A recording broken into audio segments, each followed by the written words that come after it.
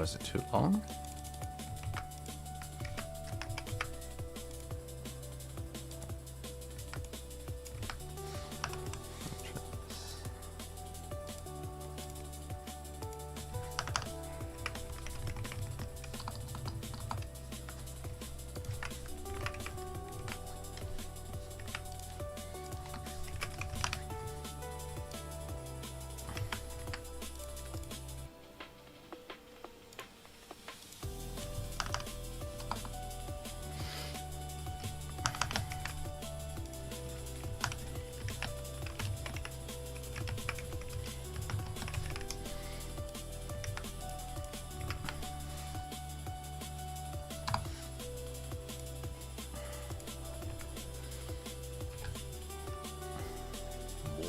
Friends you'll not find.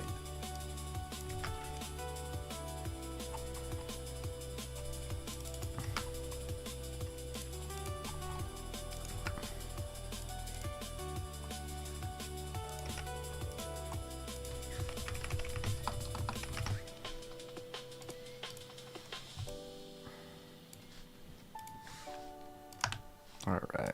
Sorry, my chat box was broken. Actually, it's still broken. No, please don't tell me it's broken. All right, hold on. So if you typed something in before, I didn't see it. Sorry. Are we still top 1,000? Let's go. We're top 978 now.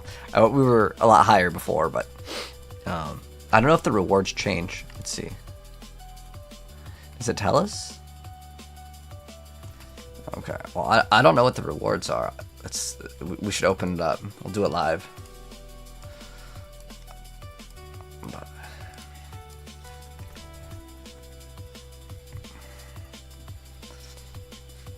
Let's go ahead. I guess we can just open it because, like, it could be gear for us, right? Could be upgrades. I like that Genji blade though. It looks really cool. Go back to this. I had to do. Is it? Oh no! You know I had to do it. I had to do Andariel. Andariel was not easy on T12. All right. Let's go ahead and claim it. So I think it says that you get something if you do it on a higher tier, right? Let me see.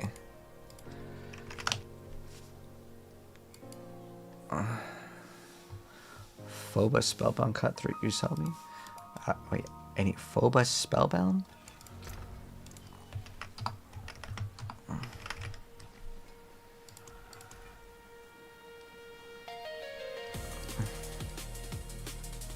Phoba? Yeah.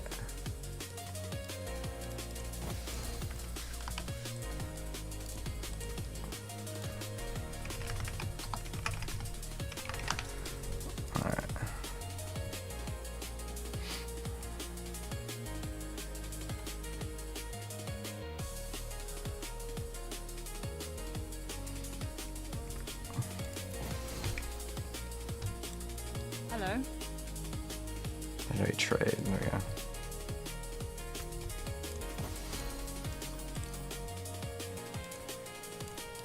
Oh, it just takes a second for it to lock in.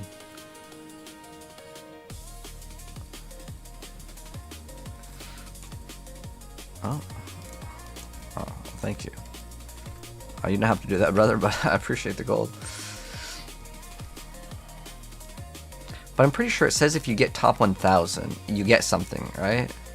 I don't remember what it is, but I'm gonna check it real quick.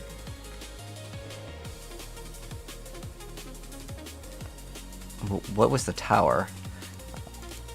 I know it says if you do a certain tier, you get like an upgrade. It says reach 1,000 and then you get something. Okay.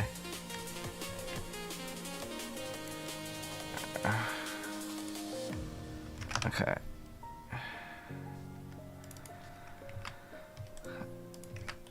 Oh. Okay, so I got top 1,000. Okay, I didn't claim it yet, though. Okay, I saved it for the video. What is it? Hopefully that one can help me stream. Oh, Dad. Oh, yes. It'll help me when I go infinitely reroll some stats. Because I'm going to do some crafting today. So thank you, brother.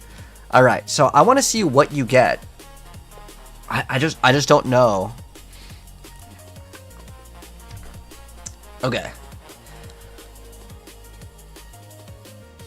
So guys, let's go ahead and find out what do you get as a reward for the brand new update to the tower system because it's out of beta. Now I had acquired these when we hit I don't know the exact number, but you're supposed to get something if you hit top 1,000, and we already hit top 1,000.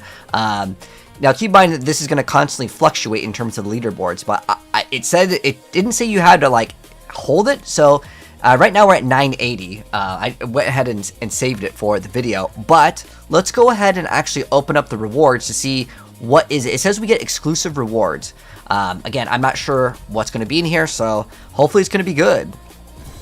Oh, okay, that's actually not that bad at all. Triple GA? Okay.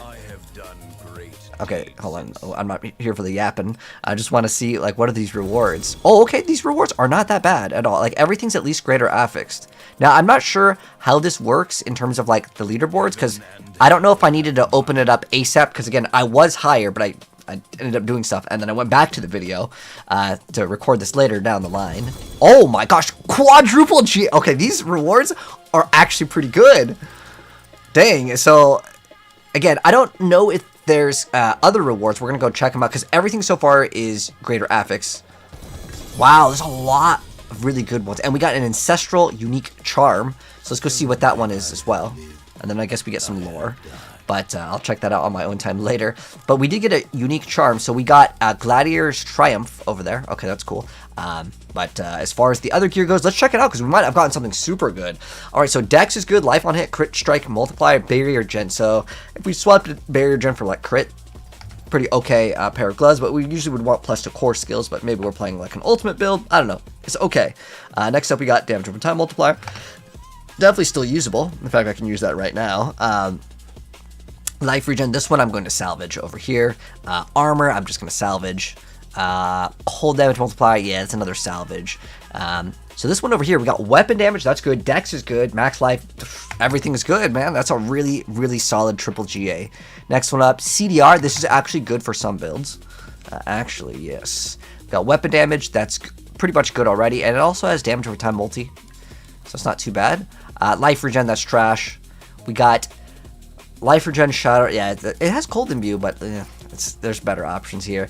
This is basically like a singular GA. It's still not that bad. Lightning Resistance and Fire Resistance are the two most powerful ones. If you were to get a singular resistance, it's the only good singular resistance. I don't know. It's not that bad. And then we have a singular Dex. I'm just going to salvage it. I don't have room to hold these things. Lucky Chance is not actually that bad for some builds, but it also has attack speed. You know what? We can keep that. Then we have triple GA boots. Unfortunately, it's not going to be the greatest here. Even though it's triple GA, I think there's better options over there for the boots, so I'm not going to keep those. We have attack speed and shadow damage multi. So as far as more of Death Trap is shadow, so we can just reroll Lucky It to crit, and then that's a good pair, or a good ring over there. And then our last one over here is just a singular GA. So again, those are the rewards that I got. I don't know if it's better if you open them up as soon as you get your placement, or if it's better to open it up well, obviously it's probably better to open up as soon as you hit that placement. So if you hit like top 100 or something, I don't know if the rewards are better, but those are the rewards. And again, I don't know if you have to hold it, because they said that there's supposed to be some cosmetics, but as far as my character goes, I did not see any cosmetics, because they did show off that there's supposed to be like this new Halo thing, not like from like, you know, Halo Combat Evolved, but like there's some sort of like cosmetic that you're supposed to be able to acquire, but I don't know if you have to wait and hold that rank. But I mean, it doesn't specify on here. It just says place at least top 1,000. I've showed you guys we're still technically top 1,000, although we were much higher rank before. But nonetheless, that's at least what it looks like as far as the rewards that you're going to be able to get. And I believe this resets every Tuesday. But anyways, that's the result from the opening over there.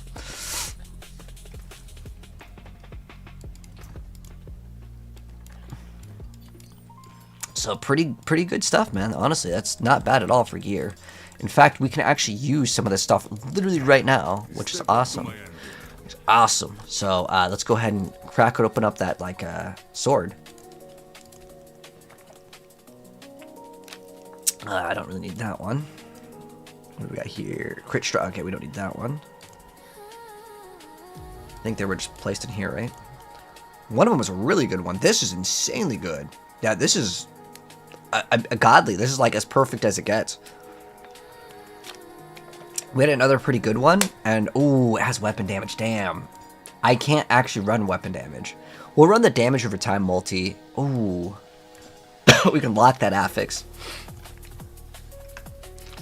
Okay, yeah, I mean, we could go through a crafting tutorial, I might as well. So we'd throw, like, imbuement potency on this. Yeah, we can make a new updated craft video. I think that they're pretty easy. Like, they're, like, really good to make. In general, here, let me... Oh, I need to update this real quick, though. We gotta put in the tags for the vid.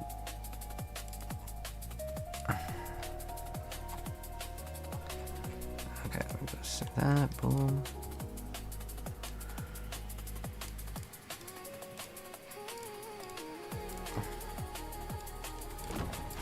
Okay, let's go ahead and do that. We're good now. Make sure the chat box is working, and then let's get started on this crafting process, Kappa. We should have enough to convert it. All right. So let's go ahead and craft, man.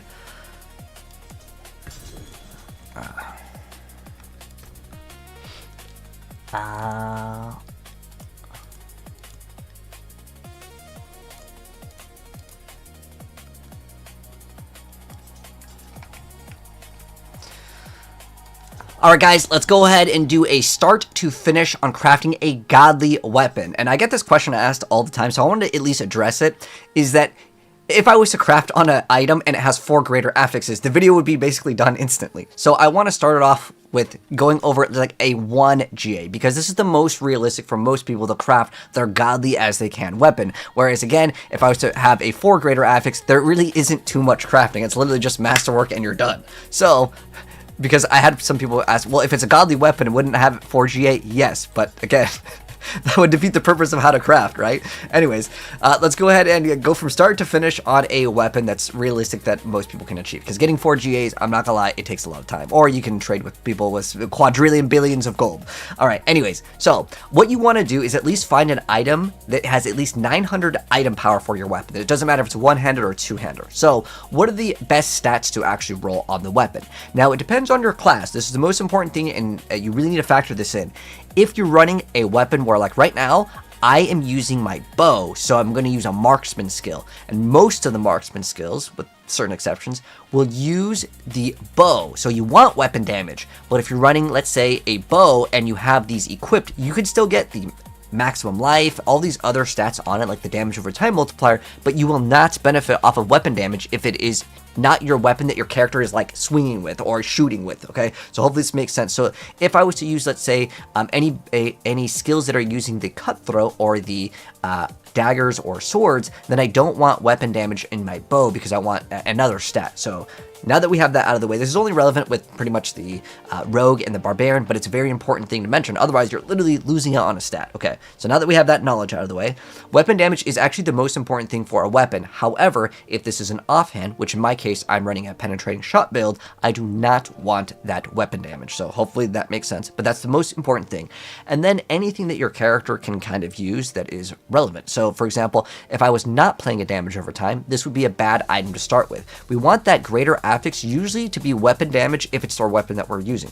But if it's not the weapon that we're using, if we're playing, let's say, a build that can crit, critical strike multiplier is the best stat to actually roll in your weapon other than weapon damage, because again, that one is conditional to using that. So we're going to start off with at least one greater affix, item power 900, because if it's greater affix, it has to be 900. That's going to be our base. So at least one of those stats to be greater affix. It could be maximum life, it could be weapon damage if you're using it, and then critical strike damage multiplier or damage over time multiplier. Those are the key ones that you can actually start as a godly weapon. All right, so now that we have that out of the way, that we know kind of some of the rules, the first thing that we're going to do actually on our craft is lock that damage over time multiplier. We want multiple offensive stats on it. So what do I personally want? I want to have maximum life. I want damage over time multiplier. Then the other two are basically up in the air. It doesn't really matter. It can be all damage. It can be poison damage in my case, or anything that my character can use. Life on hit is something we can use if I want to run that. So what we're going to do first is we're going to go to the occultist and we're going to lock that affix. So what we're going to do is we're going to enchant it over here, and we're going to specifically select that damage over time multiplier, which is the greater affix. What this does is it locks that affix, and that makes it so no matter what, I can never roll that off. So it's kind of like a trick that's really OP. So what we're going to do is we're going to select that damage over time multiplier, but we're not going to select any of it. It's going to say, yeah, blah, blah, blah. Doesn't matter. So what we're going to do with this is we're just going to walk away. And what that does is it locks that affix. It's still a greater affix, but it can never be rolled off when I go ahead and actually move some of the stats in the cube over here. So what do we want to remove? We want to remove essentially that life on hit. Now we have to find out what that life on hit is. Is that a utility? Is that a defensive skill? Because sometimes some of these things aren't explained, and we're going to be using some of these currencies to kind of make things a lot easier. So if you're wondering, like, what is the affix category, what you can do is you can go into your loot filter, and you can just, we're just going to add a rule. I'm just showing you guys how to do this. You don't have to do this. I'm just teaching you guys everything because I think it's really important to understand this. So what we're going to do is that we're going to look for that, let's say, like, has, optional affixes, and must say, like, one of these. So you can see under offensive, we can see all of the different tags over here. But remember, we have that life, right? So if you're wondering, like, which one is that, we can type in life over here. Whoops.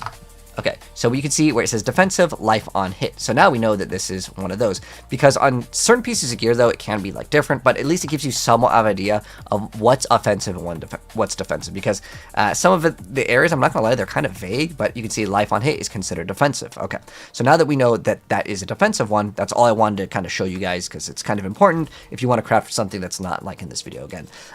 Normally, if it's a crit build, you want crit damage multiplier, but in our case, we don't need it. So what we're going to do is we are now that we know that the stat that we don't want, okay, so think about what we don't want first. We don't want weapon damage, and we do not want life on hit. So life on hit is considered defensive. So what we're going to do is we are going to remove that life on hit. So how do we remove it? We actually have several different options. What we're going to do is we're going to do a chaotic reroll, and specifically we're going to target the defensive stats on this. So what that's going to do, what this means is it's going to move an affix to another category, but I specifically put in the protector's tuning prism, which means it's going to target the defensive ones. So what are the defensive ones on this item? The defensive ones are going to be that maximum life as well as that life on hit. And we're just going to go ahead and slap it in, and we're going to see one of those is going to be removed. So now we have poison damage multiplier, but again, I do not want that life on hit, so I'm going to go ahead and transmute it again, and we're going to get something else. Boom. Okay, perfect. Now I have removed all of the stats that are in the defensive category. I actually want maximum life, though. We're going to re-add that back on later, but I needed to remove that life on hit first. Okay, so the next thing that we are going to be doing here is that poison damage multiplier is totally fine, but I don't want that lucky hit to restore primary resource, nor do I want that weapon damage. Remember, if it is a weapon that we're using, we would normally want this, but in this case, it's an offhand, so we don't want it. So now what we're going to do is, let's just go from the top to the bottom so it's easier, because no matter what, we can never remove that damage over time multiplier. So what I'm going to do is I'm going to throw in the aggressive tuning prism, and what we're going to do here is we are going to do a focus reroll. So what a focus reroll will actually do is it will change the offensive stats, which is weapon damage. Technically, damage over time can't be rolled, but that would be in the same category, as well as that poison damage multiplier. Lucky hit is considered in like the resource one, which is this one over here. We'll roll that off later. But what we're going to do now is we're going to go ahead and focus to remove specifically that weapon damage. So it'll eventually get removed. So now, unfortunately, we lost the poison. Oh no, unlucky. That's something that'll happen. Like it's not guaranteed. We just keep on doing this until we see that we remove that one. Great. Dexterity is a great stat I can use. But remember, I cannot really use that shadow damage multiplier, unfortunately. So right now we are going to go also reroll hopefully that one, and then we can move on from there. So we have dexterity, we have physical. Remember, I am poisoned, so I cannot use that. And honestly, it can take a very long time to actually get everything, but this is, this is the reality of it. We got weapon damage, unfortunately, again.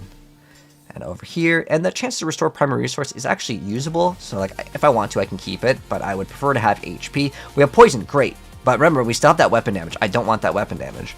So we gotta roll until we basically get both of those. And then to get the triple, it's gonna take a while. And again, this is good that it's, showing that it takes lots of tries. Sometimes these can take hundreds of tries, especially if you want to get triple and a high roll. But now we just have to, we have a 50-50 on if we hit weapon damage or poison damage multiplier. So, okay, cool. We just need to roll. Okay, we have poison, and then we also have weapon damage. Now, another thing that you can do is this one over here can be really good to specifically get dex on other things, but we can't use it in this case. But what we're going to do is just move the thing out of the way. But we're going to continue hitting focus reroll. Again, we're only focused in on removing weapon damage. So we're going to keep on doing this until we get it. So we have dexterity, and now we have poison. Perfect. That's exactly what we want. But remember, we have that Lecky hit. So I would want to do a chaotic reroll if I didn't want this, okay? Now, for my build, it's actually not that bad, but let's say I didn't want it, right? Let's say I wanted max life, because that's a very common stat that a lot of people are looking for. So we could actually push it further. So now what I'm going to do is I'm going to put in this, and what we're going to do is do a chaotic reroll, and we're going to again specifically target those resources ones. So we can go and transmute this, and you're going to see that that stat will now go to something else, and boom, we have max life. Now, could I get a better max life roll? Sure, it's possible. And so what I would do for that maximum life roll, because you can see where it says 1842 to 2200, that's a little bit you know, big in the range, and we rolled like, let's say, a low roll.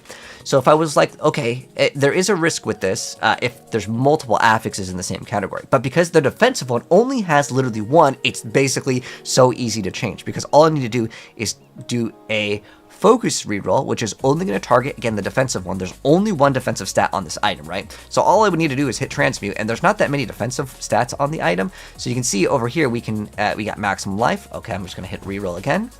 And we have 1879. Let's do a reroll. 1888. I want like 2000, at least 2000. And oh look, we got life on kill. Oh no, maximum life is so common though, so don't even worry about it. Life on hit is much better than life on kill in most circumstances, but some builds they may want something. Okay, we're getting close. Let's go with, I have a lot of these materials, but I mean, you could keep on going until you get to like a very high number. I mean, I'm not going to sit here and do it till 2200. But if we get like close to 21, that will be okay. I think we got like 20, like 85. Okay, you know what? It's on the higher end. But again, if I was really pushing to, you know, go min-max, but for the sake of saving you guys like the troubles of this video and not making this way longer than it needs to be necessary, because we already yapped for a long time, but I got exactly what I wanted out of the weapon. Again, I could sit here for a longer time and I can get that, let's say, 10% damage multiplier. But the most important thing is to understand which rolls are actually good, because if you want to see what the rolls are over here, these are the rest of the rolls. Remember, as far as like these rolls, you'll see that it has like a 30 here. I don't want to reroll since we already rerolled, because what I did is I locked the affix, because if I didn't lock the affix, there is a chance that I remove that damage over time multiplier when we reroll every single time. That would have been like a 1 in 3 chance for us to roll over. That's why locking affix is the most broken OP thing ever in crafting. It's basically like if you've played Path of Exile and you've crafted, it's basically like a fracture. It's the most OP thing ever. So anyways, that's why we lock the affix. And true, when you lock the affix, you don't get a reroll one thing at the end, but I promise you, it's realistically, it's just much smarter to do this, because the chances of us not hitting that thing at a 33% chance like 20 times, yeah, you're not going to hit it. So this is like the smart method. But I literally have every single good stat. The other thing I want to mention is that like certain stats, like this is more so on like rings where you have all damage multiplier. So the singular damage multiplier, where it says like poison, it could be cold, you cannot roll 2 of those, so you can't get poison and cold, but those always roll the lowest. The reason why I was mentioning before critical strike damage multiplier is the best is because it has the highest roll. The critical strike damage and damage over time roll way higher than the poison one. So if you get a greater affix on poison, it's usually not the greatest one. That's why I was saying before, the greater affixes that you would want ideally on this are going to be specifically the damage over time or crit. Those are like the 2 key ones, or if you're using the weapon damage is like the most priority in my personal opinion. So like weapon damage is if you're using it. Again, this is offhand, so it's not used. And then damage over time multiplier or crit. It depends on the build. Some builds you can technically play both, but that's something just to mention real quick with that. So now that we've done this, let's go from start to finish. My bad, I'll accept the rip. You can just do it. But what we're going to do now is we would then temper on it, because I want this video to go from start to finish, so we're not confused over here. So in my build, I actually can benefit off of 2 different things, but for this one over here, what we're going to do is we're going to get imbued damage. So we're going to go ahead and lock this in, and we're going to get this to be a greater affix. So you'll see it rolls from 20 to 40%, and we're going to keep on rolling this until we get a greater affix on this, because you could hit this as a greater affix. Now I have that 58% imbued damage. And then now over here, I can go and masterwork it and basically finish off the item, and then we'll be completely done with our item. Now, which greater affix do you want? That's kind of up to you, but I will tell you for sure, because it depends on your build. Some builds for breakpoints, you would need the dex to hit a breakpoint on, let's say, the Paragon board to get like a bonus node, and you may really need that. Maximum life is always good if you need defensive stats. Obviously, if you want damage, you do not want that poison damage multiplier, because it's the lowest one, it's 11%. So damage over time or imbued damage would be good, because those are both greater affixes. I know the little thing has a reroll, it doesn't show there, but if you look at the weapon at the top, like, well, it's like right here, where my mouse is, that one, you can see that it's still a double greater affix. For me personally, I mean, HP is great and all, but I would prefer to get more DPS. So damage over time or imbued damage is kind of what I'm looking for personally, and we got 80% imbued damage, so cool. There we go. So that was all the way from start to finish on our item, and this is going to be a good upgrade. And I want to also let you guys know, when you look at this weapon, don't even read this. Don't even read the toughness either. The game doesn't know what it's talking about all the time. Sometimes it's not that bad, but the reason why it's saying we lose damage is because it's really just calculating the weapon damage, and this is going to give us way more DPS than our other weapon right now, I can tell you for sure. But anyways, there's the start from start to finish for a weapon that we don't use as our like main hand. If this was a main hand though, instead of poison damage, we would want weapon damage, and usually you'd want that the greater affix to start crafting on. But anyways, there it is, guys. We've crafted our godly weapon, and this is going to be fat DPS increase for me. So anyways, GG's. And if you guys haven't seen other crafting videos, definitely check those out, because those will definitely significantly improve your character. We're talking like double, triple damage sometimes if you don't have the correct rolls, because if you have like, you know, life on hit, life on kill, and then you have like multiple greater affixes on things that your character can't even use, a 4GA is kind of useless. But anyways, we've completed it. Our weapon is complete. All right, anyways, what's up, Skittle? Sorry, I was recording a vid, but now we got a fat upgrade on damage, man. I'm so excited to mess around with this thing. Mainlander, what do you see? So, what are we gonna put in this bad boy, though? Actually, I don't know yet.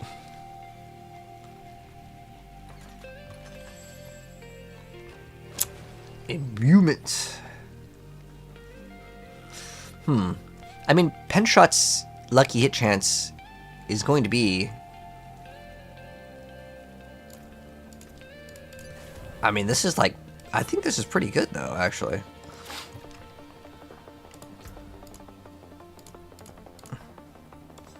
Oh, let me socket it. Oh. Hold on. I lied. I need to edit the video now because I forgot to socket it. Alright, so we're almost finished with our godly weapon. The next step, guys, is we are going to go and actually add a socket. Don't forget to do this. And then if you want to, for the very final step, this is optional, but it is a risk, okay? I'm just letting you guys know. You would also add your aspect. So put on your aspect, but this is dependent on your build, obviously. If you want to transfigure the item, it's a risk. I'm going to warn you guys. But that is your final step to craft your godly item. But there we go. We have our godly item all the way from start to finish. And another thing I want to mention is obviously we put the gem in there. But just because you look at the damage per second and you can see the damage number is lower, don't think that that is something that you should look at. This stat right here, weapon damage and toughness, these are okay for some builds, but for the most part, don't read these. These don't really actually affect your actual DPS in-game. They are kind of a metric for some players to kind of use as a guideline, but they're 100% incorrect if you're looking at like top tier builds. It's like for more min-maxing, you're never going to look at this. This does not matter at all, but there it goes. We finished our craft from start to finish with our godly weapon, and again, the last step would be to transfigure, and keep in mind, if you transfigure the item, it is usually going to be unmodifiable after, but there's a risk that you brick the item. I don't really recommend most people to do it unless they have multiple items that they're okay with bricking. Like, I could craft several of these. So I'm okay to do this, but I'm just going to warn you guys, I really don't recommend players to do it, especially at the start of the season. But if you're like, you know what, I want to make my character even better, and you can make a second copy of it, make a second copy first, then you can do it on your 4GA stuff, because it's painful if you, let's say, roll off some of the stats and you get like a completely other stat that you didn't want, like, we could literally roll off that, like, that dot multi, and then we can get, like, 1% quality. You wouldn't want that, but we're done now. Anyways, let's go ahead and unsocket this, and if you want to start the pit, Skittles, you can start it up. Keep your treasures close. But yeah, this is gonna give us fat DPS, man. I'm really excited about this. So let's go do. What do we have to do right now? Oh, we actually have to do the pit. What are we doing? 110. But it's going good, Skittles. Really excited to test out my new weapon. Oh, did you roll Barb? What were you playing last time we were playing Skittles? Were you playing Druid or Rogue?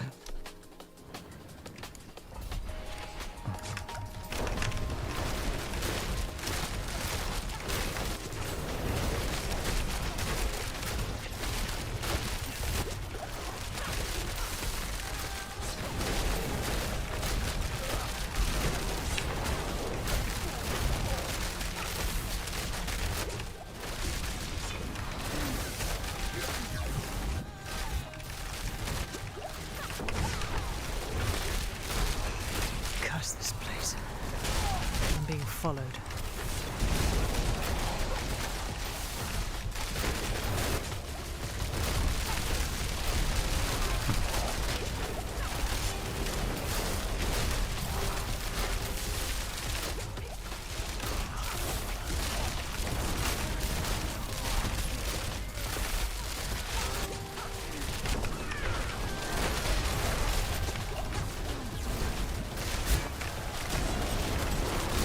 Oh my gosh, we almost got one-shotted, man. What the heck was that?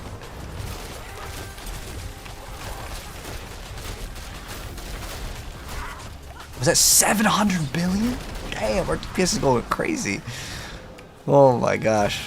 We really got fat DPS now. I'm gonna go start off the TikTok stream if I had to do that. Wait, how much damage are you doing with that Barb? Did I add DPS to Barb? Oh, you're doing pretty good damage too. So I know that these classes are actually like pretty much tied, but I know I always feel like Barb is like the most strong class in this game.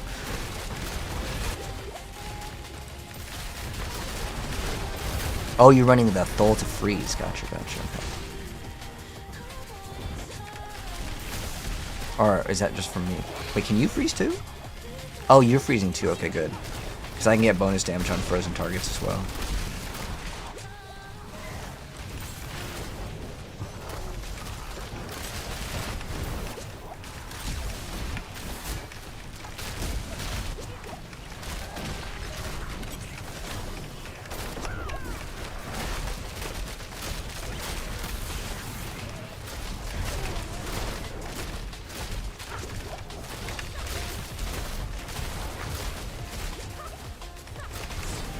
What do we have over here? We got artillery. What else have we got?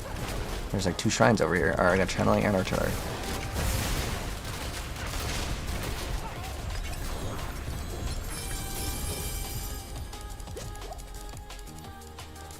Alright.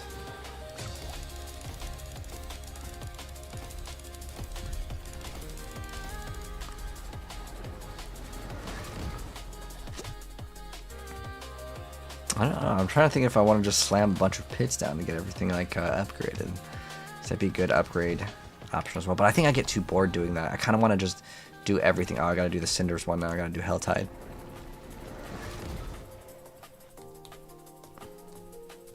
Let's go do that.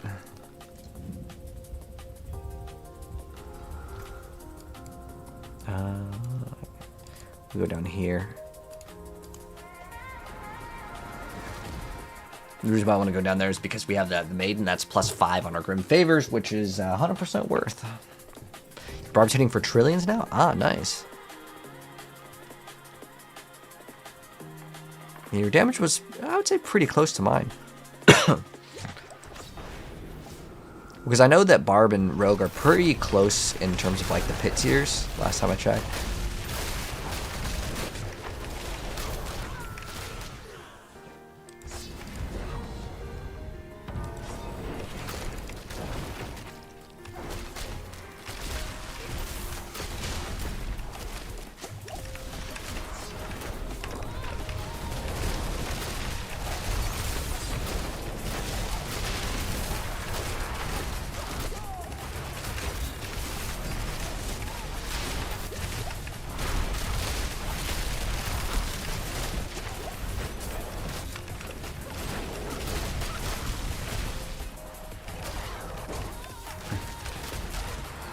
just have to open up that mystery gift.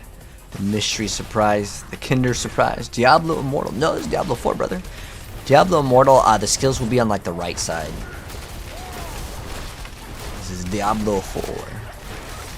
I did actually play the new class in Immortal. It's, the Warlock. The Warlock's so much cooler in Immortal. The Warlock in Immortal can actually attack and move at the same time. You get different pets. It's pretty cool. Which build should you use in Torment 1? You should use Dance of Knives. Dance of Knives until like Torment 10. It's like a good like breakpoint. The build starts to fall off.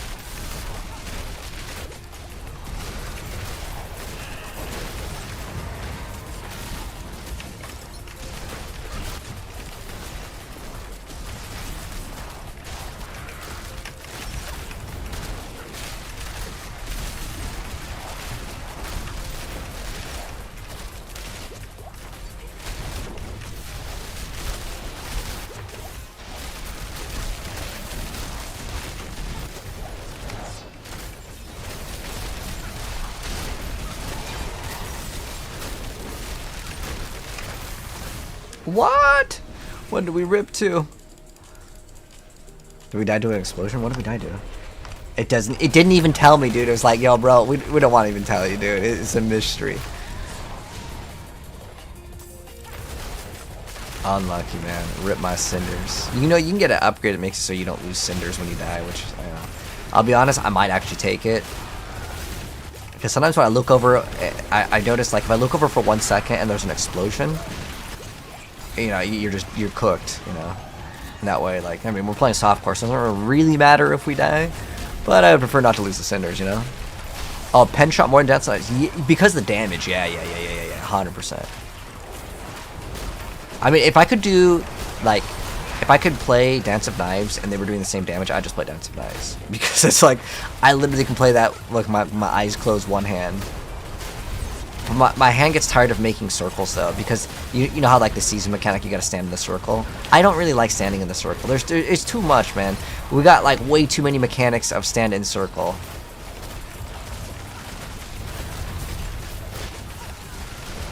Too many stand in circle objectives in Diablo, in my personal opinion. They need a little bit more variety. They were doing good with that season of was it Witchcraft, where they have the there's like a pet escort mission. There was like a just kill things. It was technically in a circle, but the circle was like 10 times the size, so it wasn't really like in a circle. It's like in this area. It was like way generous. There's like I forgot who it was. It was some like lady with a sword and shield, and shoot. I don't know if it was a paladin or what, but like she'd be like, "Help me defend" or something like that. I don't know what it was, but yeah, she was in the season of Witchcraft. Almost at 250. Nice. I'm gonna go over here. I gotta go turn in.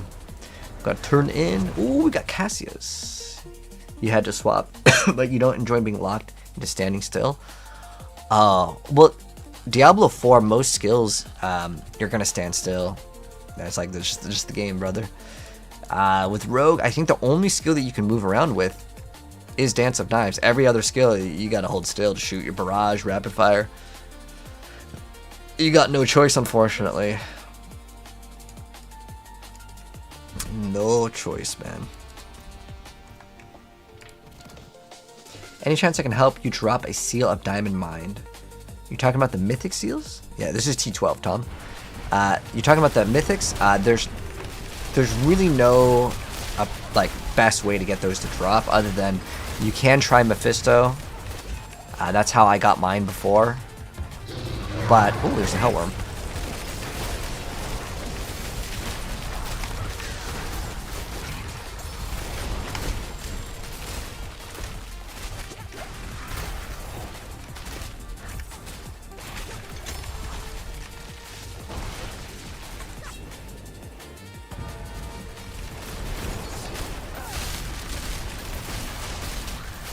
I wonder if since I have 100% lucky hit, because I know at some point in the game you could like proc double. I don't know. There's so many things with this game, man. But like I'm really curious to see if like there's still more bugs in it, because there's a bug right now in the game with Spiritborn. So yeah, Spiritborn. And without it, the class would be cooked. But some of these bugs they keep in the game, but I think that they've never changed the lucky hit bug, which means that you can like overproc some of the stats in the game. Like, so what I mean is the imbuement bonus that we get with bitter infection, that can go way beyond what it says that it can go.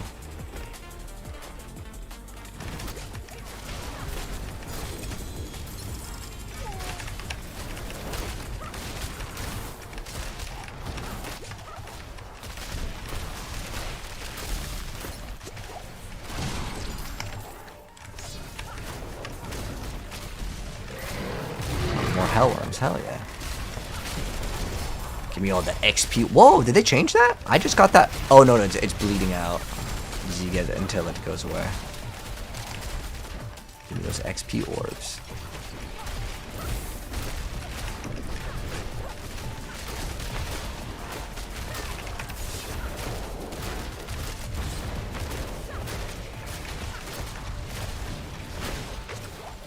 And those the Hellborn have crazy HP. That's literally like the same as a Rift Guardian. It's actually insane. But what we need to do now is oh, there's a, what's it called? One of these I think can give us a spark. Or what are they called? The new currency, right? Hello, Lucky Chances. Thank you so much for the heart and the go pop. I appreciate it, my friend. You went so badly but not strong enough to do T10. Can I help you? Like, I'm not sure what you mean. Like, do you need some gear? Like, if you need rogue gear, I mean, I got 900 item power. Like, I'll just hook you up. I only have rogue gear to hook up right now. But if you want, like, just, you know, item power stuff. Actually, I need this one. I got you on that. Let's see if we have 0 right now. Let's see if we do this thing. I don't know if you get the. Oh wait, shoot! We need to turn on the warplan to get our other bonus. I'm gonna see if we can get.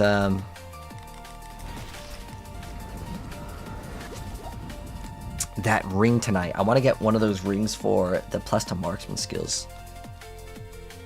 So far, what's the season like? As far as the season mechanic, I mean, you'll see it really soon. I'm going to be doing like the juiced up. This is the max version. It's as juiced up as you can go in terms of the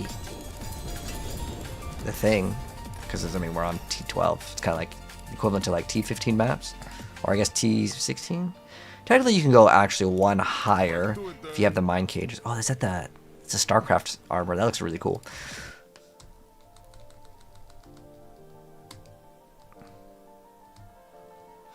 But if you're not strong enough for T10, brother, I mean, I'll give you gear. But yeah, if you need the mythics, like, even if I was to say, hey, yeah, you can have my mythic, like, I can't just give you it. The reason why is that there are items that are untradeable in the game. Oh, shoot, I forgot to take the next, Oh, it's okay. It's okay. You're in this area, so it should stay. Let's see if we can get back to town. Sweet. I just need to take a next warplan. Because if it's Helltide, I can like basically double dip in this content right now. Helltide, perfect. We got Helltide. Unless it has something like really good. I'm just gonna do this. And Dario's not very fun to kill on this difficulty, so we're just gonna do Undercity. And it happens to be Helltide on the very first one, so we're good. The pen shot. Oh, well, the build is uploaded, Juice, if you want to copy it. But as far as like the actual build guide on it, I'll probably drop it later today. I actually just found out about like something today, so I'm good I didn't make it earlier today. So what I just found out is since pen shot, you can get over 100% lucky hit. You can have that crazy multiplier of over 100%.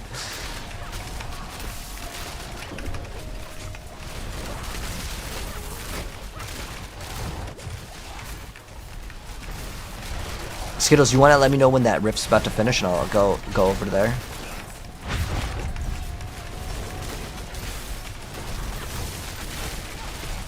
But yeah, pen shot is so satisfying because, like, in the new content, how it works is like if I kill the stuff, obviously there's going to be more and more monsters that spawn, and you have so many of these things just flying around.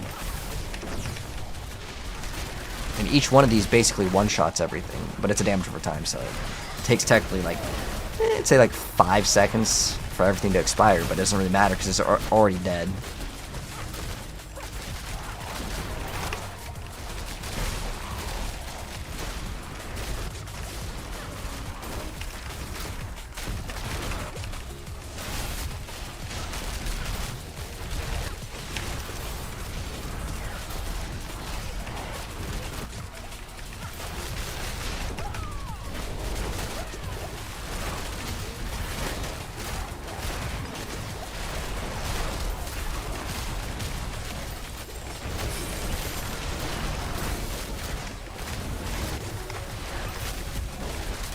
Going back to your question, since you were asking about you needing the Seal of Diamond Mine, Sean, like I can get you to Tormented 12, but then you'd just be stuck there. So even if I carried you to this difficulty, if you couldn't kill the stuff yourself, it would be kind of pointless. But I mean, if you wanted to get carried on a pit, I'll gladly do that for you, brother. But you would just, again, you would be stuck at a difficulty that you couldn't complete.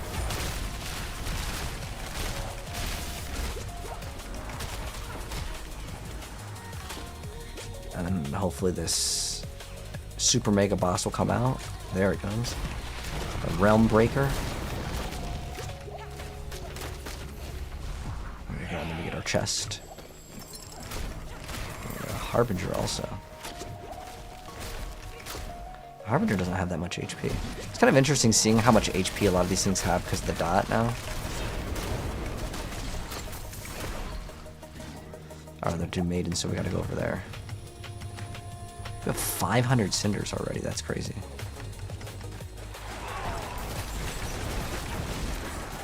Go ahead and open up these.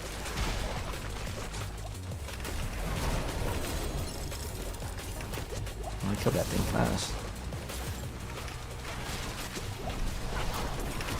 The thing literally popped out and just died in one hit. I'll let someone else try to put one in if they want to. I'll just put them all in. I don't mind putting them all in. I have like so many extras. If we're just like one-shotting everything here, it's great.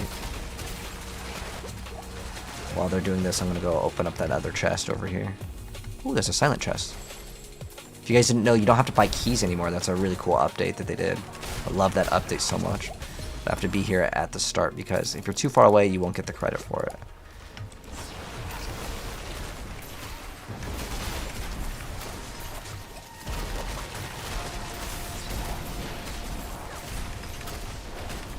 Dang, it didn't one-shot.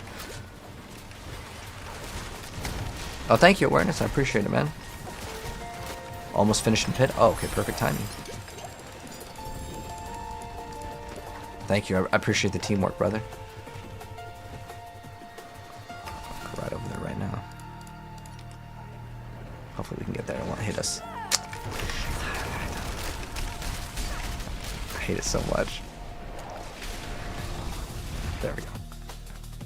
But basically the season right there, I don't know if you noticed if I heard, basically it's just like a blue like ring comes out and you just kill stuff in it. And then there's like a reward. I think of it kind of like Breach in PoE. Alright, let's see if I stand over here. Can we just teleport? Oh, no, we can't. Okay. Let's do it this way. How's Sork this season? So Firewall, if you want to play Sork. Honestly, skip out on Sork, man. So like it's a small ring and you have to kill stuff in the ring for it to actually like work. And so for that reason, I don't like it. Like, I would not play Sork this season. I loved Sork last season. This is amazing. Could easily recommend Sork last season to this season. Hell no.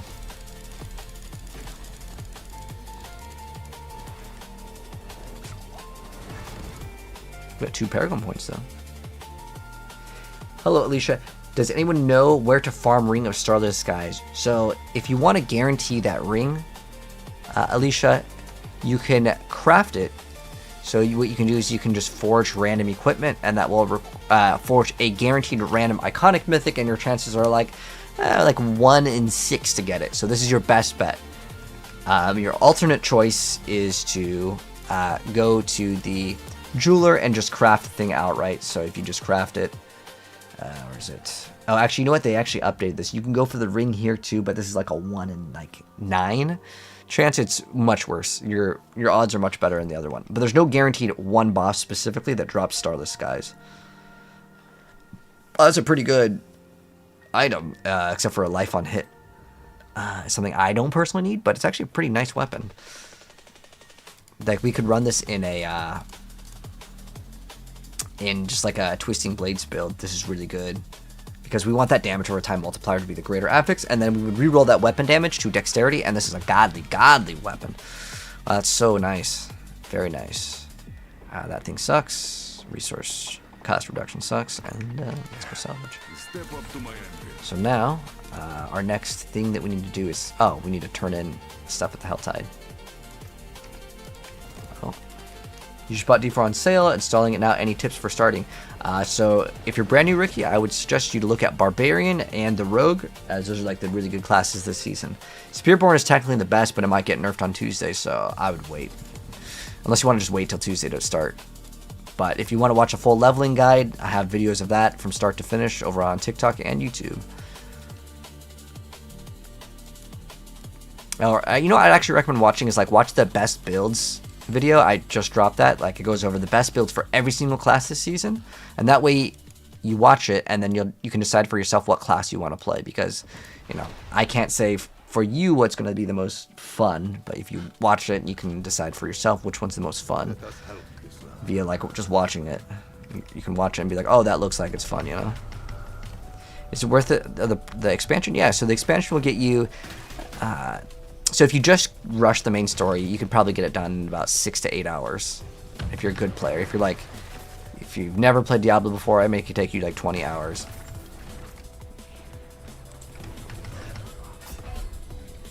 That's so unlucky. I literally open up the map and then I just die to it like an asteroid that falls down. That's unlucky. That's some real unluckiness.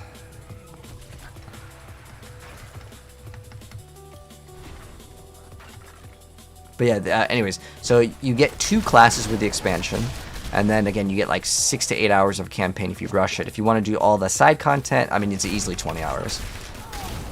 So if you want to like look at like, you know, is it worth your money, you have to decide for yourself. But I would tell you for sure, at least in my personal opinion, that it is definitely worth it.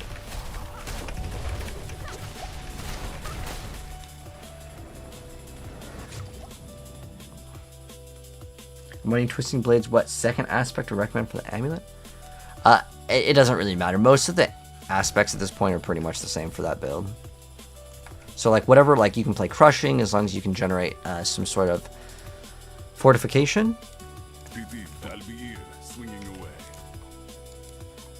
So whatever aspect, because I don't have your character, so I don't know exactly what's going to be the highest roll for you personally, if that makes any sense. Like whatever is the highest rolled aspect is what you want to actually throw in.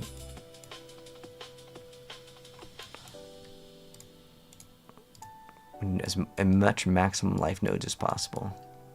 Dang, the other ones are too far away. This one only has 1, that one has 2. That might be actually better to swap these boards. Never mind, it's that's so weird. I type in life and it doesn't even give you HP. Look, it's like it's tagged. There's no HP on this node. I don't know why. That's just a bug then. Because most of these will have 1, like this. I don't even know why. Okay, this one actually gives you maximum life. They probably updated it, but didn't change the internal like wording on it. So, I don't know, that's a kind of an unfortunate bug. This one's pretty nice. You can grab that one eventually as well. Give us some more armor. What is our current armor? So our lowest is poison. The most important is actually fire and lightning. So yeah, let's go see what we have for our.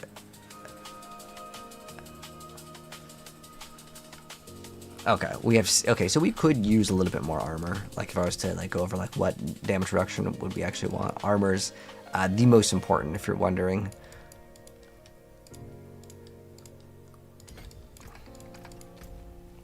Alright, so we have what?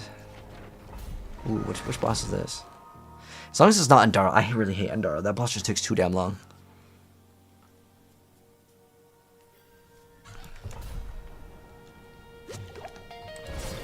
What's the best for Barb? Whirlwind Barbarian, brother. Yeah, the Whirlwind Barb. Oh, nice, ridiculous. Oh, this is just a Nightmare Dungeon. This will be fast. Easiest way to get Mythics? So the easiest way is to actually, surprisingly this season, is to remake characters and do the bounty board.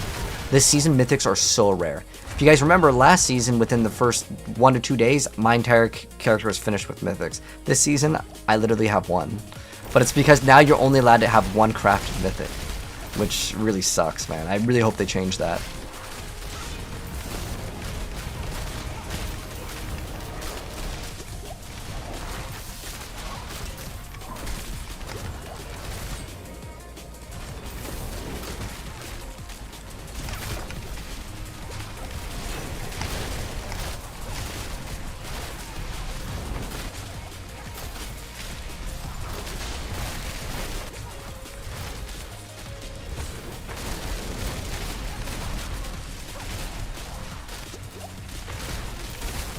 But man, this build's so good. Can we TP through the wall? Yes. My favorite thing to do. It's like half the reason why I actually like playing the rogue. It's just being able to have teleport. Teleport through walls is so great.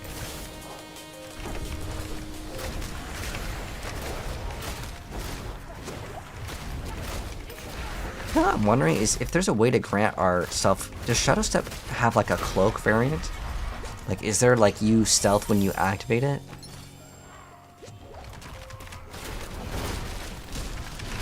Because if we get enough cooldown reduction, I'm pretty sure you can perma use this. I think you need like probably max CDR basically, but if you can just teleport around, I mean, I think this class would be even better. And it's already really good. But what else can we get? Unstoppable. Ooh. Nah.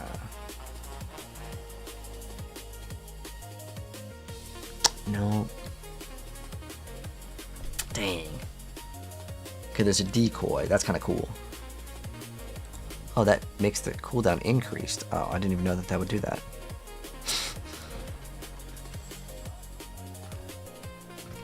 I don't even know you can have 2 Shadow Step charges.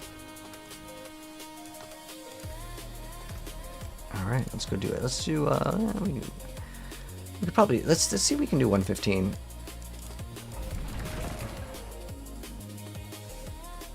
See the expansion fund? Yeah, I mean, the storyline for me, like, if you are interested in the lore and story, it does actually kind of come to a conclusion, because the last expansion was kind of a cliffhanger. I think that, like, if I was to order it, the base of the game is the best, like, in terms of story, and then I would say the newest expansion, and then the Vessel of Hatred, so... And also, another thing, Zeldris, you actually get the other expansion. If you buy this current expansion, which is Lord of Hatred, you also get Vessel of Hatred for free, like, actually for free. It's a crazy good deal.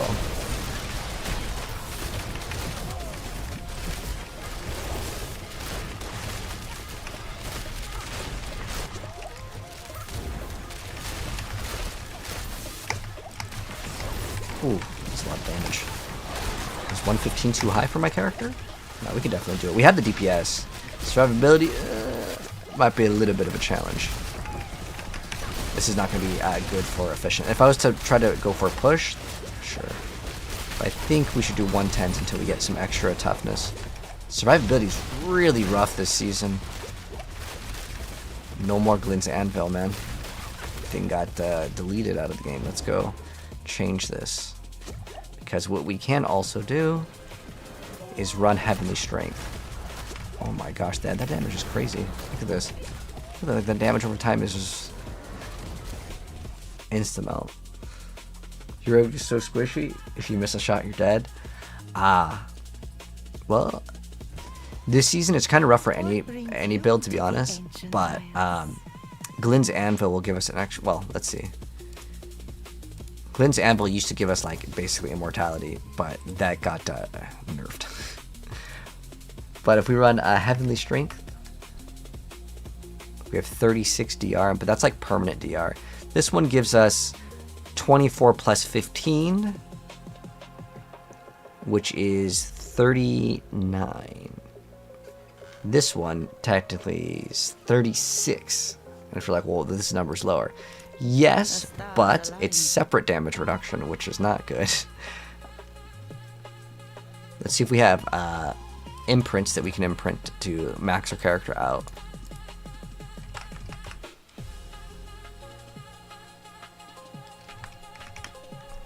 Maybe we have upgrades. So we have 58, we have 58. Okay, so no upgrade there. This one, it's literally like 1.5. That's just a weird number. But we're checking right now to see if we have an upgrade. So this one is 20. So instead of 19, we get 1% more. I'll take it. Any percent at this point is worth it. This one's already maxed out.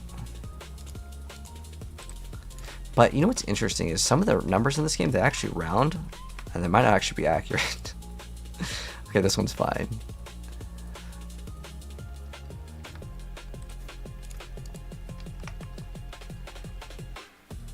So 5.8. Okay, that's an upgrade. That one obviously can't be changed, and this one's already, we just made that item, so we're good. But you know what we could go for? We actually don't need this Etna's. So we're gonna go for a brand new Etna's that has no weapon damage on it. So we're gonna figure out where which boss drops this, and then we can farm this because I want to make my character stronger. Actually, how long do we have until the Helltide ends? Ooh, do we have Helltide on this? Oh, we don't even have it on this rotation, so yeah, we can't really do it on this one. So what we can actually do, because do I still have cinders? Let me see. Because if I have cinders, then I'm going to go spend them right now. The reason why is every 55 minutes, this thing resets. We have 61. It's not enough to matter. Okay. Well, what does matter is we're going to go to the cheat sheet. And then we're going to look for, as Atmas? I don't even remember what was that. What's the character's name? Etna's. Etna. And I'll link this in the chat for you guys in case you guys want it, but if you're watching this on TikTok, sorry, it doesn't let me link it. Oh, Harbinger. Harbinger, I don't really like that boss. I hate that boss. But we're gonna go do it. Harbinger of Hatred is over here. Okay, as long as it requires a greater layer key. If you guys didn't know, do not. Oh, thanks, Eva, I just read that. Oh, are you Giga Chad Barb Mojo? Yeah, Barb's pretty good, man. What game is this? This is Diablo 4, brother. Someone able to help you level up? If you want to level up the Helltide, brother, yeah. Helltide Undercity is your key to leveling up fast. It'll take you... It took me like 2.5 hours, but I also was like commentating and stopping and showing stuff. So I think you can... I mean, if someone's really fast, you can probably get it done in 2 hours, but that's pretty hard. You have to be a really good player. Go fast. You're 120 and barely have people in your game, how? If you're level 120, barely have, like, well, keep in mind that it takes a while for people to get to, you know, Paragon grinding and stuff. I mean, obviously, like, yeah, I mean, I actually didn't play this as much as like some other people did, and I'm still like 219. That's not too bad within the first like 4 days. So I ended up playing Marvel Rivals the other day for several hours, and then I'll obviously, you know, work on videos.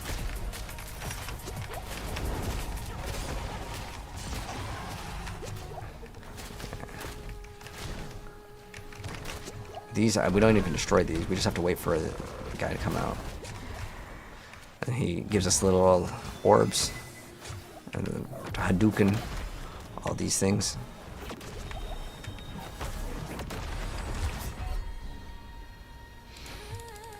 Lovely. You know what kind of sucks though with this is if I'm unable to attack the targets, we're going to take a lot more damage because we don't get to build up that shield. But you know what we could drop for this because it gives us like some damage reduction is like every time we like gain stealth. So I need to actually kind of like try to gain stealth.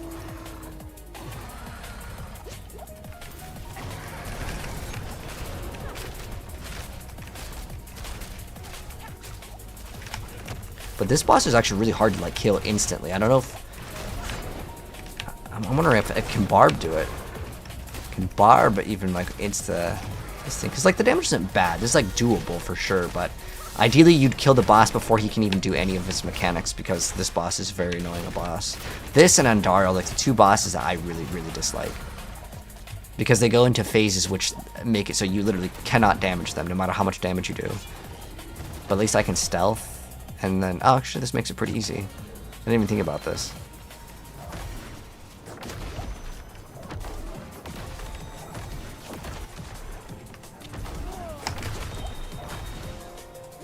Oh, that didn't register? Oh my gosh, what do I gotta get closer?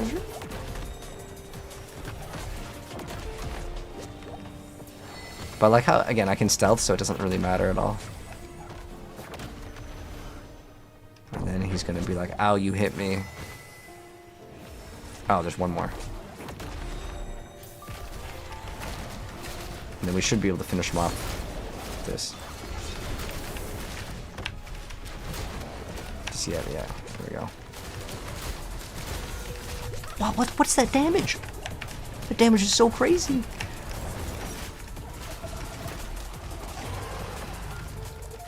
Did he die? Oh no.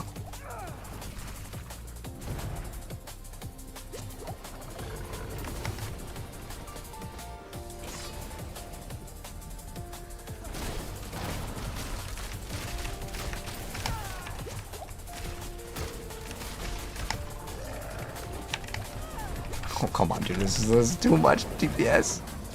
It's too much.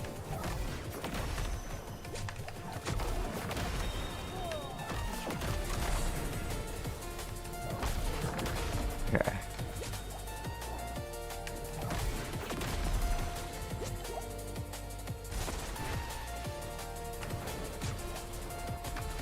This is pretty easy to dodge the stuff. I don't know how we didn't hit that one, though. Do we have to hit it last? Oh my gosh, it's not thick enough.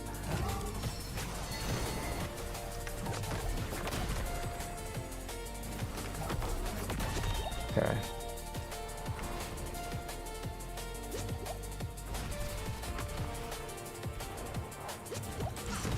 This is not a boss I would select again on T12.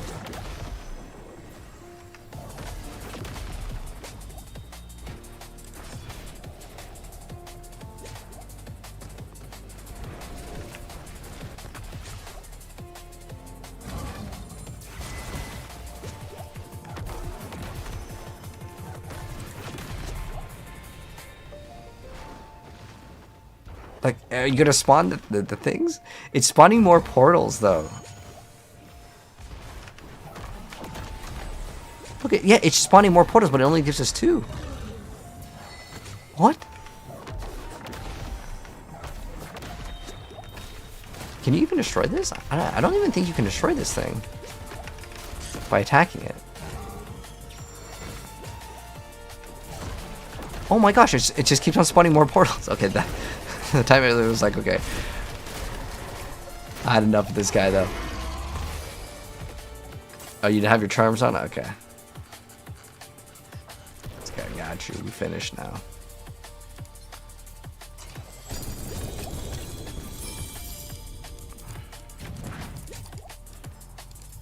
Alright, so we would need to get Etnas. Oof. We'd have to farm this boss. Okay, well, if we can farm it now.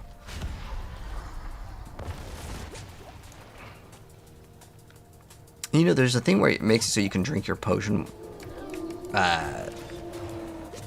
Actually, since this build automatically pops a potion, how long does Temerity's Barrier last? 8 seconds? That's actually not too bad. I might actually... Oh my gosh, that's so much damage. I might actually run that and see how that goes. Oh yeah, that was a lot more DPS. Looks like you got some way fatter DPS. There's also like some bugs with the like shields and like damage over time. So that's why damage over time usually is like not meta. Oh, this is making it 1,000 times faster. So I appreciate it.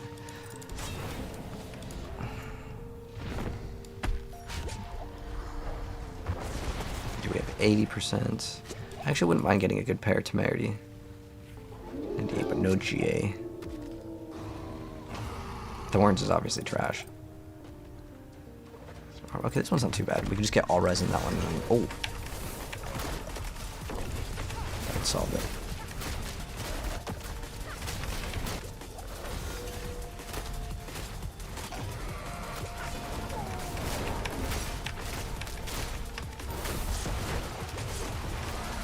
Ah, unlucky. We have to do the mechanic. Oh, so you can actually destroy these. I didn't know that. They have ridiculous HP. You're probably not supposed to actually, like, destroy them via that.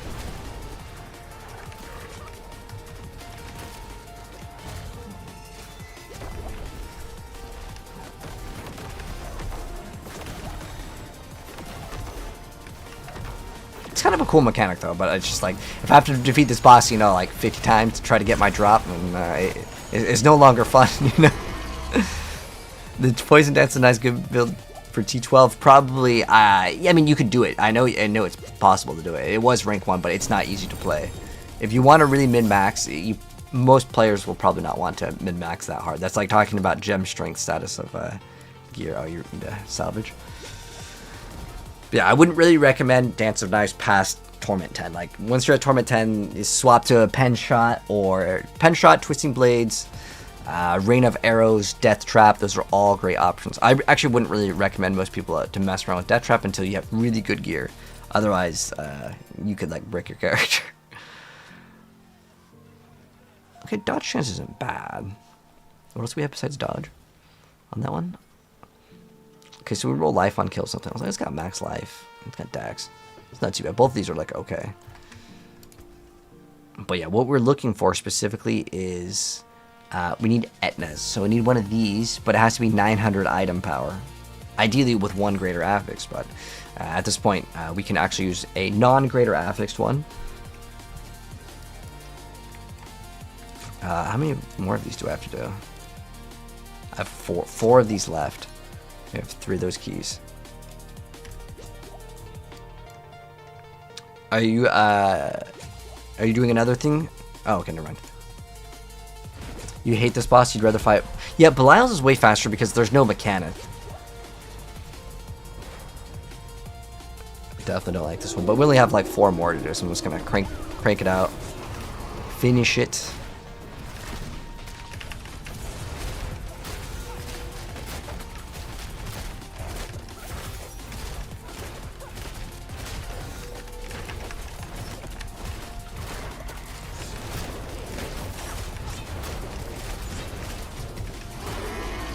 Wow, that's really fast.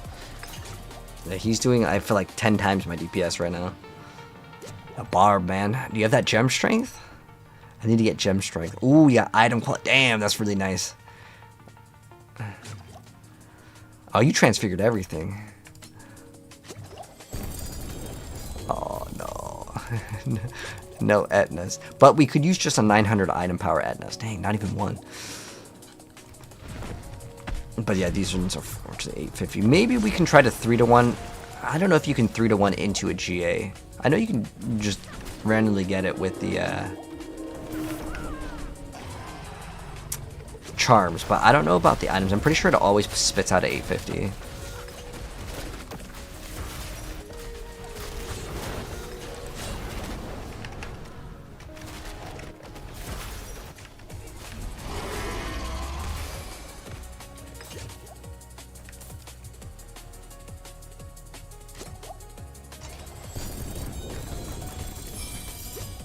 Okay, we got another dagger.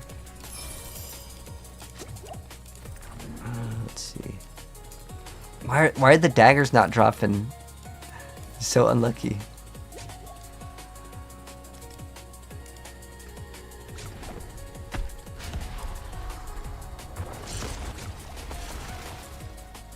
Oh, nice. You got a Seal the Diamond Mind? Oh, it's a good one. You got 15% damage. Well, he just got a Mythic. Nice, nice.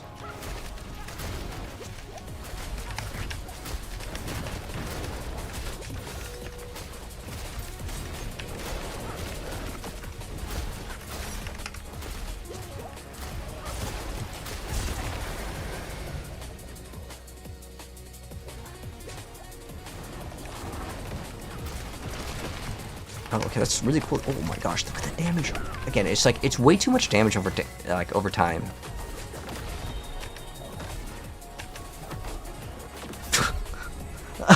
I barely even got to see that wolf. Bing, look at those cheeks though.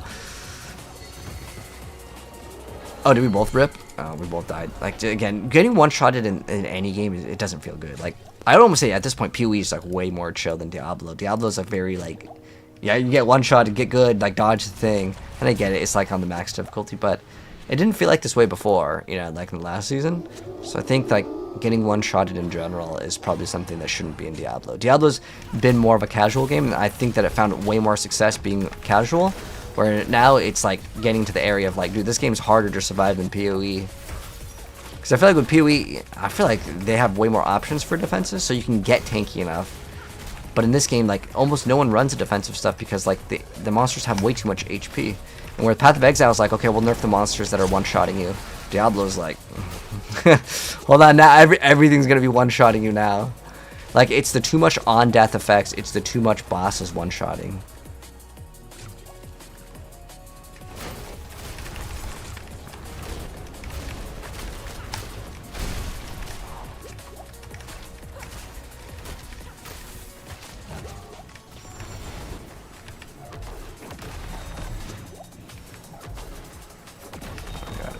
Oh, you have one of those awareness. Nice. My bad. I think you wanted me to check your build after too, right? Because you were asking about like the amulet aspect. Or I'm not sure what you wanted me to check. Poison, so Lulu, yeah, to T10, it'll be good. You went, DB? Oh, can you switch to Death Trap? Yeah. Ah, yeah, you're barely getting by. Yeah, it's not that easy. Is that my last one? Alright, I think that's my last key. Close enough. Or if he has one, then I don't have to farm this anymore. Thank God, because I don't want to farm this anymore. I'm over it. I'm going to double GA. Hold on. The set charm probably doesn't matter, but I'm going to check. I just look for basically ranks like the marksman skills or anything that we can use. Like, ideally we get triple the core skills. It's like the best. Or marksman, because then that could actually improve some other ones. But if you have an Etna's, that would save me the time of farming. What you got?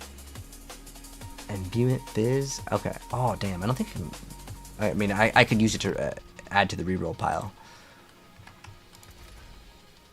Let me see if I can recycle. I don't think you can recycle into GA though. Yeah, I think if it's 850, it's 850. But sure, I will definitely take if that's an extra Etnas. Let me see if I actually have more Etnas. Oh, we got a superior layer key. Etna. Oh, I have a GA one. Oh, it's crit though. That doesn't help us. We have another 850 doesn't really work though. We have another 850. We can slap it in there. But yeah, I don't think you can 3-to-1 these. Oh, wait, what? This also has the crafted tag? No, that's so bad. Wait, can you only have one crafted unique as well? Hold on, I gotta see. That's so bad. I don't know if any of you guys know about the whole crafted thing. It's a mess right now. I hope they update it. But when you have a mythic that's crafted, it makes it so you can't use any more crafted ones. This game has the most bizarre balancing. I know, man. Last season was so good, and this season's really bad. You can't see all the skills yet. I mean, that's like every action RPG. Oh, is it like account bound? You can't put it in. It's all good, brother.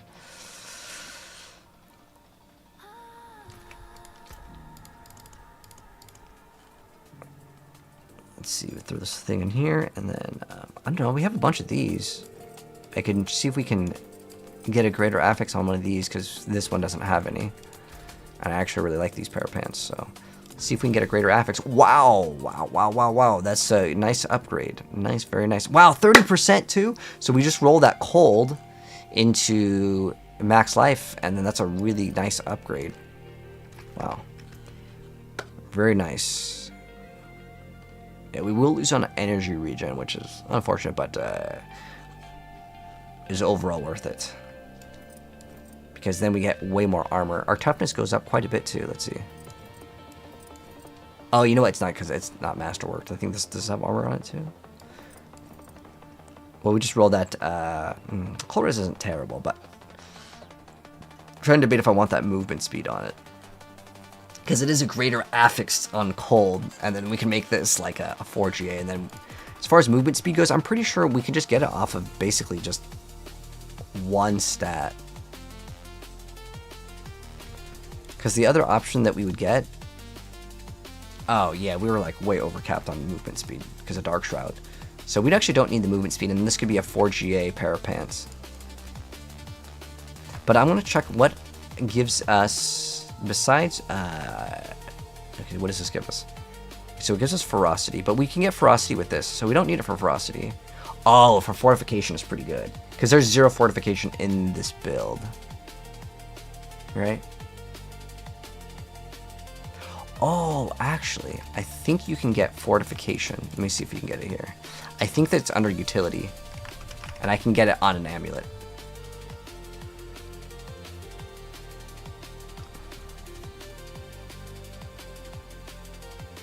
Oh, well, this, I guess, can give us that, and we can run it in our boots anyways.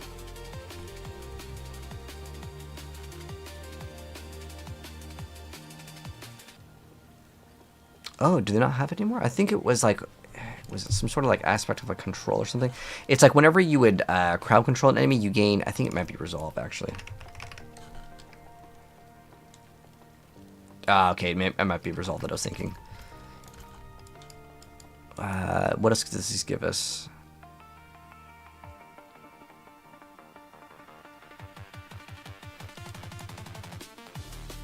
I think it's our only source of fortification, though.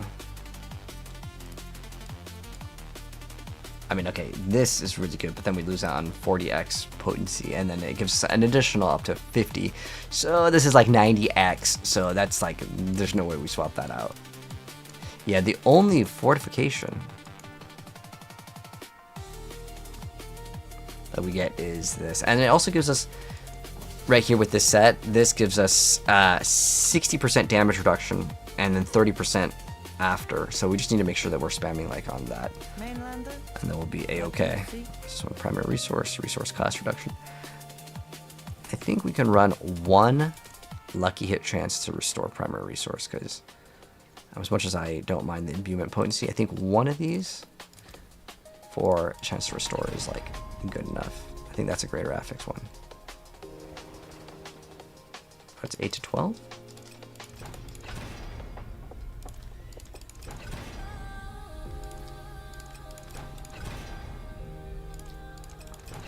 Oh, that 12. Okay, 13. Okay, that's basically like 11 or something like that. I want to go up 10. Is this ring even that good? Should I be like wasting material on this? It's okay. Okay, that's fine. I'll keep that right now. We'll see how it's looking, because I technically don't need to get infinite of that. But these pair of pants are pretty good, because then we'll have extra cold res. What's our cold res at right now? 71? Okay, it's like 6% damage reduction. And again, I don't actually need the movement speed, so I can roll that off and I can get something else. So we can enchant this, and instead of getting movement speed, we will get... Because on this, we can... I have another pair of boots. We can get 100% movement speed on that. But actually, hold on, let me see. Because if I can get 300% movement speed, I might actually want to keep the movement speed, because the reason why it's cold res is like probably the least value. If it was fire or lightning, I wouldn't think twice. Am I still playing PoE 2? Oh, yes. Whenever they come up with new updates. As far as this season goes, I wouldn't mind playing more. I'm thinking about making martial artists as like another class, because it was the other new class we didn't play. But I want to see... I have to wait for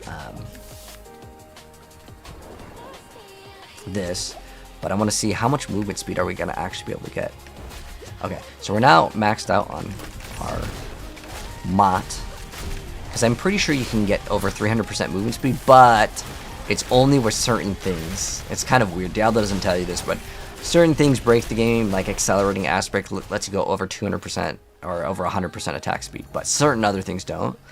So, and how you figure this out is if you just play the game a lot and just like know which ones do what.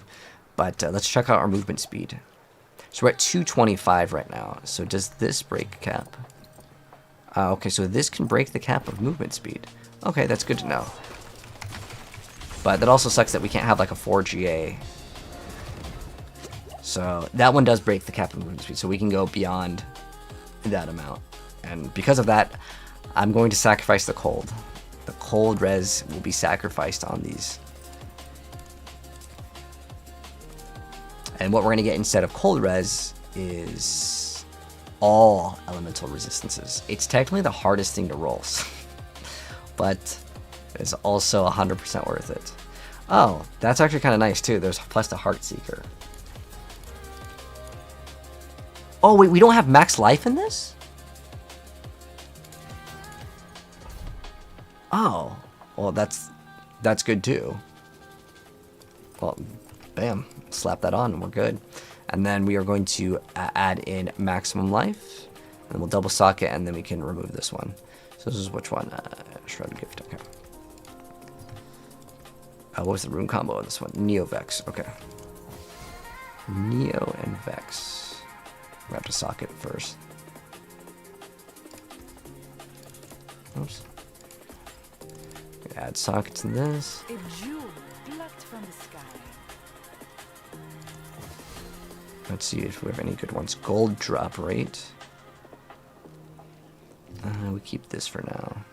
What we're looking for is plus ranks to skills. Like imbuement is okay, but I don't think we would use it guess we could try a grenade build. Okay, so if it says +3, yeah, you keep it. If not, it's just going to go in the trash. Oh, 3 to grenade skills. Except for agility, I don't think has any use. +2 to marksman isn't good. It has to be +3. I think you can get +4 too.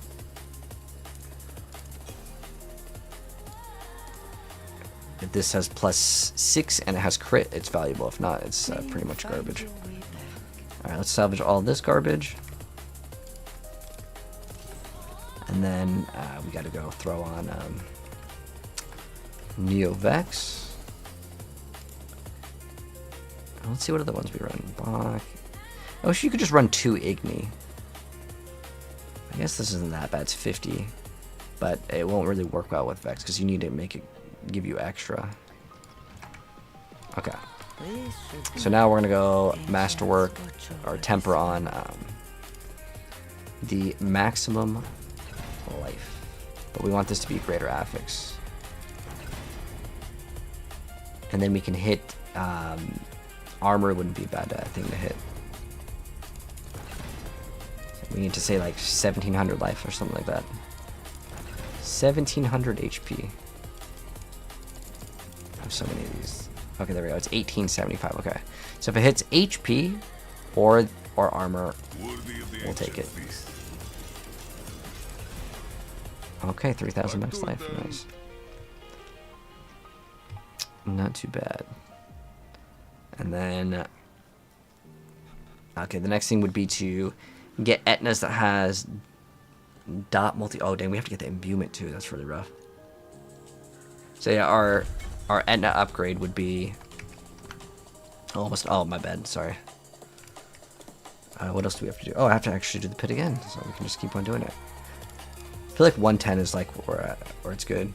Just build the mobilitics? Yes. So if you want the mobilitics, I'll also link it in the chat.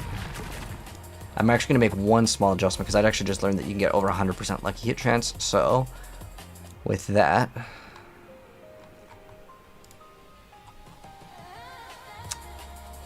what is it? We're playing now. Bitter infection.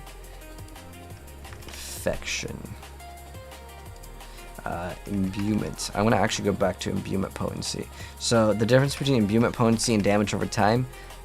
Damage over time works for the minion. Yeah, instead of resource cost reduction, I think we'll restore. I think putting one of those on will help out a ton. Oh, you know what? Oh, we can get an amulet. Oh my gosh. Okay, we can get so much better stats. Okay, we're going to absolutely lock in and get that as well. And we can get actually more movement speed too. We can craft some really godly boots. We can get, 200% movement speed. We will lose out on... Oh, Dex is fine to lose out on. I don't even care. But yeah, I think I have a pair of boots that we can upgrade. Because I'm trying to make my character as strong as possible, so... We need this. Oh, it has resistances too. Oh, shoot. That's so good. And so we roll evade into armor or HP. Probably HP. I actually like having fat HP. Yeah, we get HP on that, and then this is like so good because it's going to give us, again, just amazing amount of movement speed. I mean, I might as well... Okay, there's no point in making a crafting video for this because all I'm going to do is take this and reroll one stat. So it wouldn't even be a good crafting guide because it's just rerolling this into HP. Yeah. Is it like high roll too? 13.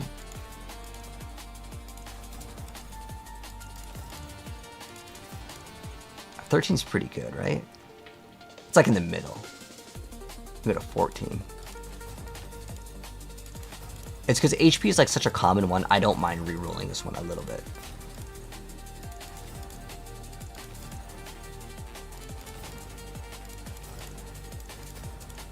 It'll pop up like half the time, I would say. Oh my gosh, it's just trolling me at this point. There we go. No way, I can try to get like at more min-max, because this one I don't mind min-maxing a little bit harder.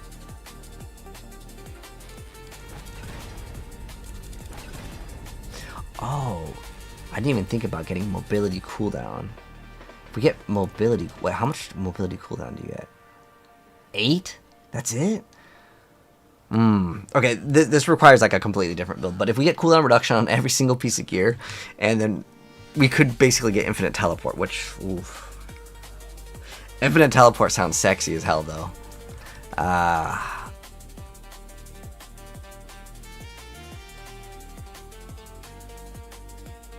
Yeah, that is a pretty nice quality of life. But it's, unfortunately, it doesn't give us a stealth. If it gave us stealth, that'd be even better. Because right now I have to use stealth to get damage reduction and extra damage. But I'm also thinking about, like, what if we just go all in Shadow Step? Okay, so we would have to get, because I think it goes to 6 seconds, right? Let me see. Kind of want to actually try this out. Because I know that there is a infinite teleport. Infinite teleport is sexy. I agree, man. Do you know why you can't put a charm slot even though you have to empty slot? Because you can't put the same charms. Pit's almost done. Oh, okay, nice. I'll teleport. I got you. Do you use high res assets or not? I don't remember. I'll tell you. Let's see. I don't even know, brother. Like usually it would tell you on that one.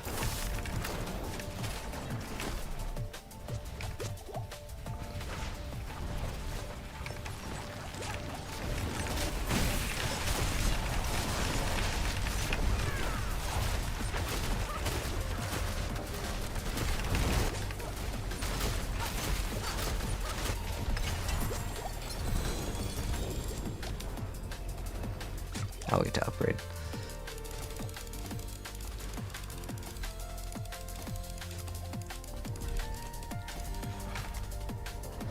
Ooh, we got a good pair of gloves. Congrats, man. Although I'm pretty sure you run Gores anyways. Not downloading drops the file by 80 gigs. Yeah, it's pretty massive for like the extra resolution. See, I'm trying to think if I want that. Because again, infinite teleport is like super good for anything. But if I was to get an upgrade, I also want to test that thing out. Let me see if I can test it out. Like, how does it feel with teleporting right now? We have to get the one that requires no target.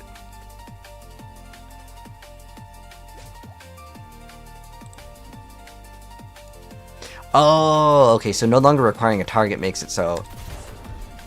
I mean, okay. So its cooldown is. Let's see. It says it's 12. Oh, but okay. So that doesn't even get counted. So you really have to have like very, very, very big cooldown reduction to get it to work. Hello, Dotsy. I'm doing good, man. So like we could actually. Okay, let's see. So we need cooldown. We need it in. Ooh. I think it's worth it though, I'll be honest. Infinite cooldown reduction is like the coolest thing in any video game. So we need what? 1, 2 boots for 3.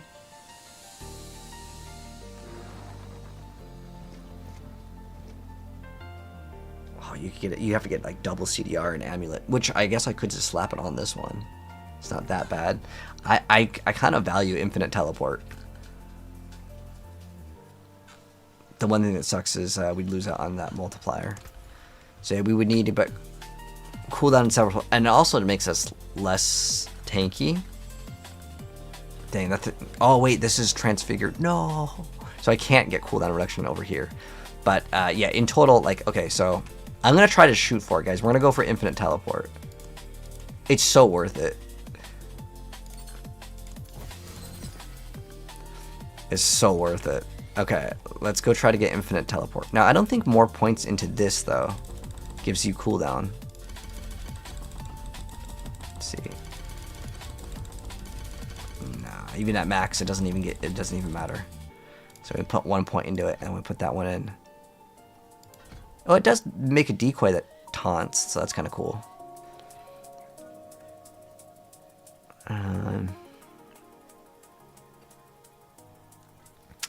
Okay, granting yourself unstoppable isn't that bad. Like, I think that's kind of a nice thing to have. This is max, right?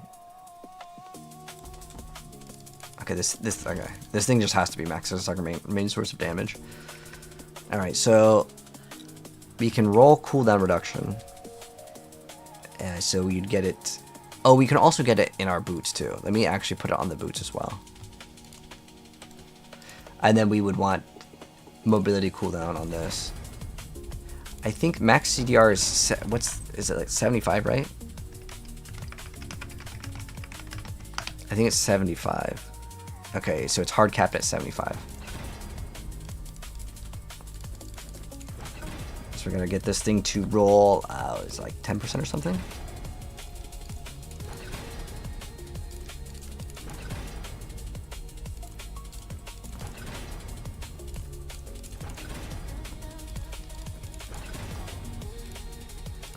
It's so broken that you can do this on Rogue. I feel like if any class should have infinite mobility, it should be Rogue, though. Yes, let's go. We got 10. All right, now we're going to go masterwork this thing all the way. And let's see, what does this go to? Because remember, we got to get 75, guys. Or it's somewhere pretty close. Dang, it feels so bad not to have that. But, yeah, we're going to get that. We need every single second first, and then we'll mod stuff after. Because I don't want to lose too much damage. Dang, we're going to lose out on imbuement potency, too? Wait, is there mobility cooldown? Is that like a thing that you can throw on? Okay, so there's... Where's utility? So there's... Mobility cooldown goes to 8%. Ooh, this goes to 6%. But, like, this is way more valuable, though, like, overall, because I can get, you know, obviously extra dashes. Which is kind of nice to have, to be honest. I actually kind of like having the extra dashes as well. But this technically counts as mobility cooldown. The thing that would actually be better is that this would work with shadow clones as well. So what's our current cooldown? I think it's like 16 plus. We're at like 20%. Let me see what this is at right now. Because remember, we only need this cooldown to go down to 3 seconds. So we're at 6.8 right now. So we're pretty far away, actually. I think to play it safe, we're going to have to go with mobility, unfortunately. 7.7. I don't know if I'm going to try to hit it on this, because this amulet's not even that great in the first place. Because this amulet, yeah. But I wouldn't mind having a test on this one to see if I even like it. We need to get more of those Forgotten Souls. But you know what you can convert? We have probably so many extra Veiled Crystals. I have 32. Okay, so we can get another like 300 of this, which is still pretty low, but I want to try to get the Greater Affix anywhere we can. Is that the Greater Affix? That might be like normal. 8.6. 8.7. I think this is double G8. Okay. Is that triple? 9.9? That's like so close. Hold on. Okay. Can we get mobility? Okay, you cannot get it in gloves, but we can get it on the roll. What do we have this on at? 8.27. Okay. What do you seek? So remember, we get minus 3 seconds on it. So it just has to have the cooldown of 3 seconds. I feel like it's going to be so hard to get. But we can try. Oh, this has our lucky to restore primary resource, so it's part of our resources. But again, as long as we get infinite teleport, I think it's going to make everything so much faster. So it's worth it. I think rings can have cooldown reduction on them, right? I usually don't want to remove damage over time multiplier. I'd rather remove off the attack speed. Thanks. But I'm pretty sure rings can roll with cooldown reduction on them. Oh, you can get rings with cooldown. Okay, so let me look for a ring with cooldown. I might actually have one. Look for a ring with cooldown. Or if there's something with cooldown on it that's like a high roll, we can also use that. It's like some casting ultimate.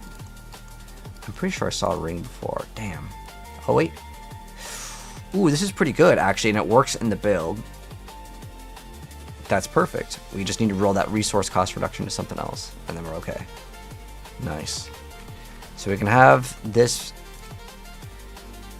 be our new ring, and then we're gonna get that. Oops. Did you have a cooldown reduction thing? Wouldn't you just go death trap at that point? Oh, thank you, man. I appreciate that. I mean, we could, but I really don't like death trap as much as this. Like, this looks way more fun. I mean, it would just be something that we can swap into if we want to as well. It's not bad. But death trap would be, it wouldn't really benefit off of damage over time. But like, this one would be very offensive right now. And we're already kind of squishy. But survivability, I think, is easier to fix. Yeah, we roll that resource cost reduction into, is it damage over time multi? Or, you know what, I wouldn't really mind HP. It's not that bad. We'll see what we get first. Okay, I guess we're going with HP with this one. I don't want the build to feel like so stupidly squishy. And you know what, honestly right now, it's not the tankiest right now until we get to like Paragon 250s. So we can swap this later. I just won't transfigure it. Oh.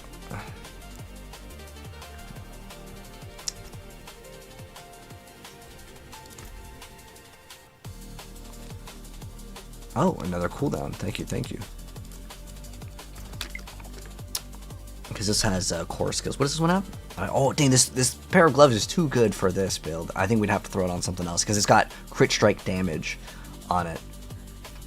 Crit strike damage is very good. Actually, let me see if I have any gear for you, brother. Oh, you have resource gen. Oh, you have crit strike multi already on that. I won't get those.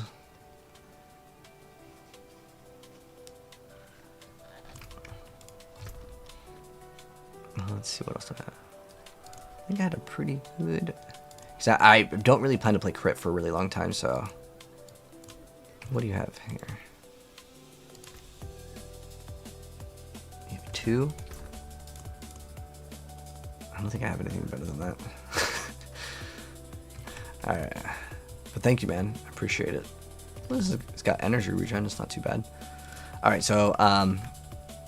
yeah, we're gonna... add the cooldown reduction.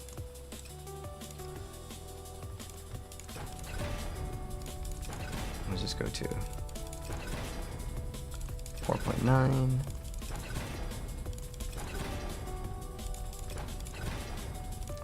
4.5. I have like so many of these. I don't care if we waste them. It just saves my mouse clicks. All right, there we go. 7.5. Perfect. Okay. Now we got to masterwork and get the crits on that. Nice, 16% in one. Okay, that actually, now I'm thinking that this is way more achievable. We're almost there, guys. We only need to get rid of 1.7 seconds, and then, wait, not this one, this one. Oh, shoot, we need to get rid of 3 more seconds. This one was looking really, really good, but, okay. So, we might need another ring on this, unfortunately, which would mean that we'd have to swap the aspect on this, which if we have to, we have to. Alright, so we have it here. Oh, gloves. Yeah, cooldown.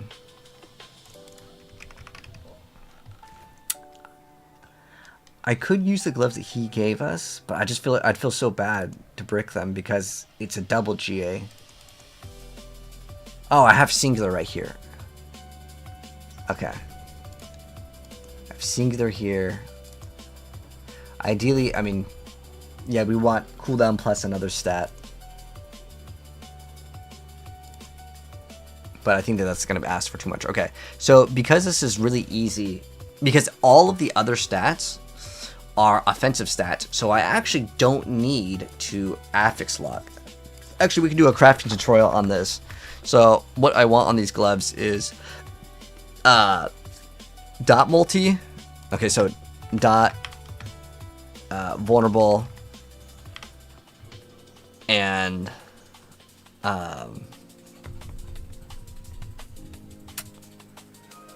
dot vulnerable dex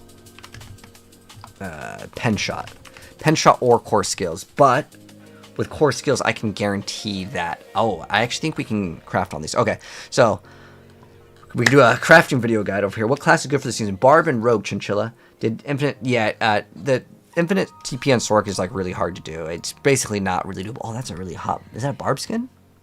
It's a really cool Barb skin. I like that. But... let's craft on it, guys. Let's make a godly pair of gloves. But this time, we're going to be focusing on a pair of gloves that has one stat that is not offensive. And I want to go ahead and show you guys a build where we don't actually affix lock. And the reason why we're not going to affix lock is because it has one stat that is not offensive. So in some cases, you may want to craft a pair of gloves. Like, our gloves are actually pretty good right now. They have the core skills, they have damage over time, they have vulnerable damage. Some builds may want crit, that's another offensive stat that's good, and then like your main stat. But if you happen to need like cooldown reduction, which can be very common, or a defensive stat, like this could be specifically like maximum life, you can actually craft a pair of gloves very easy. So what we're going to do with this is we can go and add an affix, and what we're going to do is we are going to target specifically skills and core stats, and we're not going to affix lock, because normally I always like to affix lock because it makes crafting 100% safer, but this is still 100% safe. There's no RNG in this. So what we're going to be able to do is it's going to target core stats and skills, and so what we're looking for is specifically it's going to reroll in between dexterity and a random skill. So this is going to be making it super easy to craft on a pair of gloves. So anyways, you can see right now we got dexterity. We don't actually want that. We want to keep on rolling until we get to our skill. Our skill is pen shot, but I don't want a +2. I want a +3. So you can see where it says it cannot add another affix. So how do we actually fix that? So what we're going to do is we're going to remove the affix, and it's going to specifically target that dexterity or the pen shot. I don't actually mind having dexterity on it. It's not like terrible, but it will not touch cooldown reduction. But if it does not affect the pen shot, we need to like re-roll that, right? So we want to re-roll that specific thing. So now we can also do a focus re-roll over here, and we'll go ahead and have this in. And again, it's going to cycle between the skills now. So this is how now we can basically just cycle between all of the skills. So now, again, I can craft anything. It's so great. These things are so great for that. And again, because there's not that many, core skills over here, again, I'm looking for pen shot. So we're going to keep on just doing this until we get pen shot, but I want it to be 3. Or like, let's say twisting blades or barrage or whatever the skill that I want to use. But right now I'm doing pen shot, so we're going to keep on rolling. Hopefully it won't take us. Honestly, core skills is really good, but you can't roll it into a GA. So if I get like a 2 to core skills, I might take it. That way I can run this on everything. There's Dance of Knives. That's another good skill. But if it's 2 to core skills, I will take it. I wish you could re-roll this. Okay, you know what? This is not bad, because even though it's not +3, what I can do is if I want to play, again, a lot of different builds, I can use this. So I'm going to take this as a W, but technically keep in mind you can roll, the singular ones will roll 1 higher than like the generic core skills. But remember, a lot of things can be converted from other skills to a core skill. This is more relevant on like the Sork, but this is pretty good. So I'm happy with this. Okay, what's our next step? Okay, our next step is to hit at least 1 good affix over here that we can actually use. So what is useful for our build? So for a lot of builds though, you would want critical strike chance. You can go for dexterity, you can go for vulnerable damage, critical strike damage multiplier. So what we're going to do now is we are going to go ahead and throw in some more crafting materials. We're going to use the aggressive tuning prism, and then we're going to keep on rolling until we get at least 2 stats that we can actually use. So we're going to go add affix, and you're going to see we got critical strike damage multiplier. Unlucky, I cannot use that, but it's okay. We can keep on going here because I'm going to eventually just do focus rerolls on the aggressive tuning prisms, because the core skills and the cooldown over here won't be touched anyway. So I guarantee get like easy like craftings here. So now again we have dexterity and we have critical strike damage multiplier. I want, ideally my god roll is vulnerable and damage over time, but also higher rolls. But now I just want to reroll those 2 specifically, right? So to do that, we're going to do a focus reroll until that critical strike damage multiplier becomes vulnerable. And ideally, I mean, it would be technically be damage over time multiplier rolls the highest here. So I want to make sure that we try to get that. So damage over time multiplier is like the main one that I want. Vulnerable damage is great, but again, I can't benefit off of crit strike damage. I can't specifically target this one. This is where there's a little bit of RNG, I'm not gonna lie. This is still pretty good right here, but I'm gonna be greedy. But I would say, Depending on your materials, you can change how greedy you want to be. Vulnerable damage is still on there, great. Cold damage multiply. If it's poison, I might just take it because I'm not going to be that greedy. Okay, now I'm lucky. This is how it works though, guys. So we have Dex, and again, if it was... the reason why I wanted damage over time specifically is because that number rolls like higher than any of the other ones. Like if you look at my current pair of gloves, our damage over time multiplier can roll up to 60. Well, technically I have it masterwork, but you can see the vulnerable only rolls to 28. Now it's still good to have both of those on it, and that's what I would ideally roll. But you don't want all damage. See how we're the all damage? That one's like a lot lower. That's why I didn't want that one. That's why I want specifically damage over time multiplier. Like basically, I'm not going to stop until I hit damage over time multiplier. Ideally a little bit higher in the roll because it can go, well, here we go. You can see what it rolls to. So it's 40, this is a 40% and it rolls 30 to 60. I'd be happy with like a 50-ish. But again, you don't have to get like the perfect roll, but attack speed is actually a pretty good stat as well. But again, it has to have, ooh, that's really not, this is a really, really good one. Now what you can also do here, once I get my good roll, I'll show you guys what I'm going to do, because I don't have to sit here and reroll all these, because remember, I still have the Occultist reroll. Now, at the Occultist reroll, I can just take, if I get one good roll is all I'm looking for. Again, I'm not going to look for attack speed in this one. Oh, damage over time, okay, 55 is pretty good over here. And then we have our attack speed, which it's not that bad to have attack speed. We could actually keep this because it's 9.9, and this is like pretty solid. But you could get vulnerable damage if I wanted that. But I actually do value attack speed, and since it's such a high roll, I wouldn't need to.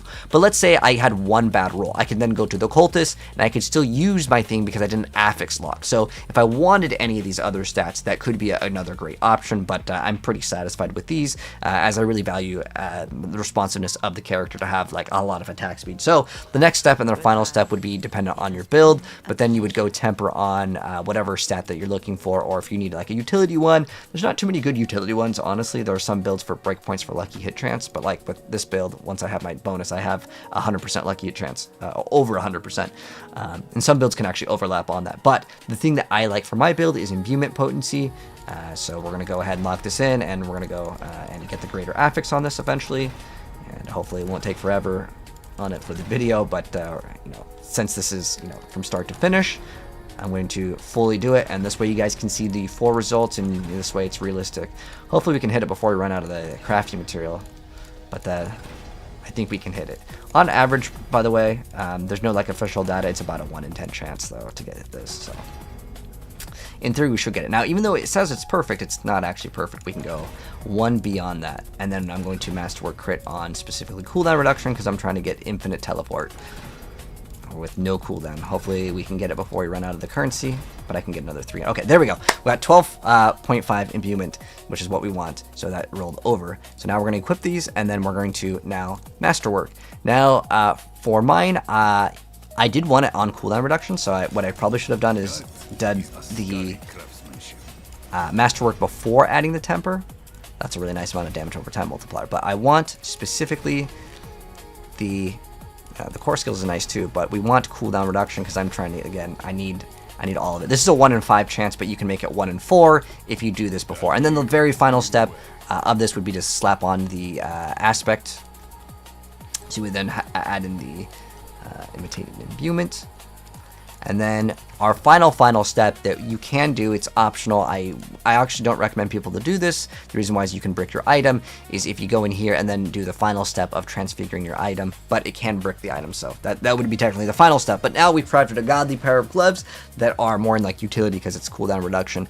But on average, depends on your build, but at least this way you guys know with one specifically non-offensive stat how to basically craft godly gloves. That's like your ranks to whatever core skill that you're going for. And then HP isn't too bad on gloves, but cooldown reduction is usually what people would kind of shoot for. But anyways, we crafted our godly gloves. All right, so now that we have this, what is our cooldown? Oh, it's at 5 seconds now. So how much cooldown reduction do we actually need? I think we get another 20. Wow. We have to get such perfect cooldown reduction for this to work, guys.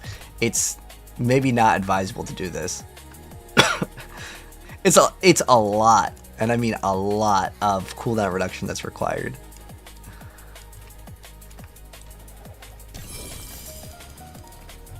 So we can get 20 20% more CDR, right?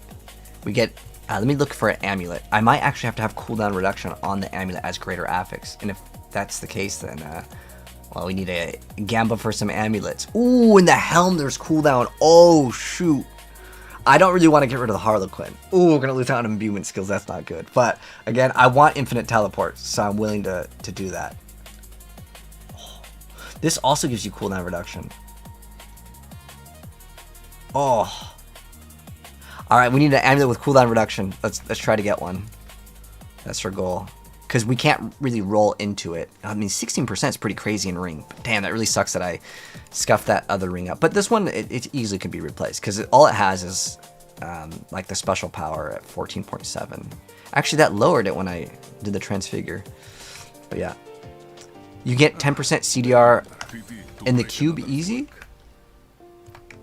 Yeah, but I mean, that's RNG. I don't really want to risk like a lot of these pieces of gear right now because I don't have replacements for them if it does brick. But let's go for amulets. Okay, we have 1, 2. Where did that come from? Resource, cold damage. I don't know, the cold damage multi might not be too bad. Like, we can save this one. What's this one again? A marksman skills. Okay. Taken apart. Melted down. Dang, I'm already out of, that was fast. Amulets are so damn expensive. Wait, oh, we got amulets. I like how it gave us, like, none. Okay, so it looks like we still don't have enough for the infinite teleport. Damn, we're like, this is like every 2 seconds we can activate it, so unfortunately not yet. Alright, what do we have to do now? We have Nightmare, or the, Undercity. Do I carry Mephisto? I probably couldn't do T12, though. Do you wanna run it in T10? T12 is, I feel like barely anyone can do that one right now. I'm just gonna start this one. You can't brick uniques? Are you, wait, what do you mean you can't brick uniques? Like, it can totally remove like a stat. Top 3 Charles? Ooh, that's a good question, man. I got you. So we'll start off with this one over here. Well, it's another quality. This is another quality family-friendly game. So those are 2. I don't know if I have any other installed at the moment, Kappa. But like, okay, even 2 seconds is pretty close. But like, I mean, it's pretty nice to have this at 2 seconds. But yeah, we need it to be 100. We need that 100% cooldown reduction.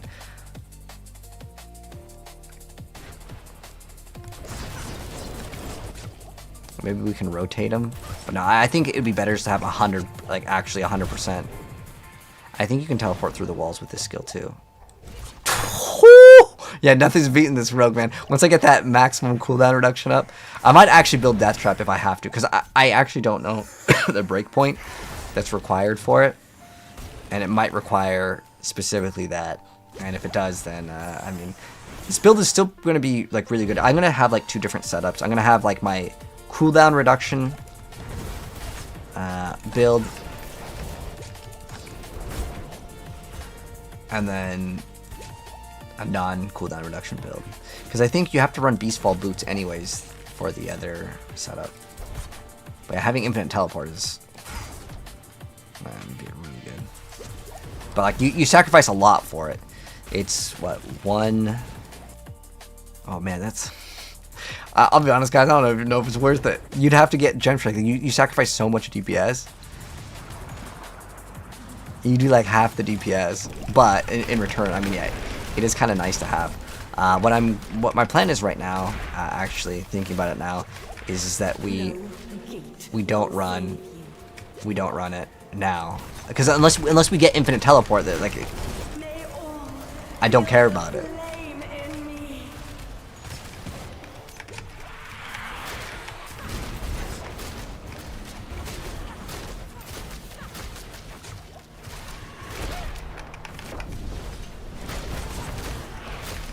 Yeah, the DPS goes down a lot.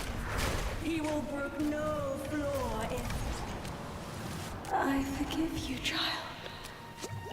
I forgive you. But, okay, so what is it? We have 1 ring. Swap the boots back.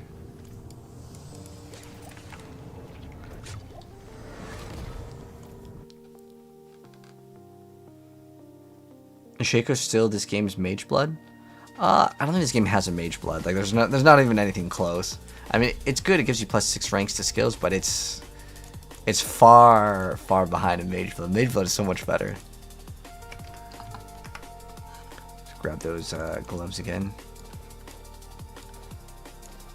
It's too much of a DPS loss, but we'll save that in the back burner. I can probably grab some of these so they're out of the way so I can have more storage, because I don't know about you guys, but I run out of storage every single season in Diablo. Like, every single season. I'm like, dude, I have not enough storage. Okay, so this one will be our awesome... Wait, I have no room? Wait, they make it so there's, like, literally, like... There's not enough room for, like, anything. Okay. So, even if I was to pick up another gem, I wouldn't be able to pick up multiple other gems now. That's really dumb. I feel like that they should, like, fix that. I'll just put the legendary ones in because we're going to get more common ones. But I think they should make it so you can just scroll down this thing, especially with the gem one. But let's go put in, these are all the cooldown reduction pieces of gear that we will definitely run once we can get the build up and running. Make this one like purple or something for cooldown. Okay. So we'll have another 16, because as far as cooldown reduction goes, oh, we need to swap out the Mythic charm too. I've gotten so many of these. Ooh, we have a... Oh, this was the bad one though. I have this one which goes % dexterity. But I wish we got some of the ones that would actually work. I wish you could re-roll charms. I think that'd be a really cool thing to do. That way we can have another area of getting some upgrades. But yeah, what other cooldown reduction did we roll? Okay, I didn't scuff up that many other pieces of gear. Good.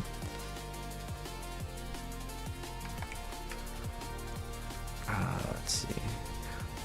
Oh, there might be actual cooldown on mobility. Let me actually check. Like, mobility skills have... Oh! Ooh, what? 75 cooldown? Wait, if I could slap on one aspect and just have infinite teleport, I'm down. Wait, that's something I would not mind doing at all. Hold on.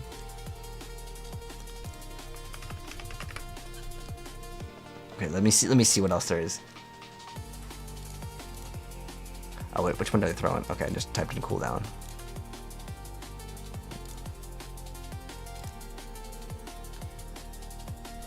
I mean, if I'm just moving, I have 70, like, I mean, I could, that's so much better. Oh my gosh, oh my gosh, that's so good. Wait, an agility reduces a cooldown of a subterfuge, and vice versa? So, wait, hold on, that's so crazy too?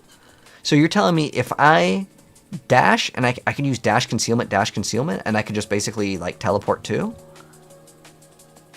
That's kind of cool. But I would just get this. I mean, it rolls up to 75. Hold on, let me just see if this works. Because, wait, actually, yeah, I mean, if I just have to throw this on the boots, then it's totally fine. Okay, let's run that one. Oh, is it not utility? Wait, it's... What? It's not utility? What is it considered?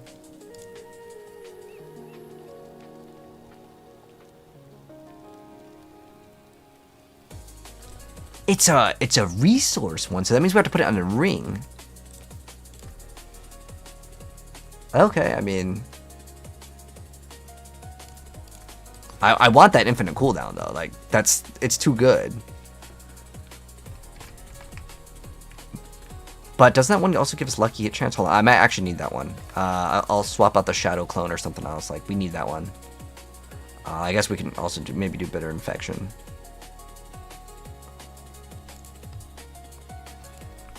I think it gives us lucky hit, right? Yeah, we need the lucky hit one. We have to run this one, and it's like required for the build, in order for these two to like have synergy. Okay, so yeah, I'll do that one.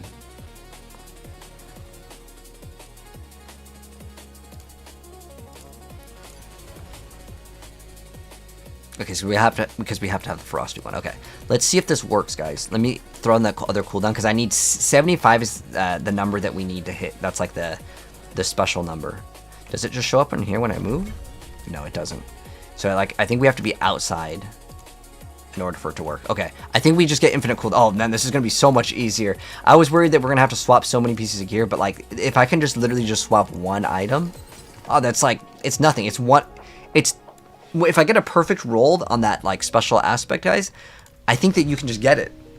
Well, I'm not playing the barber. That's a, you talking about D3 item, or you're talking about when they had it in Diablo 4 for, I think it was like season of like the Malignant. What the heck? Okay, that doesn't even work.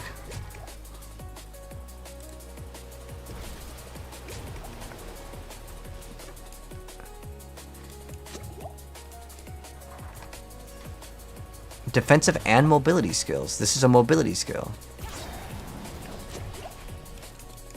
Okay, the cooldown says 9 seconds.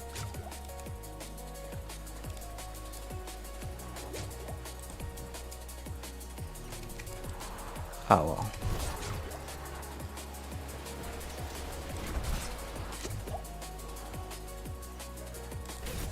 It doesn't seem like it's working.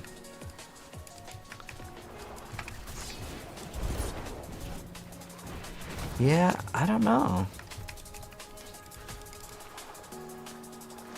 It no longer requires a target. Damn, why is this game so broken sometimes, man?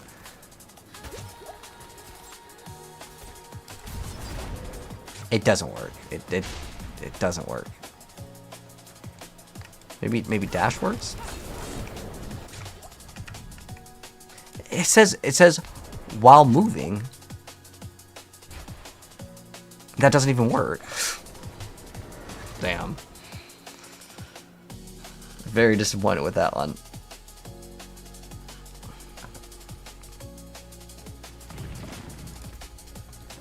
Alright, let's just go finish the pit right now, and then we will. Well, thank you, Awareness. I think I might be able to get different things. Oh, we got Mythic Seals, yes sir. Oh, this is a 120. I don't think I can do this one, brother. We can try. I'll be tickling them. Yeah, I can't do a 120. I know this build can go up higher, but like just like every build, you need that gem strength, which I'm not really interested in ever crafting that. Not yet, at least. The cooldown is just lowering it 75% faster. No, it doesn't feel like it's working at all. Like, okay, so it has 9 seconds on a cooldown, right? Okay, we'll go to the training ground so I don't get attacked. But I don't think it works at all. It says your defensive and mobility skills gain 69% cooldown reduction rate while moving. So like, instead of 9, it should be like 2 seconds, right? 2 or 3, whatever. But look, it's not doing it at all. We get 3 seconds.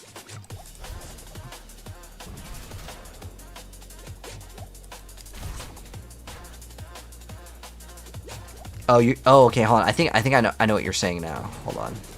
I'm so glad they put a blacksmith over here. I think what you're saying is that it works. I think what you're saying is that it works, but it's like, okay, we can try it on this. Okay. Oh, damn, dot multi. Oh, damn, dude, thank you so much. This is exactly what we need for this build. So I won't be super scuffed in damage because I'm losing a lot of damage for this. Because I want to try the infinite teleport, but we'll try it. I just want to see if it can like actually work. That's like the main thing that I want to see, because what is this? 5.31. I don't remember what else do we have for cooldown. We can actually equip that amulet right now and see if that like gives us any more. That one gives us 10. Technically, we could masterwork the other thing. Where's the... Okay, that's the other ring. We can throw in this ring as well, and then we'll be at what? 4.7? It doesn't... it doesn't actually give you that cooldown though. It's like whatever the number is, it's still like reducing it, but it doesn't reduce the actual cooldown. I'm not sure how that like is. Yeah, I think it's terrible. Let's see. But there was that other one where if we would use our, was it subterfuge? Yes, so using agility reduces the cooldown of a random. Okay. So as long as we get this to 6 seconds, which isn't... Oh, that's actually going to be hard to do, too. Damn. Because I was thinking, as long as we get this to 6 seconds, which we already have this at 6 seconds, getting this to 6 seconds would require us to get, like, death trap stuff.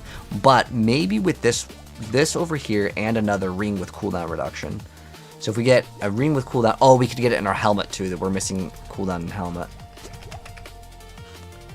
I know we can get cooldown in helmet, because I think I have that as well. Okay, I have cooldown helmet. What are we at right now? 4.3.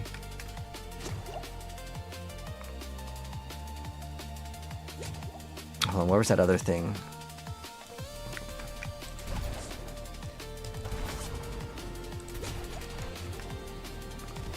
No, I want that, like, I want actually infinite, where we have no waiting times. I mean, it's really close. We need to get to 3 seconds. Once it's at 3 seconds, guys, we can just fly around the map, which again will be so amazing. But I'm looking at how many stats that we need on it. So basically, it's like what 1, 2. This one's fine. Like this one is just mobility, so we don't really lose out on any like damage or anything. So it's 1, 2, 3, 4. It's 5. So we have 5, and then you also have to sacrifice this, so it's 6. Actually, I could probably mathematically calculate if we can actually do it or not, because I should actually have done that. That would have made way more sense to then just start randomly crafting on it. Okay, so our total cooldown, guys, that we need is 75%. So we can get 16 in 2 rings. All right, let me like write this down so we can have the sheet and I'll share it. All right. So we have 2 rings, so they're at 16.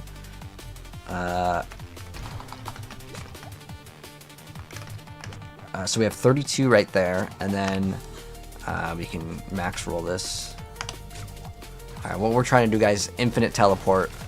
I really want to be able to infinitely teleport. So...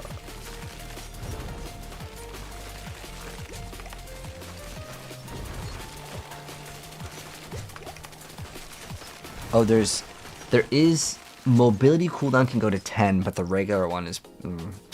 I mean, we can see what we can get, so ideally we'd hit that, and then this is already G8, and we can masterwork, so that's another 16. So Amulet can go...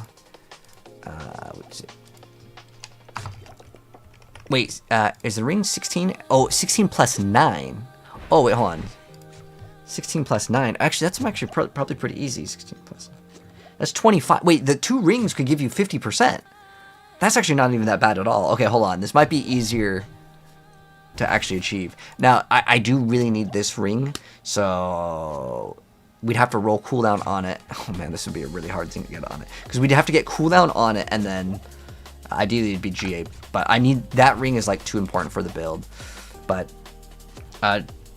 so we would get yeah, each ring is 25, so because it's 16 plus 9, as long as the greater affix, like on this one, was it greater? I think it was greater affix. Yeah, it's greater affix on cooldown. So these can give us 25 each, which gives us basically 50. So we have 50 there, and then the amulet will give us. We need to get 25 out of the amulet. So in total, this is what? 16 plus 12 is 28. Oh, so we actually we have overcapped. So okay, so we don't need it on the temper on the amulet. We can like forego that one if we want to, because I have it on my gloves already. So gloves gives us 16, so we need 16. Well, okay, so right now let me see how much I actually have, because the 2 rings equals 50% cooldown if they're perfect, but it requires a lot, because you can only get to 75% cooldown reduction. So we're almost there, guys. So I'm trying to think of what's the easiest one to change. The amulet, I needed a new amulet a long time ago, so this is totally fine. So we can upgrade the amulet. So, oh, the helmet. I didn't even count the helm, but I don't even need to count the helm. That's fine, because that's great. So, we got, what do we have right here? So, I want to ideally keep this ring in. So, let me see if we can still do it, because I still have extra. So, right now we have, well, 25 on ring. So, we have 25, well, it's not 125. We have 25 on ring. The amulet will give us, because I might actually need to do this on the amulet, which is fine. We'll put mobility and what's the master? 16. Okay, so it can be either. It doesn't matter. That makes things, I guess, kind of easier. So amulet will be 28. So amulet's 28. 28 on amulet. And then our gloves. Gloves are plus 16. So we'd have to get cooldown reduction somewhere else too. So what we could do is we can try to shoot for another Scoundrel's Kiss too. I can just go for a 900 item power, and then we'll throw on cooldown reduction and the other thing on it. So this will be, what is this? Oh, gloves.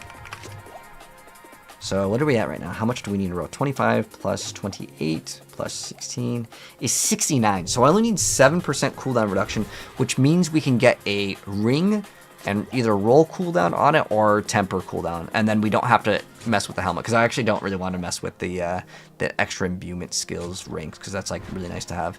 Okay, and I think we can get it. Oh, I didn't even, oh shoot, I didn't even count this, guys. Hold on. We actually have another 16 in boots. Hold on. Okay, so our ring is done. Ring done. Amulet.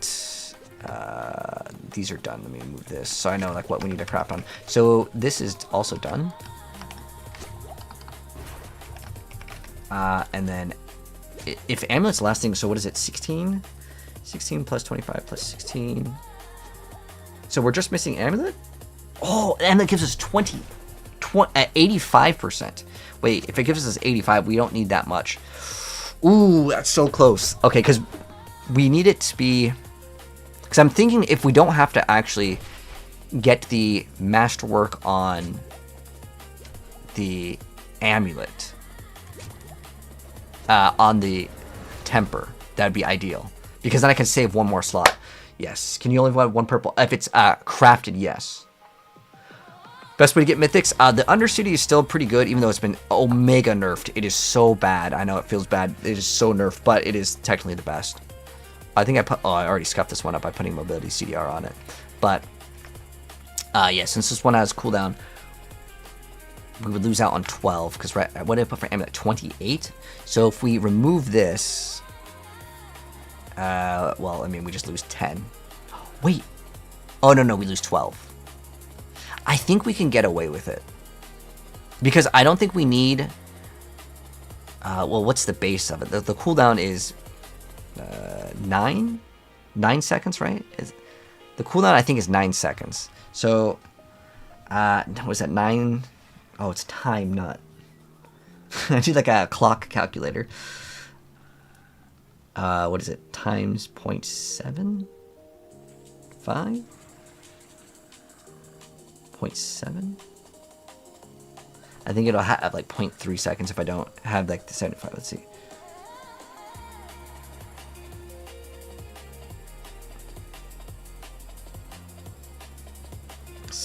.3. Okay, I might need some help. Anyone good at math in my chat? Okay, so here's the problem. So this skill has a the cooldown it's normally 9 seconds, and I know that you can get infinite teleport, but I don't know if you need exactly 75% cooldown reduction, or if you can get away with having a little bit less. But since I don't need the masterwork on it, I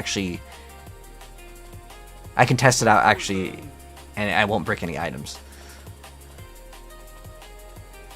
Okay, so all we need to do is get this thing to add, let's see. Oof. Okay, I want skills. Oh, this is a super easy thing to hit. We just get +2. Okay, this is easy. We get +2 to all skills, and then the other stat doesn't even matter. Wow, this is so easy. So we're going to go to add affix, and then we're going to put all skills on this. Oh, that's so easy, man. Dex. Okay, you know what? We can actually make this a crafting video, too. Alright. Because I'm going to... Yeah, I'm going to definitely benefit off of... yeah, because there's a new thing that got added in this season, so it's worth it. Alright. Let's show guys how to craft a godly amulet. So what are we going to be starting off with? So right now it's so easy in the new updated season 14 to actually craft amulets. And the reason why is all skills is one of the most powerful things, because certain classes like the rogue and the sword can definitely double, quadruple dip in getting multiple like benefits off of all skills. So what you would want to start off on is something that has at least one greater affix that you're interested in.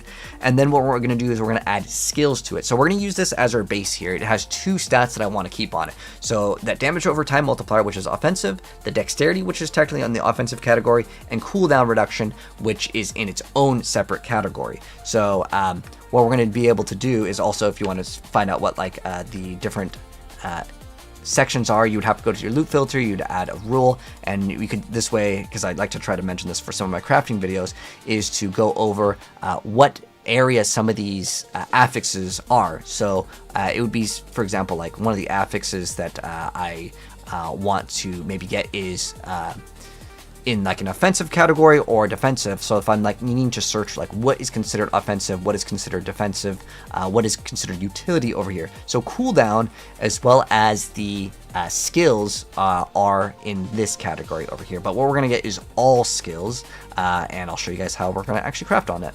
So the thing is that cooldown reduction won't be touched, because I can use one of these prisms to actually guarantee that all we do is remove that dexterity back and forth. So because it already has dexterity on it, it makes it very easy. However, if it doesn't have dexterity, it's also very easy with the Adept's Tuning Prism.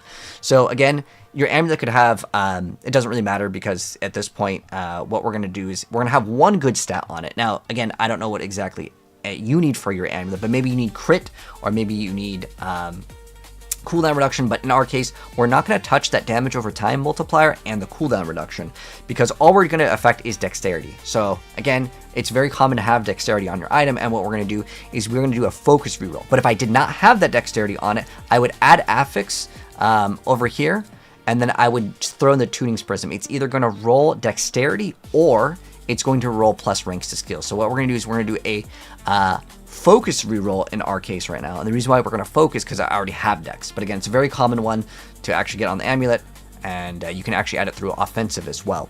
But what we're going to do is we're going to keep on rolling, because this is going to give us our core stat. So our core stat is dexterity. But if I focus reroll, it will only roll between dexterity and plus ranks of skills. So again, you'd always start off with at least one greater affix on any crafting project. And then what we're going to do is we're going to guarantee that we have the one stat is already guaranteed on it, because you already crafted on it, and you don't have to lock the affix, because we're only going to be manipulating dexterity, unless that's the one affix that you shot for. But it's fine, because more than likely for crafting an amulet, you don't really need dex as the greater affix. You want like damage over time multiplier, critical strike chance, or whatever. But anyways, let's add another affix here guaranteed. So that's going to be something we can use. So we're going to keep on rolling until we get all skills. It could take a lot of tries. I'm assuming this one has a very rare roll. So it's going to swap between dexterity and our skills. So we're just going to keep on rotating until we see, again, it may take us a lot of tries, just as a heads up. And I believe it only rolls up to 2 to all skills. Let's see what it rolls to. It might be like 1 or 2 to all skills. But I'd want all skills. Yeah, we're going to roll until we see, well, there's basic skills, but we want all skills. Now, no core skills. The all skills, like I said, probably has the lowest weight. And if you're wondering if you can hit all skills over here, we can always throw in an item, because it's also important to know what can actually roll in here. And a lot of the skills ones actually have a very, very rare, like it's very rare to hit those. That's why if you do it here, you're more so guaranteed to eventually get it. So again, we're going to go focus reroll.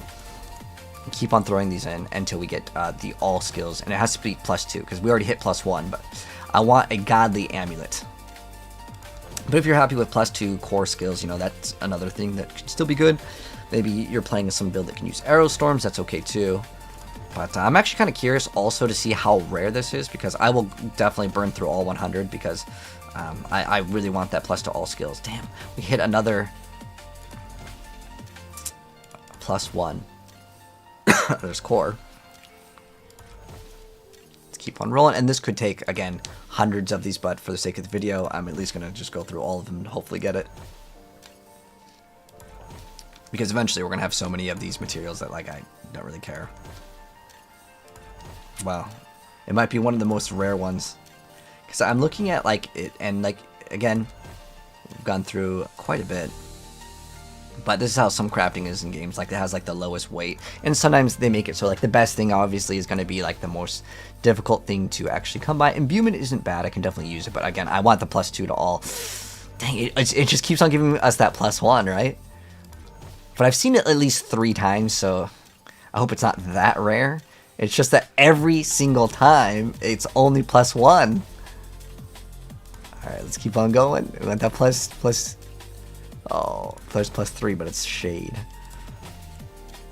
But yeah, this is still way better than re-rolling, because if you re-roll over at the occultist, I promise you it's 100% worse. Subterfuge. Subterfuge. Core.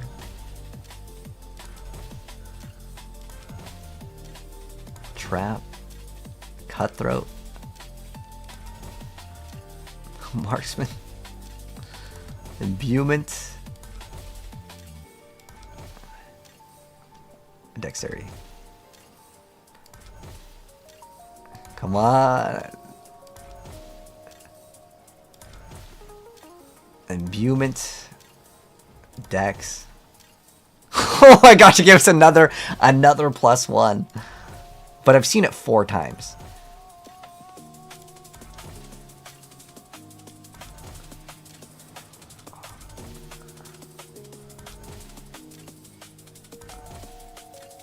It's so weird that, like, even Marksman, it only goes to +2 and it's not +3. Like, all skills is objectively, like, the better one.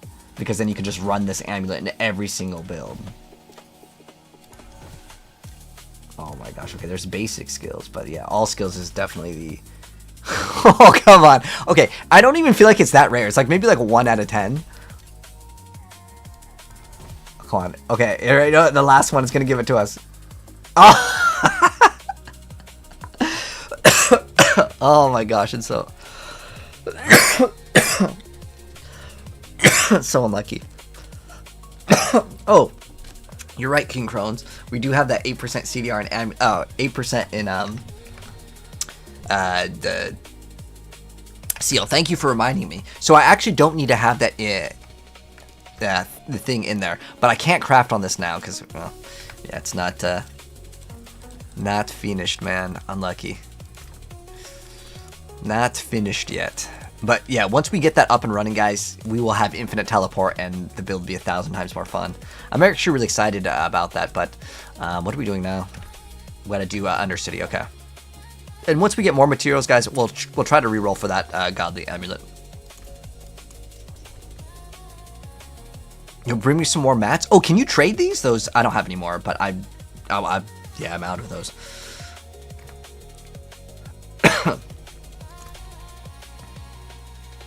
66.7. Oh, yo, Clay, thank you so much. 66.7 is what we need.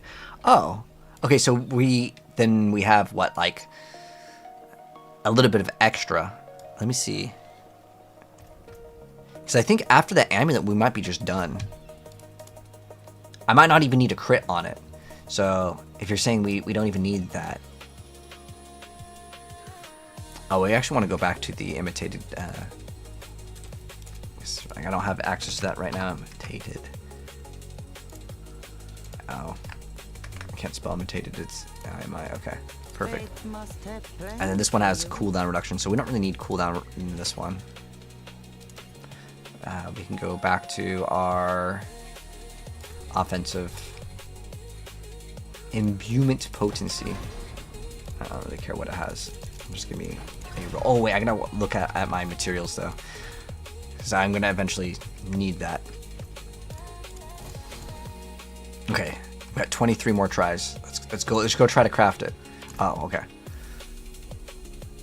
Thank you, I appreciate it, man.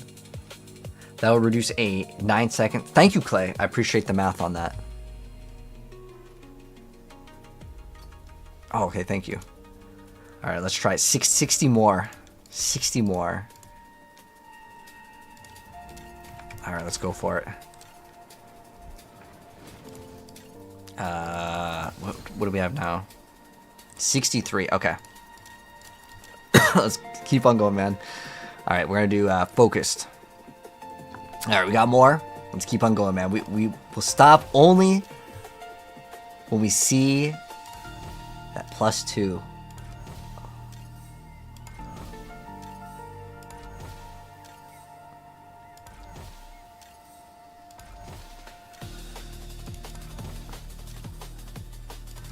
+2.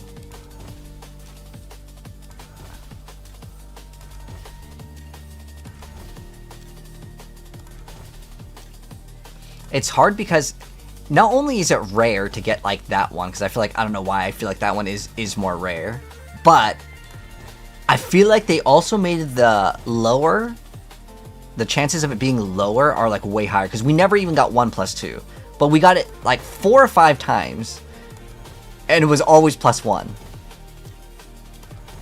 So I wonder if they're also manipulating the roll to have a higher chance to get the lowest roll on it.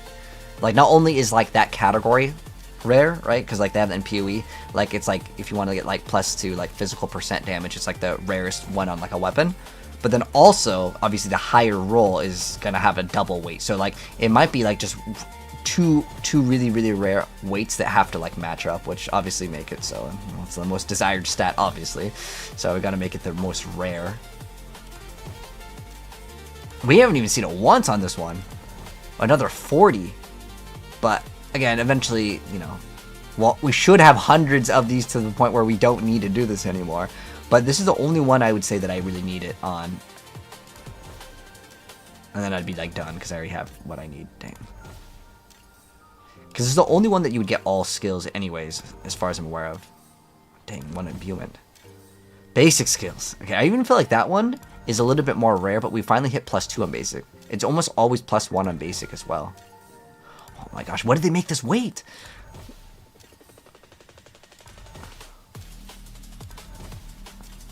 Is this just their way to secretly destroy all your materials? Alright, this one's weight. Oh, dang, I saw the +2, man. Alright, this one, guys, it might just be like they just...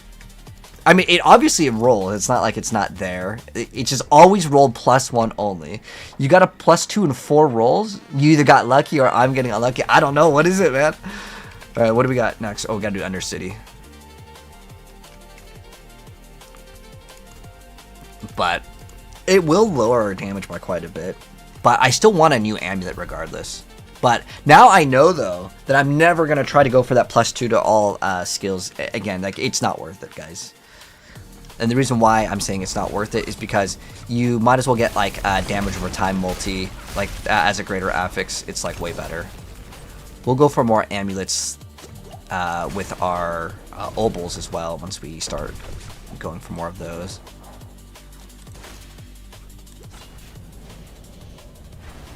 You got something more for me, Awareness? Okay, I'll snag it up.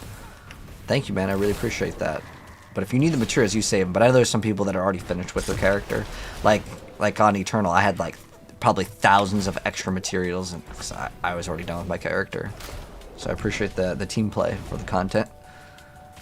Where's Skittles? We need them pit runs. Oh, I think he got off.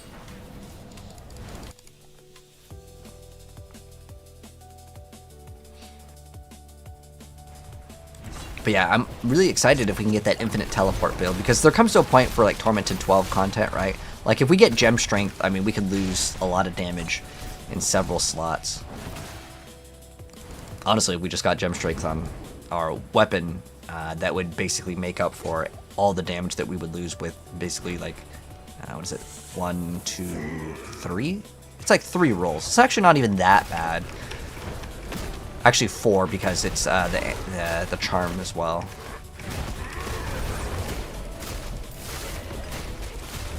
Oh, you're just chilling. Okay, gotcha. Can join defeated? Oh, okay.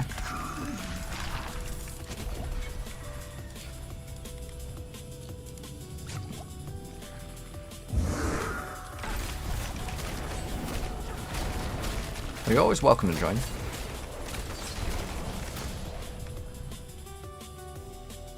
Okay. Now we're done with that. Hopefully get some more crafting materials. We can also try to push for more materials for like the cube when we do some of the war plans. I think it's kind of good that like essentially you kind of run out. That way when you get more it feels good. But I'm pretty sure we'll probably get a bunch of extra materials on this as well. Poison multi is okay, but oh, that's not actually that bad. It actually works for our build if we want it for something.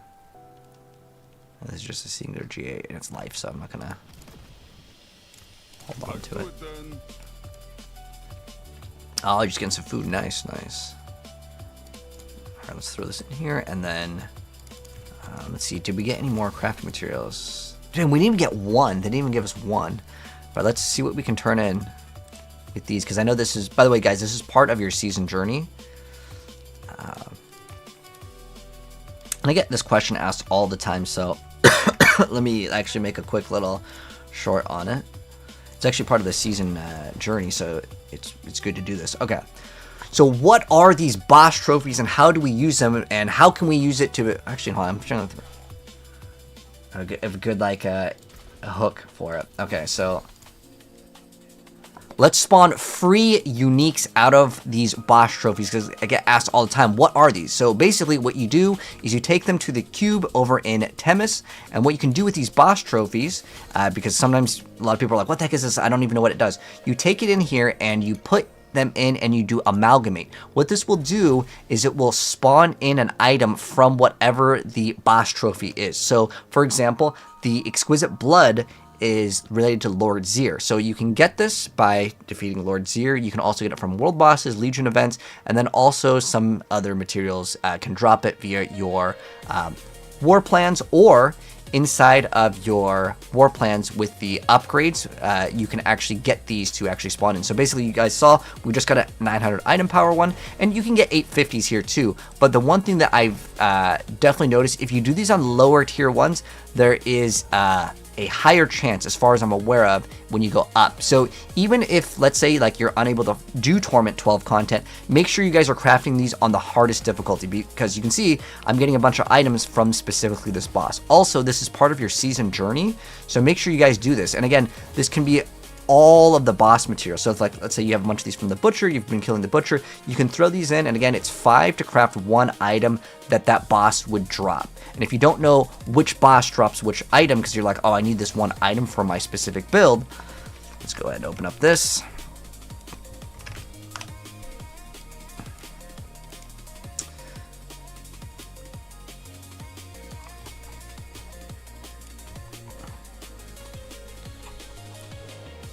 Okay, here it goes. Let me get these ones up.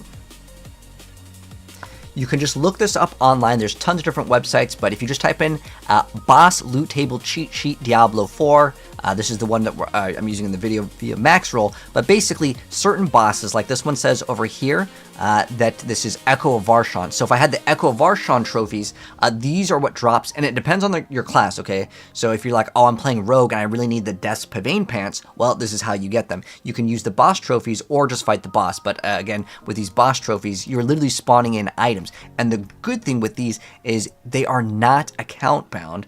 They are crafted though, just as a heads up. So yeah, you should be able to give these to other players. I was doing it last season, but it does have the crafted tag, just as a heads up.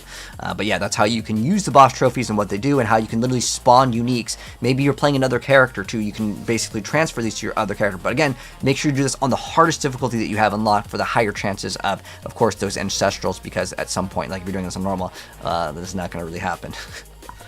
So, what do we get? We got Sky Hunter. That's kind of a cool item, and it has weapon damage. That's good. So that's kind of cool. So let's, I guess we can throw this in somewhere. I'll like do something with it later. Does anyone need like any of these items, by the way? I don't know if anyone needs, I'll try to like share like the ancestrals if anyone needs uniques. I'm just going to craft all of them now, because you need to do a certain amount for like the season. It's like required.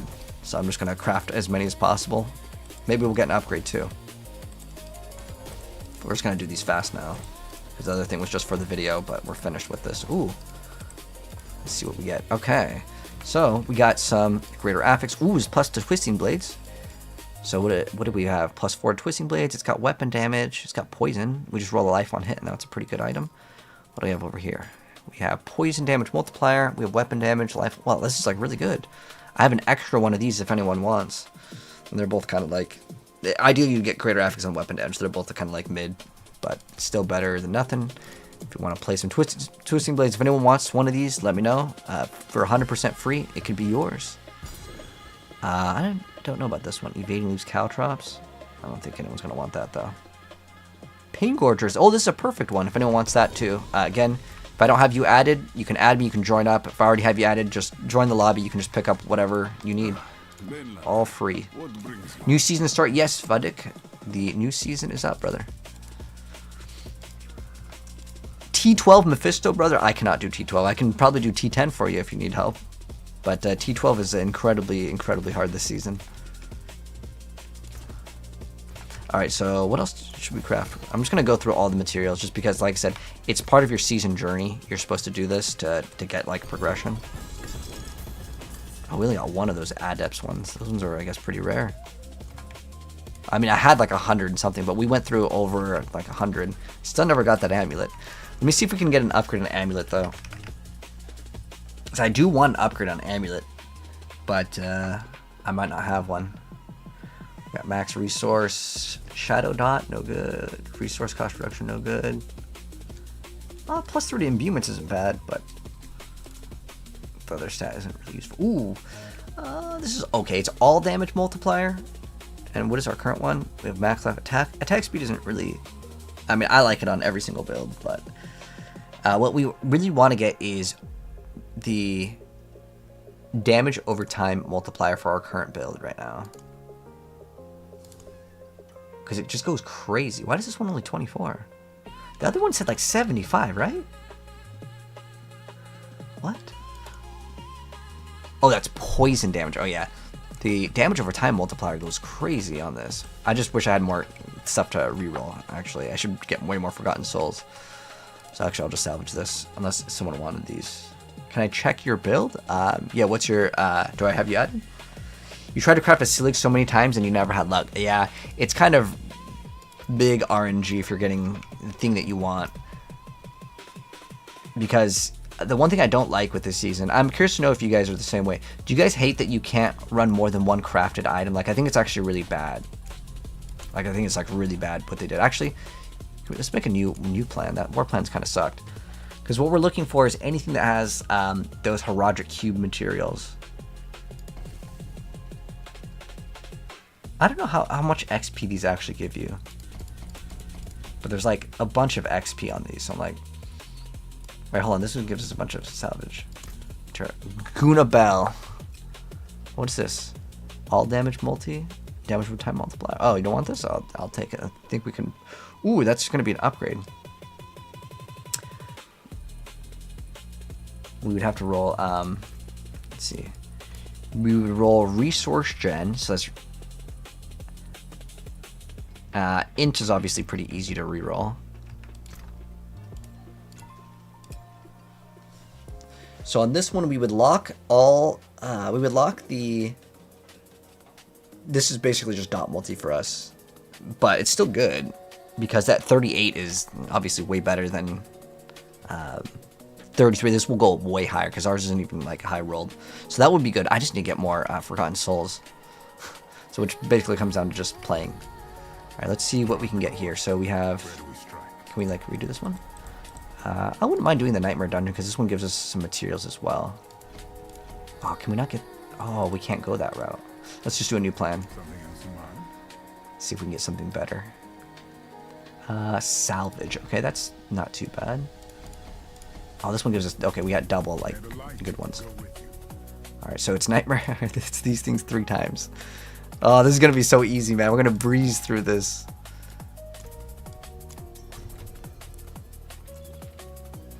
You have tribute for cube mats. Oh, okay. I didn't even think about running those. Thanks for mentioning that, Skittles. I didn't even think about that.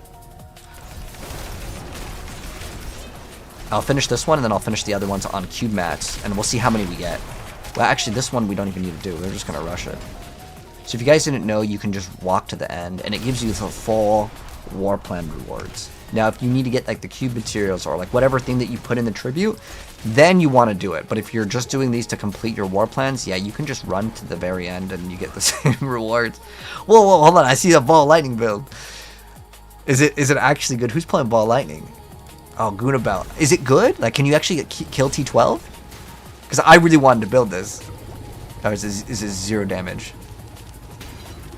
That looks a little bit rough. Last season it was so busted. I mean, it's killable. It's just gonna take you a while. But like for example, with my build right now, you see how I hit them once and they're pretty much dead in one hit. Like, watch, see. It is a dot build, so like technically it takes some time and there's going to be some ticks on it, but for the most part in T12, unless it's like some like boss, like obviously I cannot one-shot Tormented 12 Mephisto. Even the layer bosses, it takes a couple. I'd say you could do it under a minute. You need help getting levels. So Frost, what you should try to focus on is Helltides with a maggot upgrade. So look at your war plans and make sure you're doing a bunch of Helltides and upgrade this path straight down the middle, and you're going to be able to kill these maggots. And these maggots will give you crazy XP.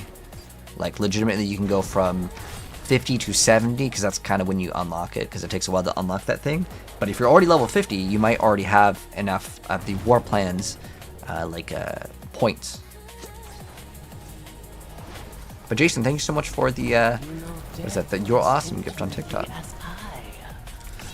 This will be a good fight.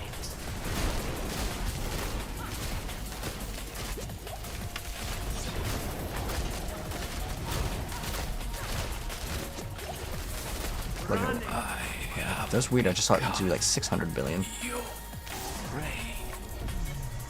Okay. Was there another chest? Oh, that's weird. It opens up a stash over there. But we'll go back and then we will this time, because we have 3 Undercities back to back, which is like, again, like it's like a 1-minute run for these things. It's so fast.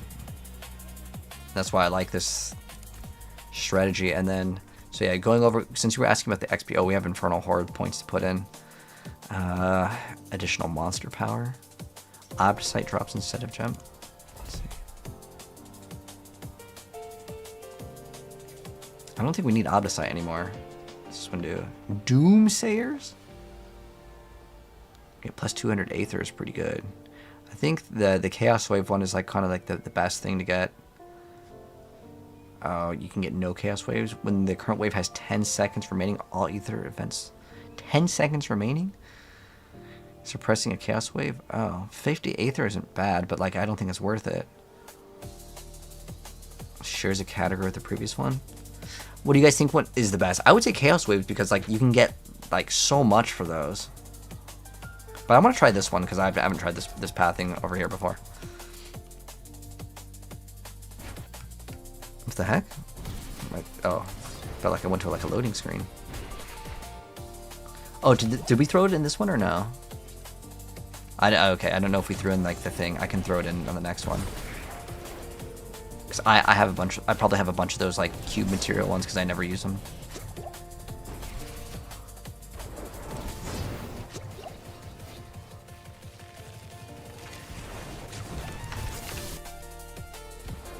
But we'll see how many of those cube things we can get, so we can get the plus to all skills.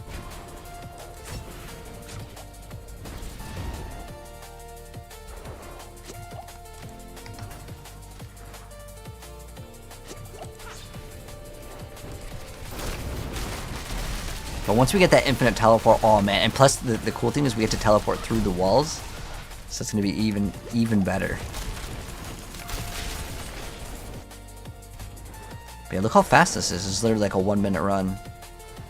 I do this for your sake, child.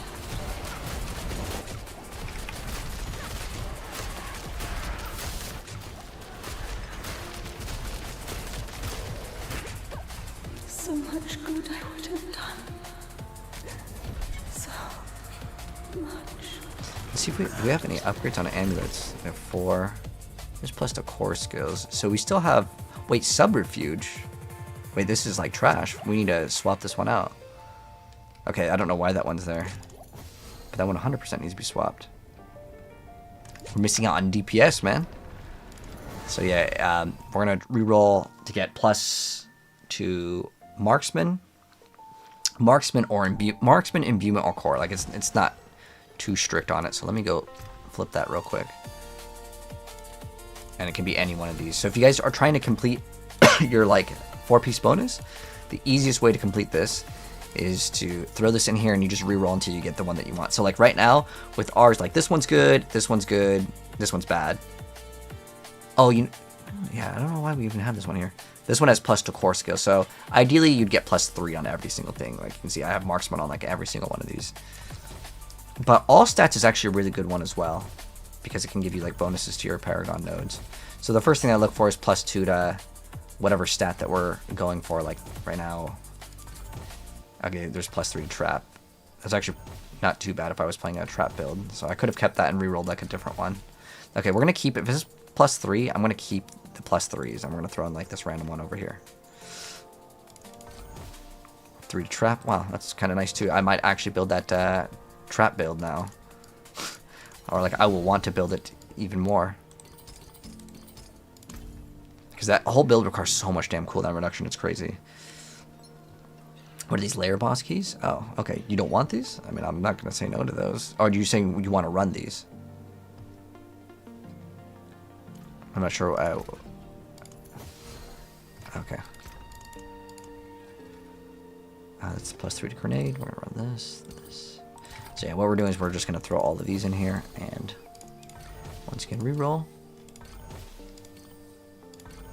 till we see +2 skills, and then we read what the skill is.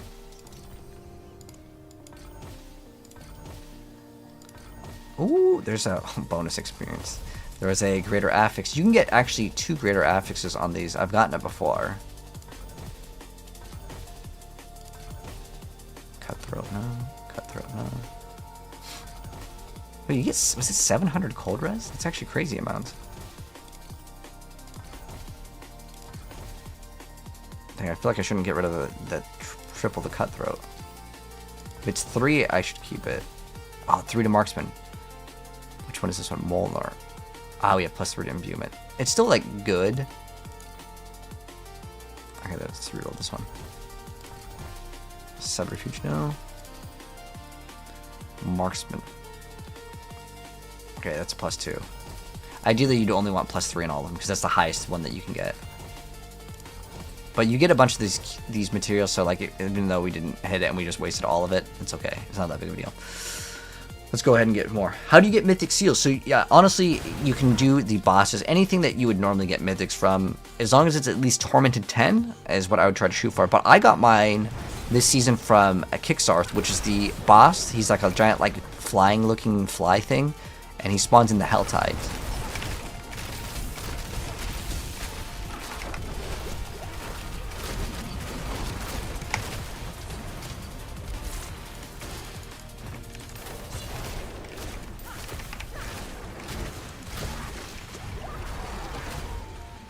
I how the barber just walks by and he just like is a lawnmower and just, everything just disappears. It's so nice. Is this season worth playing? You heard a lot of bad things. I'll be honest, you're definitely gonna feel the nerfs. Like it's 100% nerfs only, man. Like there's no like big buffs. You're like, ooh, this is so good. They buffed up some of the bad builds, but like because you lose out on Glenn's Anvil survivability, like your survivability is so rough this season, man. Like I'm even thinking about lowering damage just to get more survivability. Even though usually Diablo is all about damage only, you actually kind of need to get some survivability. But obviously, once you get like I'd say 250 Paragon, you get most of your yellow nodes, so you'll be a-okay on survivability as long as you normally can, you know, do like T12 content or like pit 100.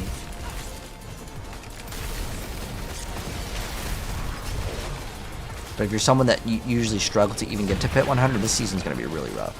But if you're someone that can do like, let's say like pit 120, yeah, you'll still be fine, man. Like, it just takes some time.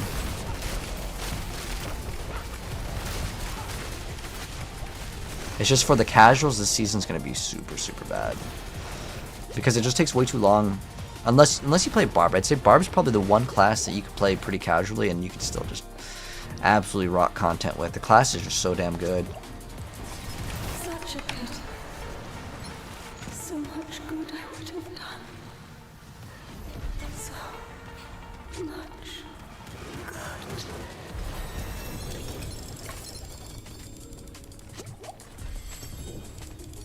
so how many of those Adept's Tuning Prism did we get? 2? 2? Damn. That's really low. When they say they're giving you like crafting materials, I didn't know it was gonna be 2. Hold on, we gotta do it again, man. There's no way it's that bad. I think that thing is really bad skills. How many did you get? Did you get like a bunch of those? The Adept's Tuning Prism? It's the yellow cube. Because I probably have a bunch of these too. What is it? There's Opticite. Is there like... No, I need Opticite legendary equipment. Runes. Project... Oh, that's charms. Project cube materials. Oh, hold on. This is a legendary one. Oh, hold on. What if we just increase the thing too? Because I think that on the... Let me go put in this one extra point. On the activities for the Undercity. Because right now I have like the Portal Pranksters.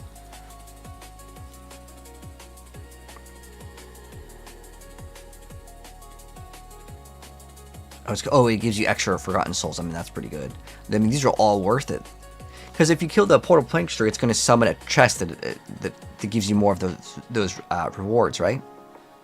But like this one over here, there's a district boss. Let's see. Tribute rewards if it was too high, but like this is making it have more monster power, so it's making it harder. This isn't making it harder, but it's still giving you more loot. Cobble Train. I never liked that thing. I think the thing was terrible. I got it last season. I hated it. Oh, double the time. I don't think that's worth it. Okay, the XP orbs weren't too bad in the earlier stages, but... Tuning prisms. Oh. Okay, this one's... Okay, this one's just giving you guaranteed tuning prisms. When you reach the maximum attunement, a portal to the final floor, it just appears, and they're +1 monster power. When you're fighting the district boss with initiative buff, which has a duration. Initiative is lost upon death. If you slay the bush with initiative, you receive... Oh, okay. Oh, okay. You gain a buff, which has a duration equal to the time remaining.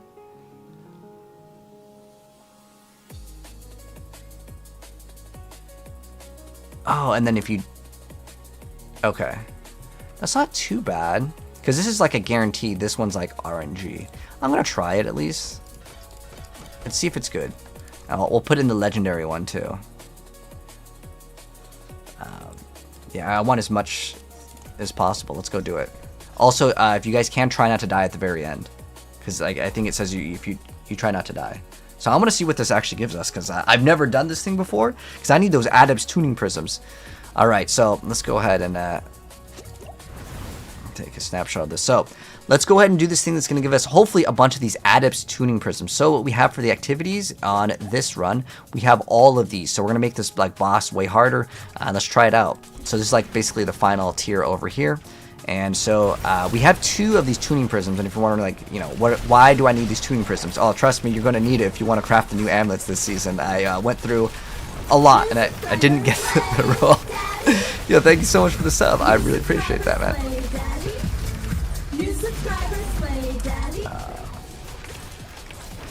Let's go ahead and go to the top over here. But I want to see how much are we going to actually get from that. It should be pretty fast. But Matt saying, thank you so much for the resub, my friend. The Barb cleaned up everything real fast. Thank you, Barb. Appreciate the team play. Let me give you Katana Flip, Matt saying. Thank you so much. Arigato so much, my friend. But what should happen, guys, at the very end is there's supposed to be some sort of like timer equal to the timer that we have. So we're gonna get our max attunement, and then it should just like spawn in like the boss. I don't think the timer matters for the boss. Like, we really aren't gonna have any trouble defeating the boss. This is also making this theme a lot more juiced up, because usually I just like mostly like 1 to 2 shot most of the stuff. So it does definitely make it a lot harder, because you can see where it says +6 now.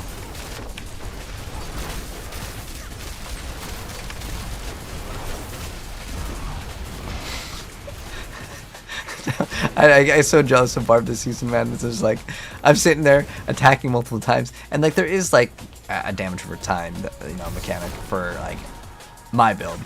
But Barb just gets to like walk by and just breathe on everything. Should have rolled Barb Captain. It was the better choice.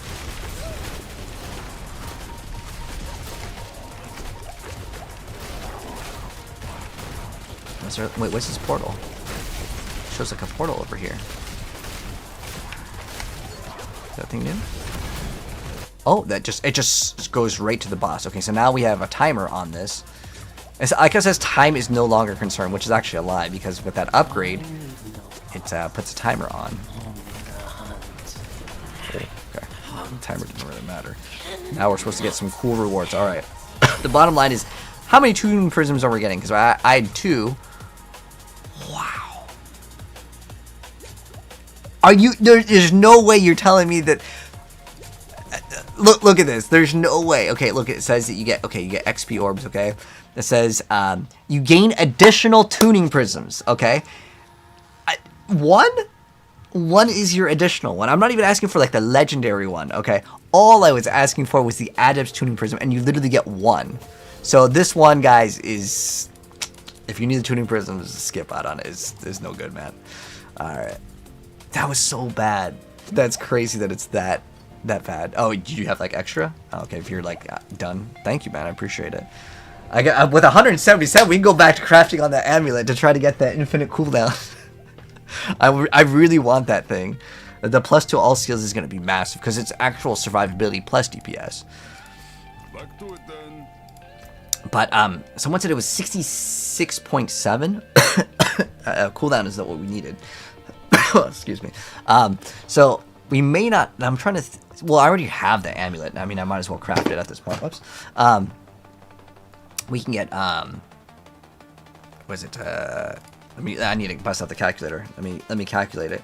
So it's gloves is done, 25 on the ring, 16 on boots, and then we get 16. I guess the amulet goes to what, 12? Let me see. We'll math it out. He said we needed 66.7 to get infinite. So we have cooldown reduction. And if we just go to 25, we get 10. That's... Oh! We don't even need to hit the masterwork. Oh! So we could get damage. That's amazing. Okay, so if we could do that... Oh, wait, I have 8 in the seal, too.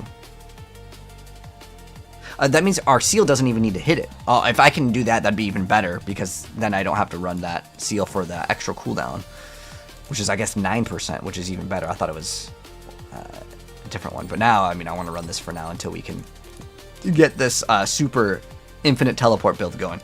So, what we're going to do now, if anyone needs this is a pretty good thing, because I know people struggle with resources, and, like, I love having those early on. Did I need something? Oh. We need to go craft on that amulet. Okay, we're gonna go back. We have 180 tries. I think we hit it this time, boys. All right, let's go. So let's see if we can craft on it. So what we're trying to hit, again, what we're trying to get is +2 all skills. So we're gonna go focus reroll over here. All right, actually, I think I'm moving my face out of the way. All right, let's go. Dex. Oh, I saw the +2, man.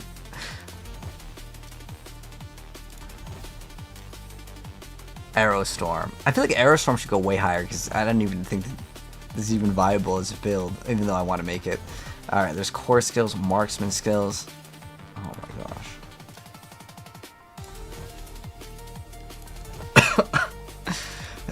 There's basic, marksman, cutthroat, trap. Wait, can you guys see this on TikTok? Sorry, I know it's kind of zoomed in. Oh, hold on, can I move it over here? Here, I'll do this so you guys can see it a little bit easier.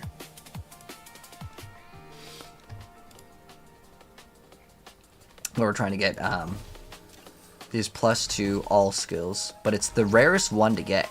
I've hit it like at this point I would say like probably 4 or 5 times, but it was always +1. We want +2.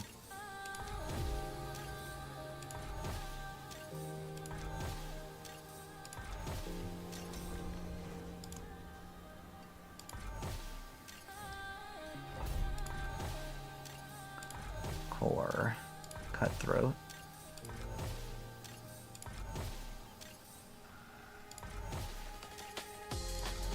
I don't know why they also made it like attached to Dex.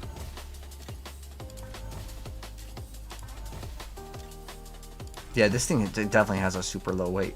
Because like I've rotated through so many of them, and it definitely seems like that one is maybe like, I'm guessing it's maybe a very, very, very low one. Maybe like 5%.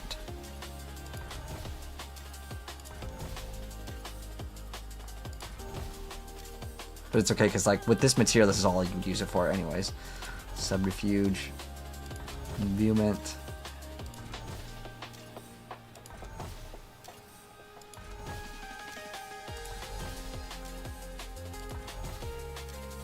Come on, game. Like, how rare do they, how much RNG do they want this thing to have? This is just like mean. Like, I understand with like this mechanic, okay, like with PoE I kind of get it, but like this was supposed to be like an easy game compared to PoE. But now I think they've made it like harder than PoE in some aspects, because there's like just so much RNG. And there's no easy way to like trade in the game, so you can't consistently like refresh or try to get like your next upgrade. But this is like actually ridiculous. Because again, if they want this game to be accessible, I guess technically like this is like a pretty premium thing, so maybe for that they want it to feel like super rare. But again, I think that there's a point where it becomes too rare, that it's like untested levels where like, I don't know if you guys played last season, but the Mythic seals were just like impossible to get last season. Like I spent hundreds of hours and I only had one. And this season, like they definitely have increased the drop rate, which is great. But then we have like this thing, which is like, this by the way is a new thing. They're like, guys, we added all skills to the amulet thing. I mean, bro, I've been trying to roll. Like, do you really expect your average player to be like, oh, I'm so excited that we have this. Let's get like a 1 out of 10,000 try. Like, I don't know what the ratio is, but if we're doing like over 200 of these and we haven't hit it once, you know, I don't even think this is like a realistic thing to like tell people that you actually put it in the game, because this is like too rare. It's too difficult. Oh my gosh.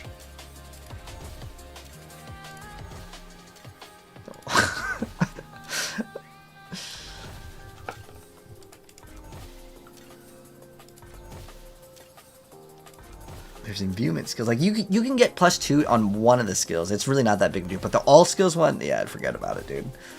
I'm gonna hit it just so I can see how many tries does it actually take. Because at this point we're like 250-ish in. After we finish this, I didn't count. But I know I had like 100, and I was like, oh, we'll probably hit it in 100, right? That's not. I haven't even seen it once.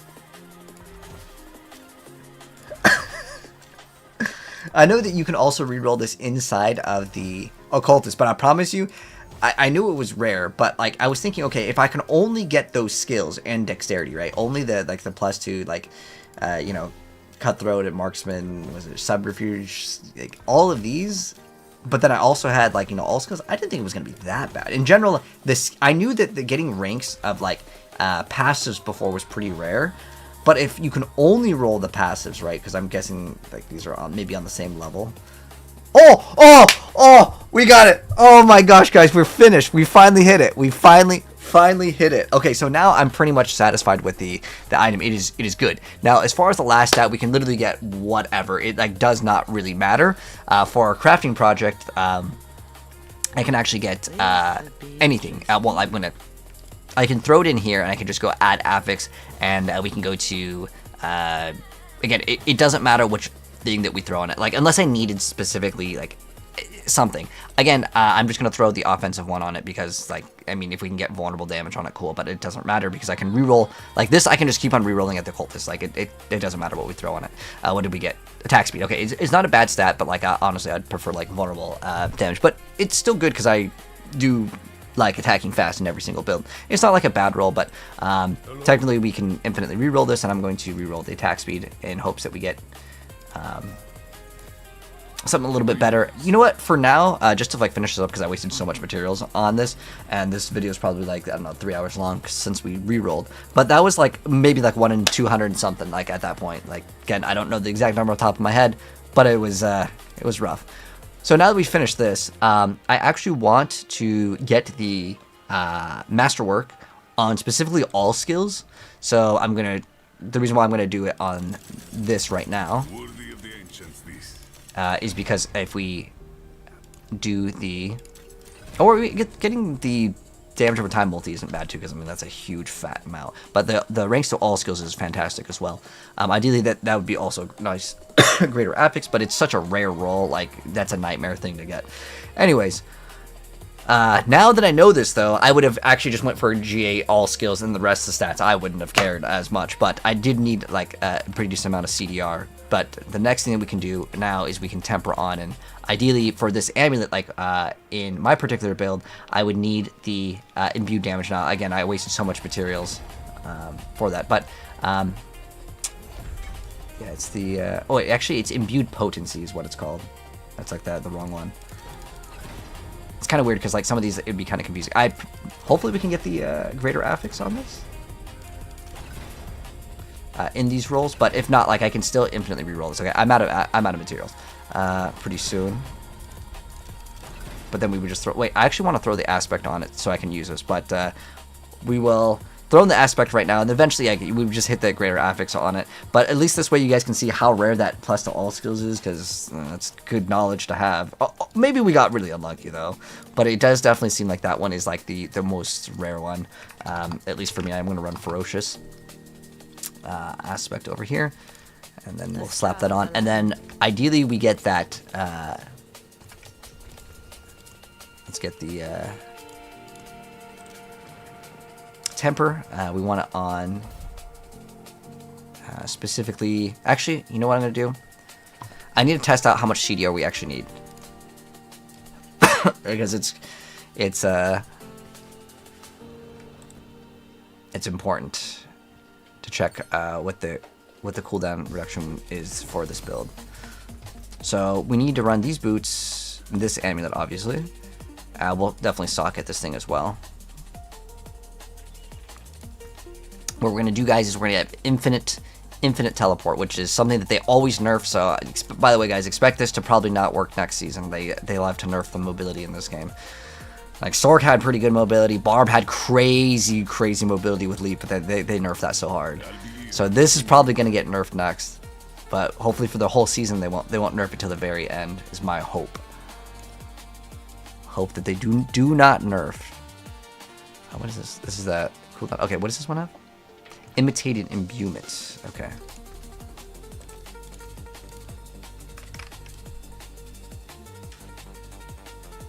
Oh. We already have imitated. What was the... Oh, shoot. What were the gloves running before? Alchemic advantage. Okay, we need to slap that on them.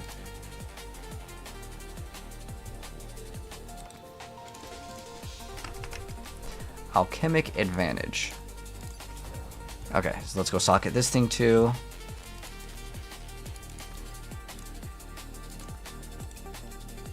And then, let's see, what is our cooldown right now? Cooldown reduction 43, but we also have mobility cooldown reduction. Oh, does that not show up? They don't even show mobility cooldown. Okay, so I guess we don't have that to factor in. So we have, what is that, plus 16? What was our other cooldown? Okay, what was our, we had like a note that went, oh, 8 in the seal. Okay, so that might actually finish up. The Sork build, yeah, Ball Lightning is no good anymore, brother. That build is like super nerfed. Unfortunately, I don't even know if, do we even get anything for doing this? Actually, I wonder if there's like incentives to be on the leaderboard, because like I actually hit if you hit top 1,000, you're supposed to get something. But wait, what tower is this? Was it like, I think it was 110. We can do 110, like no problem. I can do up to like 115. After that, man, it's like 0 damage.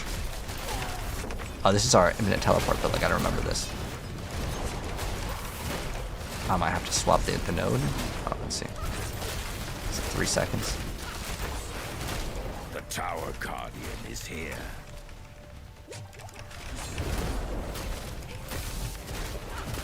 Okay.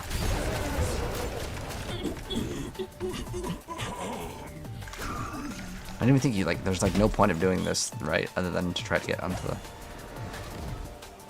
Wait, we're ranked 210? Okay. Okay, well.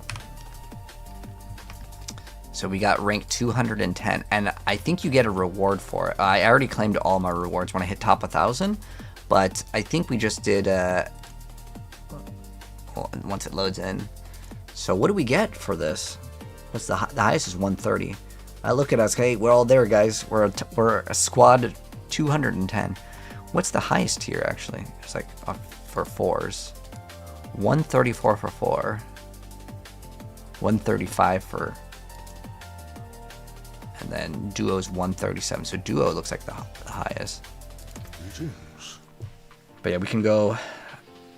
And what's this? Oh, more of those? Oh, thank you, man. I might need it when we actually craft something else. But thank you. I appreciate the team. That's so much damage over time multiplier. But now we just need to sock it in or throw in those gems that we just removed.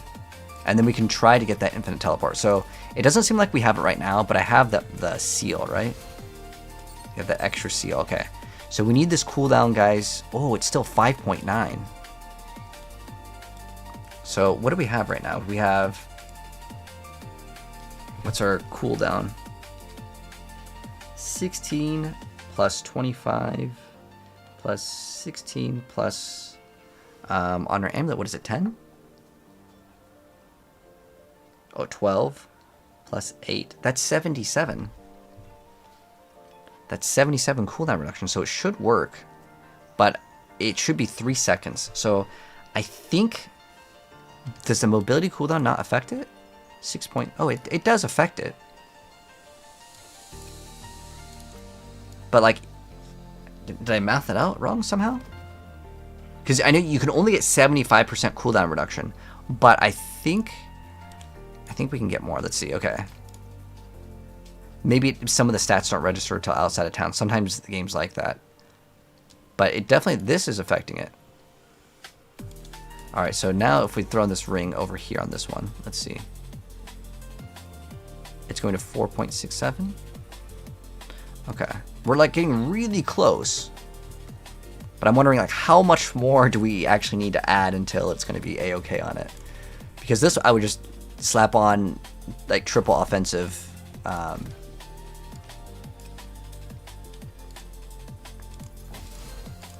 would just add triple offensive and it'd be like real easy.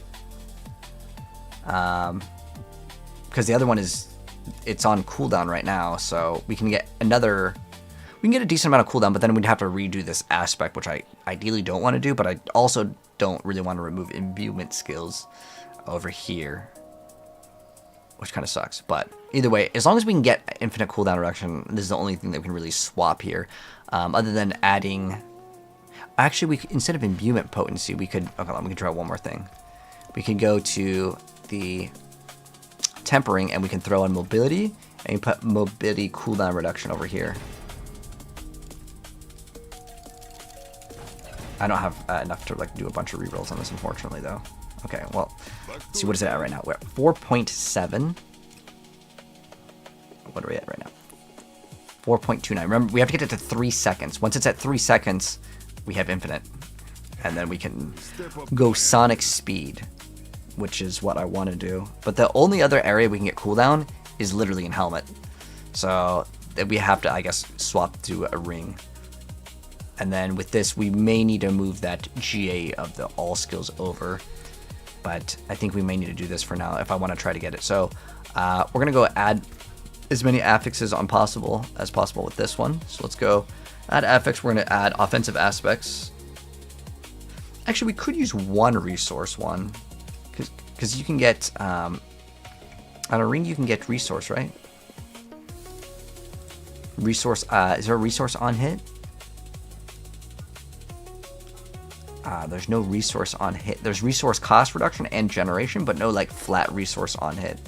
So that one is actually a temper. I know that. But let's see if we can just...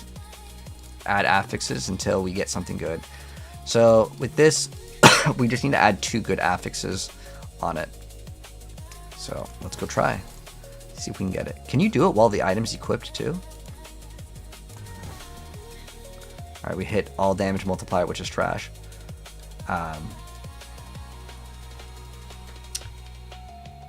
We can do focus reroll and just reroll this one at a time. Crit strike chance, nope.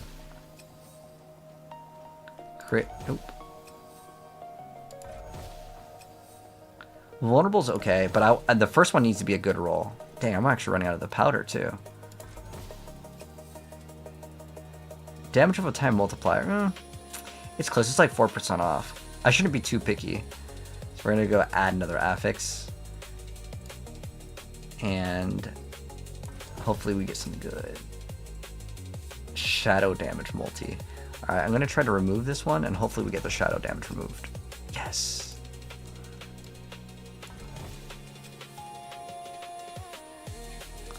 All damage multi's okay. I think what I'm going to throw I'm going to throw on HP instead, because I don't want to be too squishy. Or add a defensive aspect, and then we'll just focus reroll until we get HP. So we get fire res, and then we just go focus reroll until we hit max life. Okay, that's like pretty good roll. That's a good roll on it. So we're good with this. And now what we're going to do is we're going to enchant, and we're going to remove the all damage multi because it's like really bad. And instead of all damage multi, we get Dex or vulnerable. Both of those are fine. I'd only have like 2 rerolls. Oh no. Oh no. Okay, Dex. What's vulnerable go to like 20? Oh, it's at 14, so that was actually not a bad roll. But I actually have no more materials, so I can't even masterwork this thing up. What are we at? 4.29. Okay, so we're like so close. 4.29. Oh, we know what we would need to do, right? We need to temper on the cooldown reduction, which I can't. So we're so close, guys. We're at 4.29. And then once we masterwork this up, we get another... It goes to 25, so we had another 15% cooldown reduction. And hopefully, I don't think it's going to give us enough, though. I think we actually need to get cooldown reduction in the helm and probably masterwork it. And we might need to actually get the masterwork. We have to get so much masterwork. Like, everything has to be absolutely perfect for the infinite teleport. It's a very difficult thing to roll. To the point where, like, I'm thinking that we probably need to, like, save up, like, thousands of materials. They made it way too difficult for that all skills. That's where we dumped way too many materials in. Alright, ooh, we have a Nightmare Dungeon escalation. Let's do that, boys. Hell yeah. Do we have anything good? Higher quality of gear. Extra rewards. That's so vague. Oh, many emerald. Ooh, yes.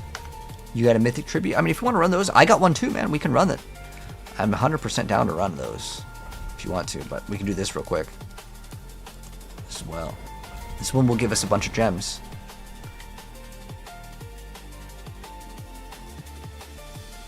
That means CDR is multiplicative, similar to damage reduction? I just know that you're able to do it. What's up, Black Sparrow? We did play that game. That game was not very good. I don't know if did you play it till the end? There's like a thing where you have to kill like 3 of these giant like cannons or something like that, and then one of them like lasers you out of the air. Go buy some mats from the vendor. Oh, you're talking about using veiled crystals to convert? It's such a bad ratio, but yeah, we could get like 300 more. It is possible.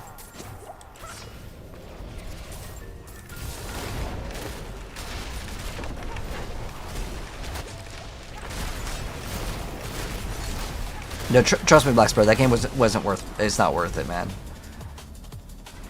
That game was not Zone of the Enders. Too slow. How did we get so many options for reroll? Oh, the occultist? Is that what you're talking about? It should be the same for everyone. I don't think that you have to unlock any of those.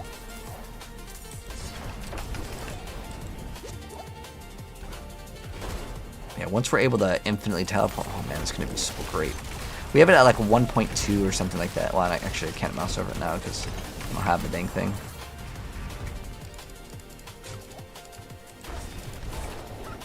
Yeah, I cannot wait to be able to infinitely teleport.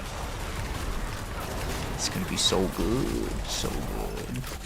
Unfortunately, that damage over time multiplier will not work with the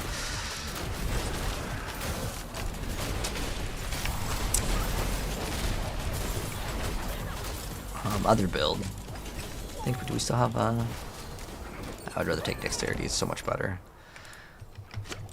It's like 10% more main stat. Oh, this is the gem one, yeah? This one is gonna be super good. I actually wanna like see the entire dungeon. I'm gonna go around the world on this one. Because now they made it so you can see, and it's actually a really nice quality of life. You can see all of the chests. See how much the gem material we have. Do we have like a bunch of the emerald? We might be able to craft one gem, guys. I don't have one of the high-end gems. They're like so hard to get now. But this one hopefully will let us get a bunch.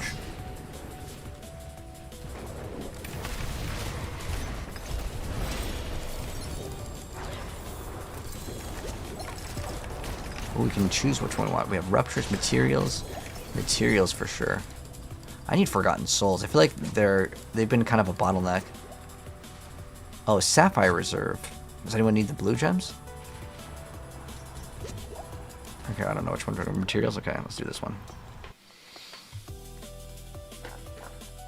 Everything. No, that game has a stamina bar, Black Sparrow. That game, like, what the heck? I'm just gonna hit decline because we're already in it. I don't actually know what would happen if we selected that.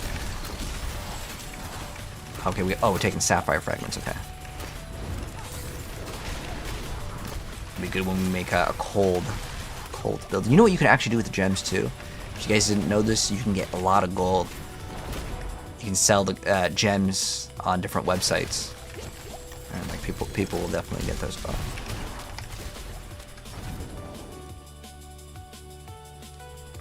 Oh, that one didn't show up on the map. I guess one. This is Tormented 12. Like, come on, one Obdicite. Like, what are we doing? You know what's weird is I feel like we complain about Obdicite, and it's okay that, like, you know, right now, like, the Obdicite's not in a bad spot overall. But, like, why are these numbers so bad for Obdicite now? Like, I didn't remember it being a problem, but then people complained about it. In what I think it was last season. It was kind of last season or the season before. I just remember Obdicite was like all of a sudden it became like way too rare. Because like you kill things and it'll give you like one. Did the butcher drop anything good? No. I hate how the prisms don't automatically get collected too. I feel like the whole point of like this little pet, right, is to pick up, you know, the stuff that you normally want, which is a great thing, but it only picks up some of the stuff. And I think it's okay that it doesn't pick up like the mythics, because like that needs to be exciting. You need to see it drop. I think that's fine. I'm not done yet. Let's make them pay. Okay. This one, oh wait, I like how some of the doors actually open up over there. Interesting.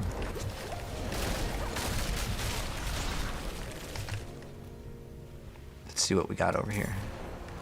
Okay.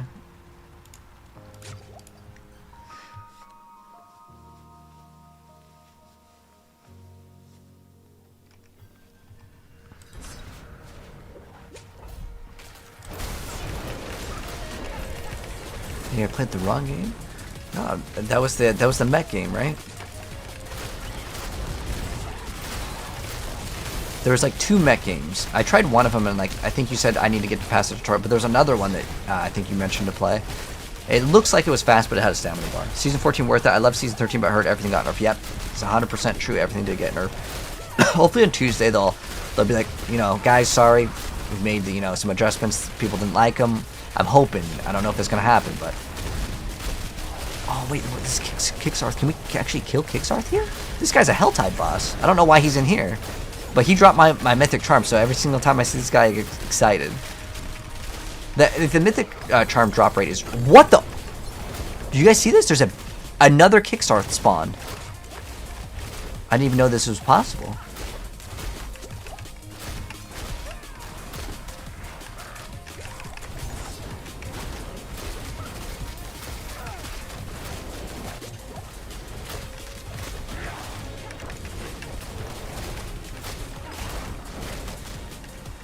Oh my gosh, I'm getting knocked.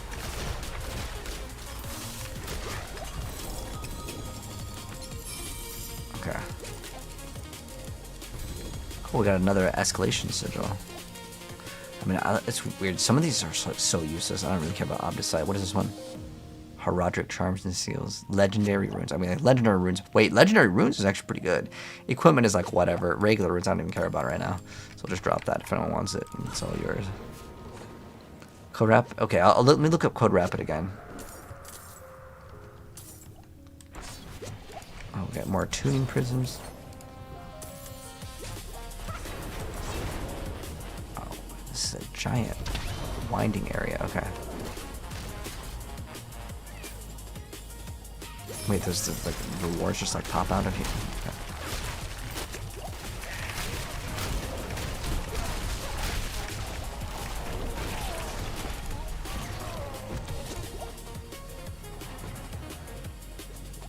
I actually know of a crazy like interaction now with Scroll Wheel. I'll show you guys it eventually. I just have to get like the upgrade where you can get like, you can click on these things in Nightmare Dungeons. And then if you guys want, we can run that Mythic Tribute. I have a Mythic Tribute as well. And we have our Barbarian carry right now. I mean, I can carry T12, but the Barb can like, you can do it so much faster. Oh, damn. I forgot this boss is actually really hard. You cannot stand in the AoE.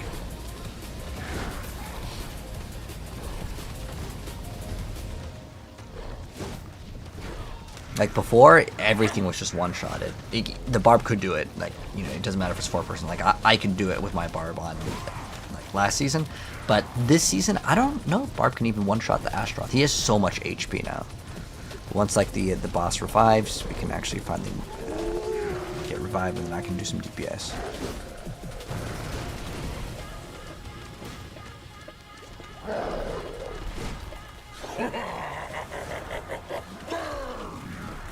Or is it up to the ball lightning sword? Alright, revive the Barb first. He's got the fatter DPS. Unlucky. Alright, it's your turn, Aware. I don't think there's any penalty for just reviving, so we're all good. No problem. This time I won't stand the AoE.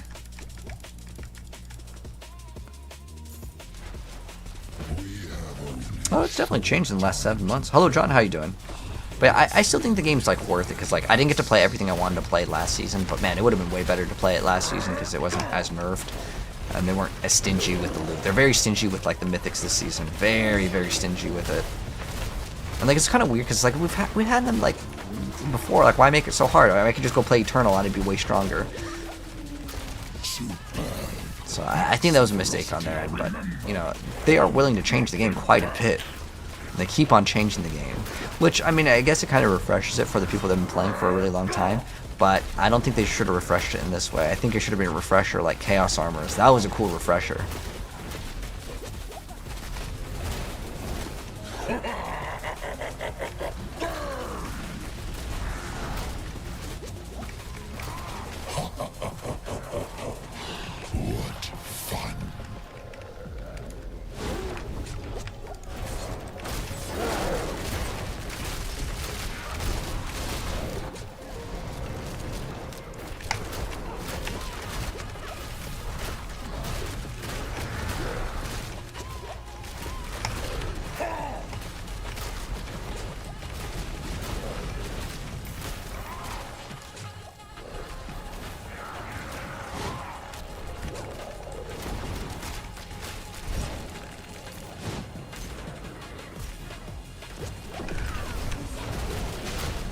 Away, beast!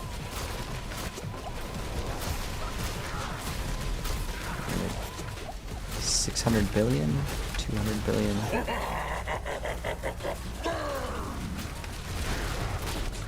He just has way too much HP. It really does on T12.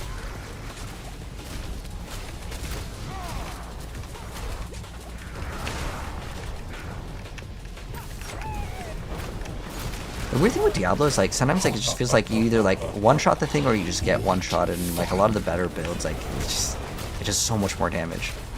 Like this, I think this is like okay in terms of difficulty, because like right now I think the two people are still trying to like get their builds up. Like I think the Barb's doing the majority of the damage, even though like I know that like I've done this on T12. It took a little bit of time. It was like maybe a minute, but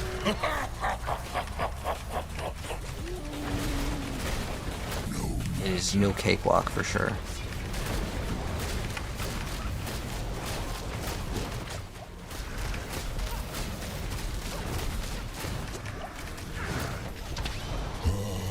Okay. But I think if they made the game harder, they should have also beefed up the rewards, you know? I mean, like, you see a lot of loot shoot out, but is it really good loot? Let's see what we got. We did get a lot of items again, but yeah. What's up, Winnie? You don't like this season? You know, a lot of people didn't really like this season too, Winnie, and I will say for sure that, you know, the game's a lot more difficult. I don't really mind a challenge, but you got to give people, you know, a give and a take. You can't just take and then be like, oh, okay, enjoy the season. And expect people to be okay with it. So I think as more people get to the end game, there will be way more complaints too, because one of the things I think a lot of people are going to be upset about is the new Mythics, where it's like it's way too hard to get Mythics now, especially because we have this new crafting system to craft these Mythics, but you're only allowed to one.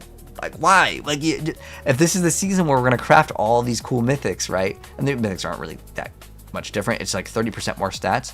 It's almost, I think that their original idea was maybe to go with like primal items in like Diablo 3. We had the items that were primal. It's basically the concept of primal, right? It's like it's 30% more stats. And or it was like the OG, well, hold on, I forgot what it was called. I think it was called the original primal. The original primals, if you guys didn't know, were basically, you know how we have like legendaries and then there's like ancestral legendary, and then like the original primals were 30% more, and then everything was supposed to be primal. But then the decided primal was ancestral but perfectly rolled, basically like the Mythics. And so the whole idea is basically like combining the original idea of Diablo 3's Mythics, or a Diablo 3's primal items. But like even though like, okay, we did get a lot of loot, but like again, there was not one thing in the entire area where I'm like, okay, cool, we got something good as a drop. Unless it was like a bunch of Forgotten Souls, because I need a lot of those. We can definitely use those. You want to play? Yeah, I'm down, Winnie. Let's go. Yeah, I'm definitely down to play sometime. Did you go to Anime Expo? Is it better to level up with Dance of Knives or Pen Shot? 100% Dance of Knives, brother. Yeah, Dance of Knives. Pen Shot, it does do better damage, but you want to get Eagle Horn. You can't really get this item when you're leveling up. Alright, so we need... Oh yeah, we can get... I think we get one small DPS upgrade. It's like 6x damage, but 6... Oh no, we can't even get this. Dang. So it requires... Oh, we actually can get 2, guys! But... the Forgotten Souls, yeah, I'm like fresh out of that. I do want that as an upgrade because that's like numerical DPS upgrade. Oh, I have a Mythic that we can run too, guys. But I think one of you guys has the thing as well.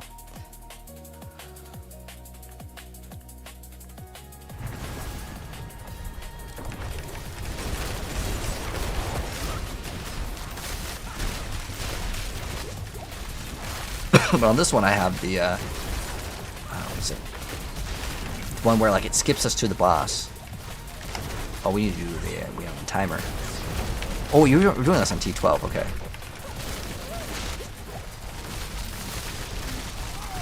Oh, yeah, like, really little time.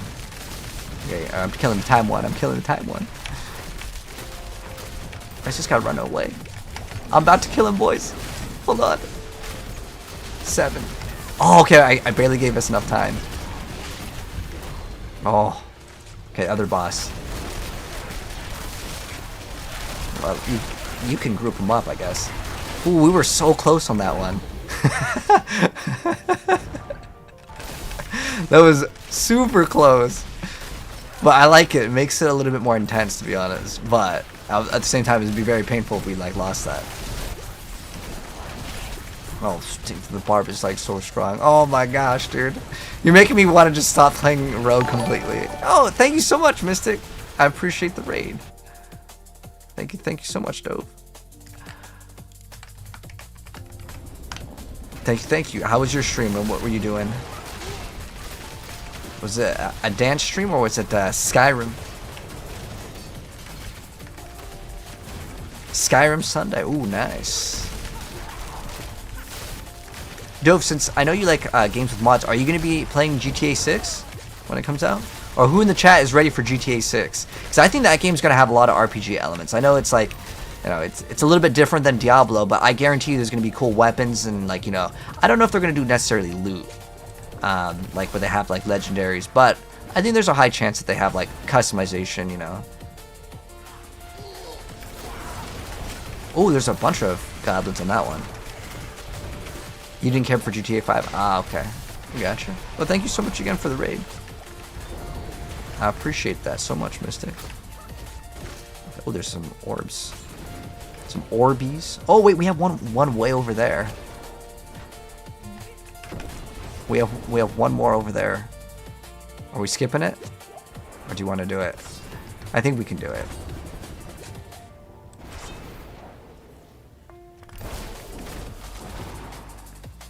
Oh, it's just like one more monster.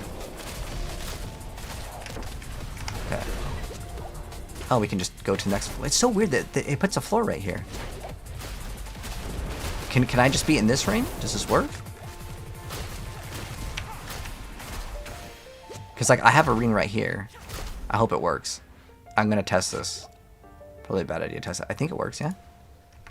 Oh, it doesn't work. Okay, I'm sorry, guys. It has a portal. Okay, in my defense, it has a portal, like, right there. But I'm pretty fast.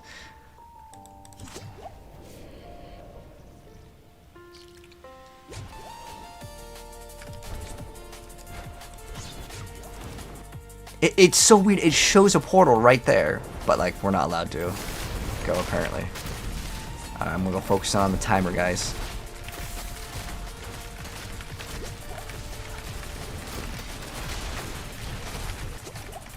Dang, he just, like, a little bit walked. He, like, breathed on it.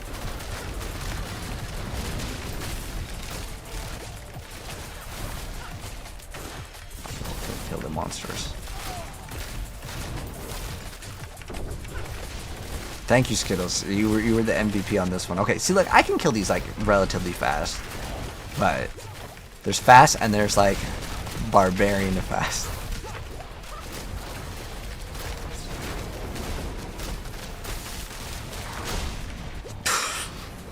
I'm so jealous of that, man. But what I find weird, though, is, like, apparently, like, the rogue and the barb are the same in terms of, like, pit pushing, which is, like, weird for me, because I look at that, I'm like, there's no way. But I think it's because maybe with rogue, they have a really good way of stacking the monsters on top of each other for the big damage. See, what are we getting from Mythics? Mythics. Ooh, I see a Mythic, guys. I see it. What Mythic did we get? Oh, it's for Death Trap. I have like 2 of the Death Trap ones now. Wow. Maybe it's a sign, man. We need to build the Death Trap.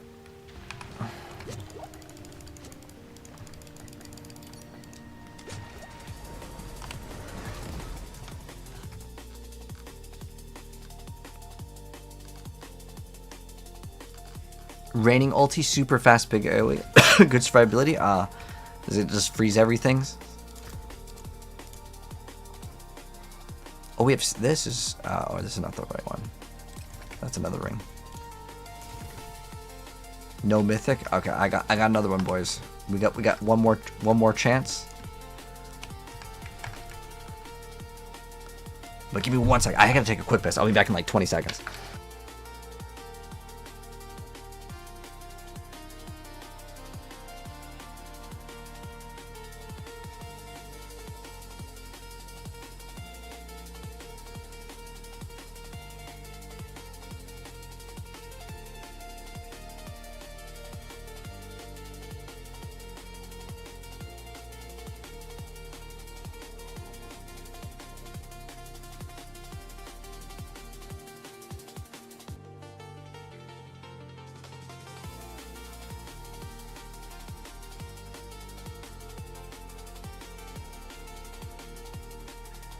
All right. So let's go ahead and go in again. I'm not gonna put any other like. I mean, it would be. What's the penalty if we throw this thing in? Oh, I can't even throw it in because we can't even. Wait, hold on. There's more. Weapons, armor, or jewelry. What do I want? I mean, I technically want the jewelry. Potion drop penalty? Okay. Alright, let's go. We got another one. Do I ever play League of Legends? I've tried that game. I'll never play that game again, brother. I really just don't like how long the games last. Like, it lasts way too long. Like, okay, I can't even stand my Marvel Rivals teammates like 90% of the time.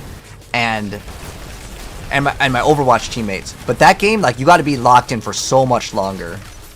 Like, if you have some bad teammates, you're stuck for an hour with those people. Can't do it, man. I think it's mentally too taxing.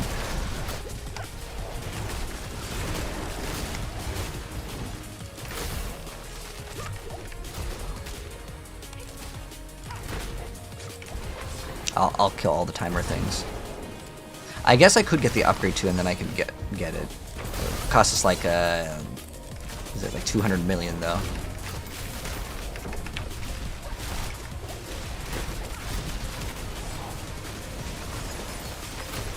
Oh, someone swapped to Twisting Blades. It looks like they're doing way fat damage.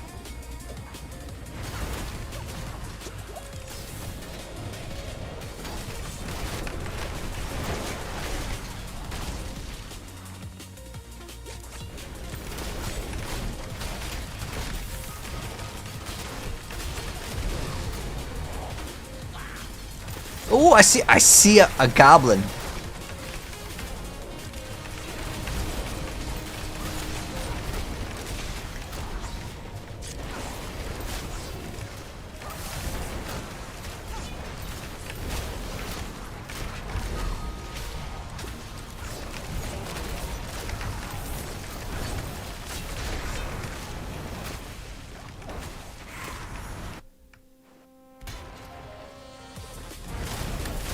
I still think this is probably the best mythic farming in the game, even though it's like bad. Like, there's not really anything else that's coming close. Because let's say that this is a, I'd say it's like 30% chance to get one mythic. It's like really bad.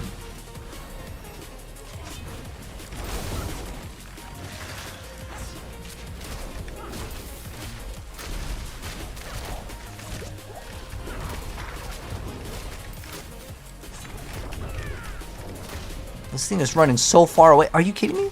This thing like ran all the way to like another pack.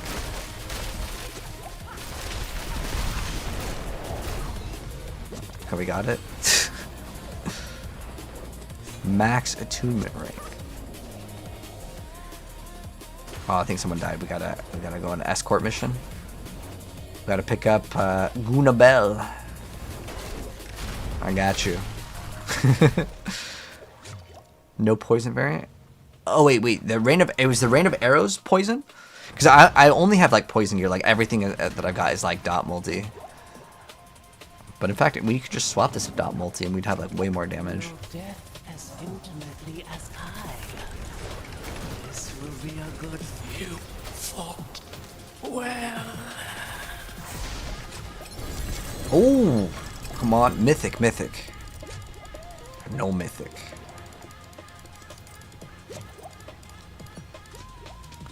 But we did get some aspect upgrades, so that's kind of cool.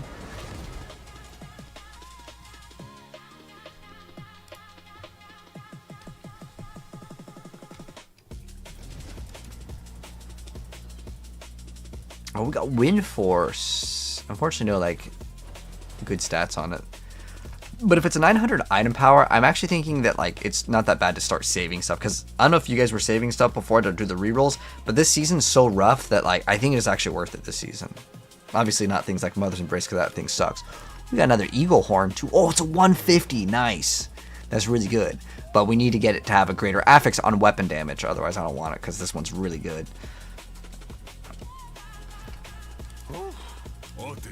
You got 0, I got 0 as well. I want to say it's probably about a 30% chance to get it. I don't know what the official number is. What do we have next? We have Helltide. Oh, also the syncing of war plans is terrible. I don't know if any of you guys tried the syncing of war plans. It's like non-existent, in my personal opinion. So how it works, guys, if you guys were wondering, so how it works is you reset the war plan and everyone gets the same war plan, but you still have to manually select it. I don't know why. Do you want to do a Rhoda? I mean, yeah, I got one. Sure. I don't think we can do it. Oh, actually, I think I have two, actually.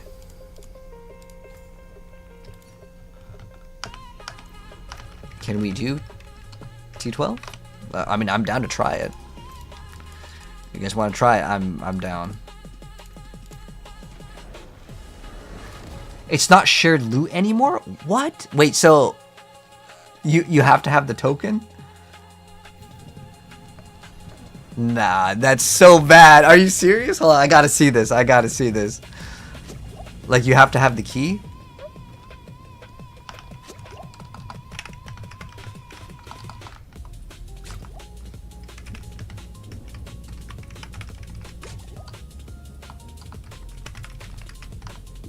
Yeah, if we can't do this, like, I don't expect to actually be able to do T12 because it was so hard. Everyone has to have the crux now. Ah, really?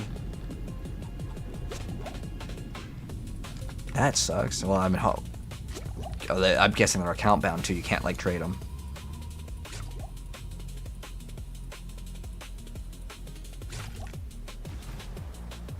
Stay closed for people.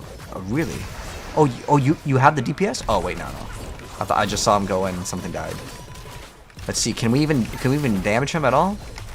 I think this guy's just like way too overtuned.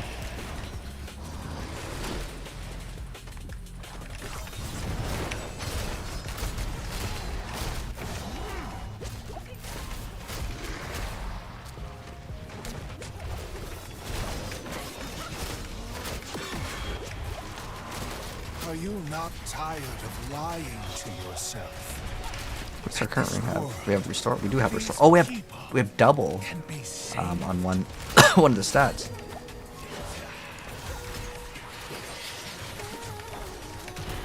We have two of the same aspect. Okay, yeah, we're gonna reset this one. This is probably, well, we got it like a quarter down. So maybe the difference between this and the other one is like, it's a massive change. So T12 is, yeah, I know T12 is ridiculous. Can you do it, Odin? Or is it too hard? Yo, Thugzilla, thank you so much for the heart gifts. I appreciate it. A Bratzilla. All right, let's go do 11, and then I can actually increase my DPS a little bit. T10, and we can do. Should we try 11? We'll try 11, and if it doesn't work, I don't know how much the difference is on loot in this one. And actually go to my own build and check real quick. What do we actually have for the aspect?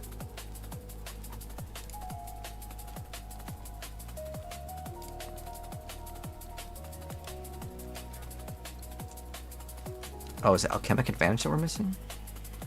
Ah, okay, we're missing Alchemic Advantage.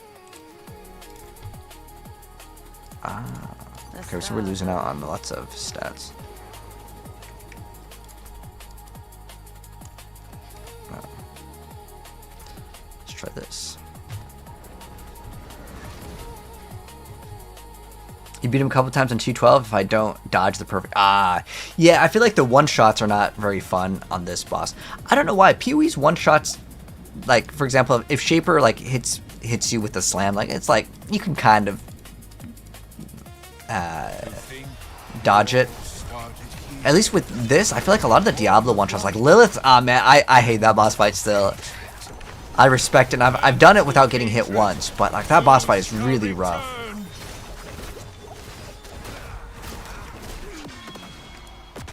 We need to revive.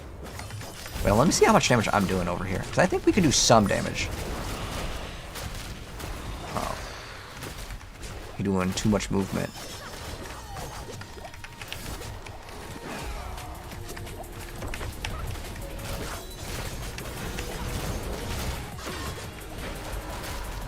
Are you not tired of lying to yourself? Oh, dude, this is like night and day difference. The barber's already like knocked it out. Okay. Can be saved. So I think 11 is doable. You fight so hard to reveal. I'm just really curious to see. Do you actually need the chest or the keys to open it up? You impetuous fool!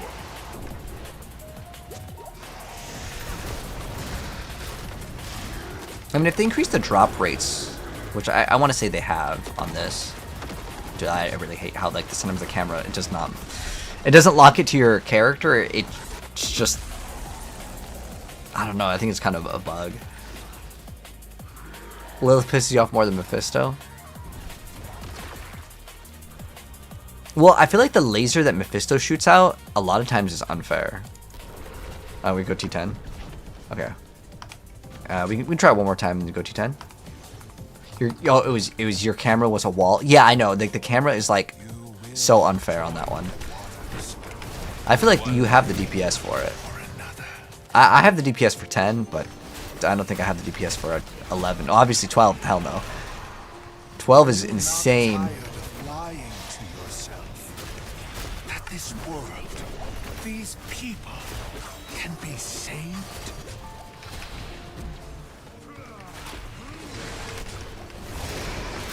Hope is an illusion.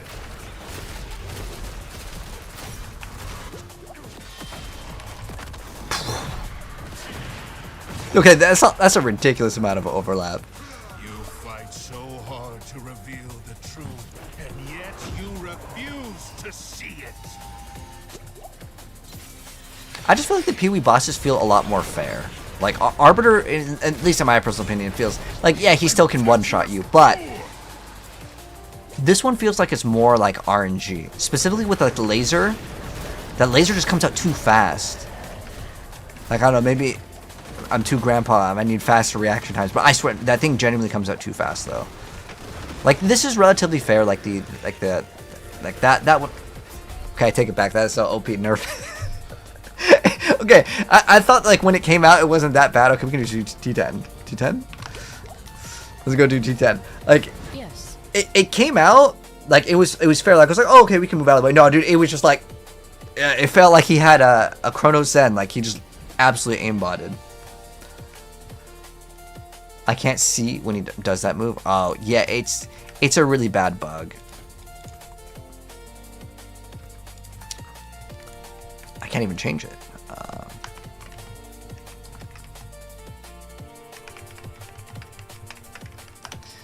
Can I? Yeah, okay, there we go. Let's go do T10. T10 it'll be night and day difference. I think we can all just roll it finally. Okay, let's go do it. You were never able to kill Mephisto alone last season? Oh, what difficulty did you try, Amir? Like in T10 even? I think it comes down to sometimes some of the builds. Like, I think the Barbarian right now is like by a long shot the best. For specifically doing like bosses. But I didn't have that bad of a time on Rogue. I still think that I just need to put in more time. I'm still missing a lot of things that can make this build a lot stronger. Specifically, I need to get Scoundrel's Kiss in a Mythic version because it's going to increase our DPS by a lot. And then also our bow can be Mythic.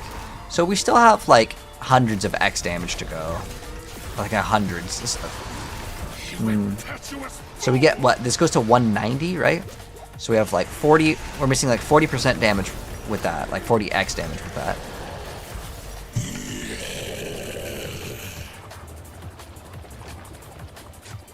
Oh, we're already in the next phase. Good.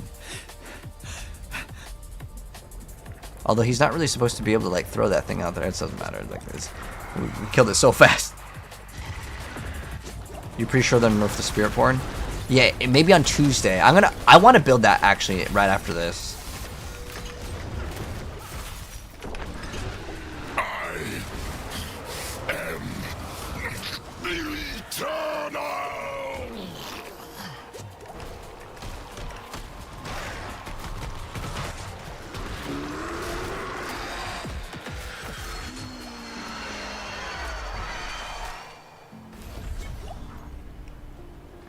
Oh, we got the thing. Okay, so what is the Uber Mephisto going to be dropping? Let's go ahead and see what he drops. Okay, so now I guess there's a new change, by the way. So you have to have this. You can't just open it up. Like, it used to be like one person would need to open it up. We'd have a bunch of XP. Alright, let's see what we're getting. But yeah, that's one of the newest updates. But you do get a bunch of rewards also for killing him. But let's see, like, in terms of drops, did he drop us anything good? I think he should guarantee drop a Mythic because he's so tough to fight, especially this season. Alright, so what do we get? We're only going to look at the greater affixed items. So we got a potion capacity, no good. We got evade, grant some extra movement speed, not really that great. Dex is okay, but we would want probably weapon damage unless this is going to be an offhand one, which is technically like doable. And also has some shadow damage multiplier. We also got Crown of Lucian over here with some armor. At least it is a greater affix. I mean, this item is still like an okay item for some builds.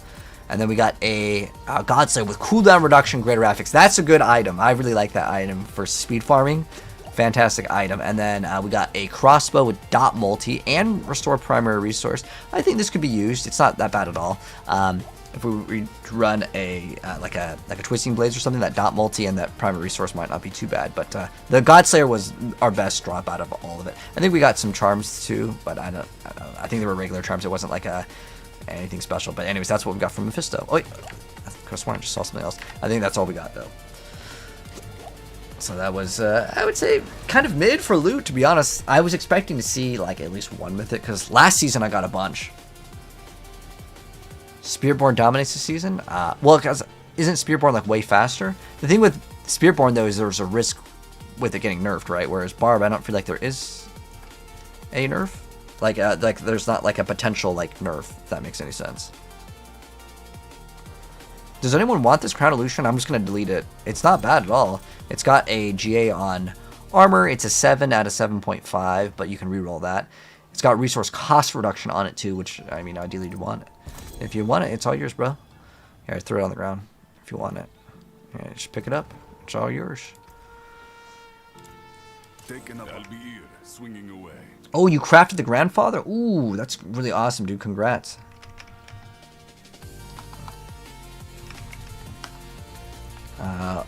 Meth one more time.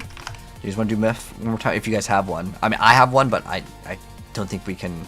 I don't think it opens it up for everyone anymore, which is really unfortunate. Your death will be swift. Can reset the thing.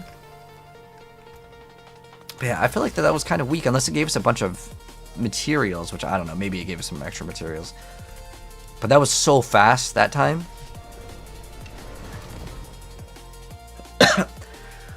Yeah, it's definitely, this season is definitely greedy with the drops. I agree, man. They're very stingy with the drops. I don't like that you can only have one of the crafted. I guess we're going to get a mythic, guaranteed mythic item. What is this one? Okay.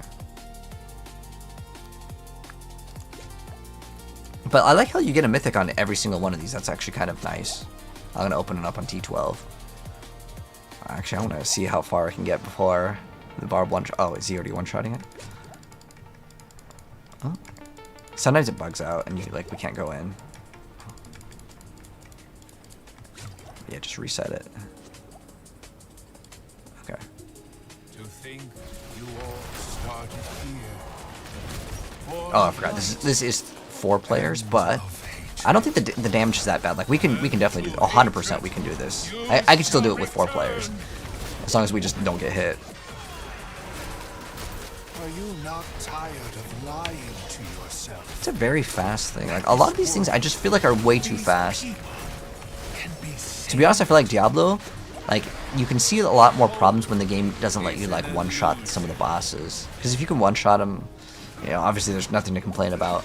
But it's specifically, like, I remember everyone complained about Lilith. And they did redo some of the stuff with Lilith.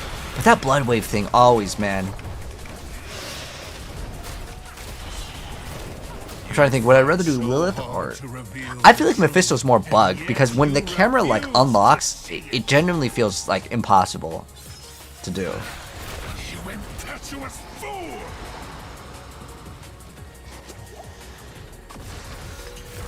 You can't craft EG Grandfather? What do you mean? Oh, like OG Grandfather? The new Grandfather is actually better than the old one, if you didn't know. Yeah, if you guys didn't know, the new Grandfather is way better. It rolls with critical strike chance. It's kind of weird. Out of all the Mythics, Grandfather became like super giga tier. Like, the rest of them, they're just kind of bad.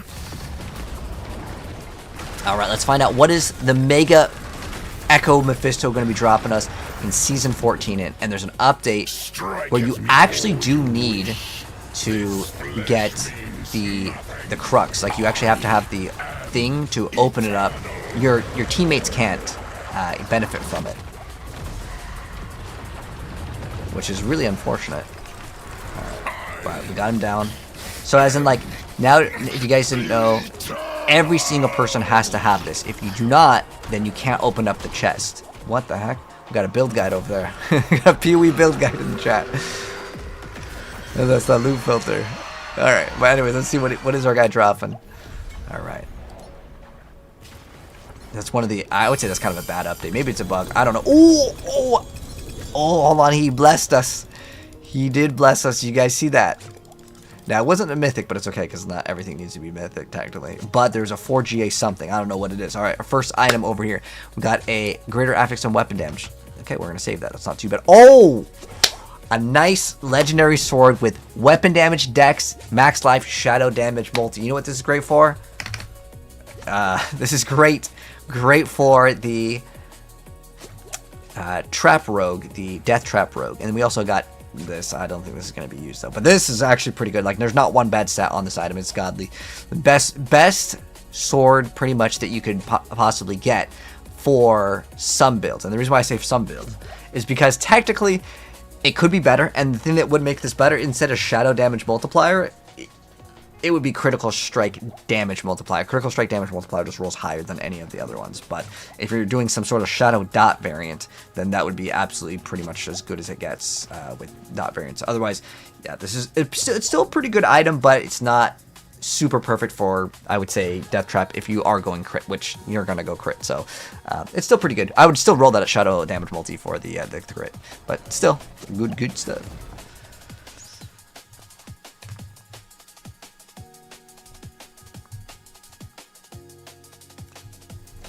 You took grandfather off for the shake-up? Well, I mean, yeah, the +6 to all skills is great. I just don't like the crafting. Does anyone like it? Like, I haven't heard one person say, yeah, this is great. Like, the new system of only one mythic. Or one crafted mythic. I just don't like it. It's like, if you make the season all about that new system of letting people craft their mythics, why can't we craft them all? Like, it's already pretty bad for RNG, right? But I don't know why we aren't able to just craft on them. I think it would make a lot more sense to be able to craft on them. But do we get a bunch of, like, let's see, do we get a bunch of Forgotten Souls? What do we have, Forgotten Souls? 400. Okay, we actually farmed up a pretty decent amount. But I remember on our Amulet, we were trying to reroll to get Mobility CDR. And what else were we trying to roll? I think, were you done with this ring? We also need to throw down, we need temper, cooldown reduction on this ring. Do we want the other one? Oh, we actually, what does it go to 10 as well? Oh, I already threw it on, so it doesn't really matter. We're going to try to get that greater affix crit. Ooh, there we go, 7.5. So we actually want the crit on the regular one. Ooh. Max life. We want that cooldown reduction, but it has to be the right cooldown. The right cooldown. It's a 1 in 5 chance. Nope, that's the wrong one. Worthy of the ancients, this. Yes, that's the right one. Okay, cool. Back to it then. Let's see. Can we get it now, guys? I want to see if we can get that cooldown reduction, because I've been really wanting to get infinite teleport. If we can get infinite teleport, it'll be a really good spot for tonight. Like, we've advanced our character quite a bit.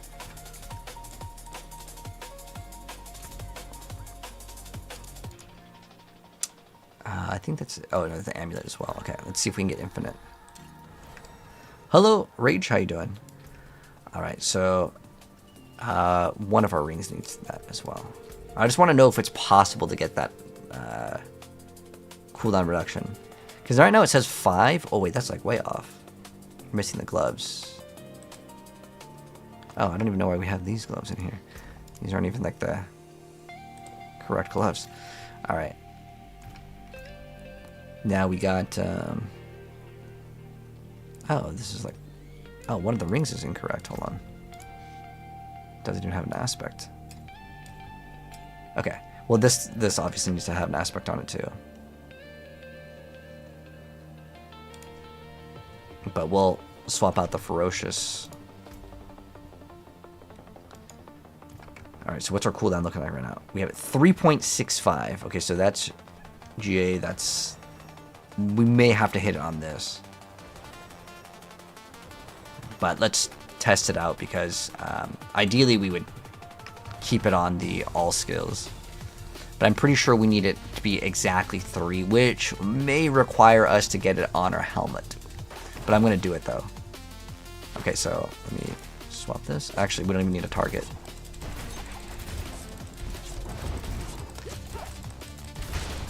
I mean, it's there. But, I mean, we have it, but it could be faster. And do I want it faster? Yes. If it's not like infinite teleport, it's not. And if what are we going for? We're going for infinite teleport. That's what we're doing right now. But if I go for the infinite teleport, I'm gonna lose a lot of DPS. But wait, actually, we still get mobility CDR. Hold on, we still have a little bit to squeeze out of this. So we're gonna temper mobility cooldown reduction. We need this to be a greater affix. Hopefully we can get it. Damn. So we can't run it yet. I think if we get this to be greater affix on mobility cooldown reduction, and so we get that, and then we also get Greetings. we move over the Hello. the masterwork. I think we can get it without moving the helmet. But if I have to move the helmet, I'm gonna have to do it because I want to have 100% like uptime on that teleport. Like I want to be able to teleport forever. That's our goal right now. So just infinite teleport.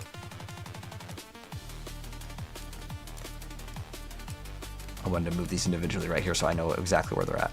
Alright, so the next thing that we need to do is we just got to farm up more Forgotten Souls. But yeah, once I get that, guys, it'll be great. Okay, so we need to do Helltide. So Helltide, okay, 50 minutes, good. We're going to do this thing first. Oh, actually, we can go to T12. Let me go do that real quick. You're going for Shred build. Ah, nice, yes. Which is better, Druid or Barbarian? Well, with Barbarian, you're basically playing Whirlwind. With Druid, you're playing Shred. So, I would suggest. Let me give you a more up to date. Usually, both of them were pretty close though. It was like, yeah. So Barb was like 130. Okay, so it's 137. It was 135 before, and then Druid's 140. So it looks like Druid's a little bit stronger. Ooh, that's my homie over there. Never mind. So, yeah, he's definitely the person to lock in and look at the build guide. If you want the build guide, look up Nevermind Druid. He has the best build up. And then also another great Druid content creator is Screamheart. So I would look at those two if you're interested in Druid. Look at those two content creators and see which will like. Sometimes, you know, it's like pretty close. Like as in like there might be something that you enjoy more one person's build. Ball Lightning Sorceress. No, dude, skip out on that build. That was last season. This season, it's definitely different. I wish Ball Lightning was good. I like Ball Lightning. But, you know what I like more than Ball Lightning was that, like, Thunder Dot build. I like that way more. That build was so much more fun, because those would home in on people, and the build felt way faster. But that build's nerfed, too. They ruined that build. They nerfed that build 2 times. The first nerfs weren't enough. I wish it wasn't like that, because I would have played that for another season. But I think what we're going to do, guys, is we're going to make Spiritborn next. I think Spiritborn is the hottest looking character in the game. Like, the class. Like, all of the stuff has, like, is like no armor. It's, like, super revealing, too. Plus, I got the Kiriko skin from the Overwatch collab. So I want to run that character.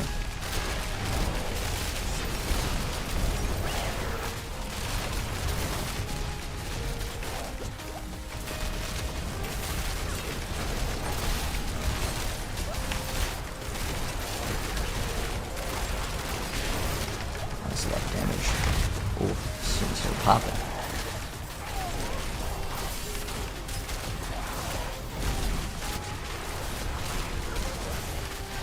Make sure we're not overlapping on. Oh, this one's overlapping.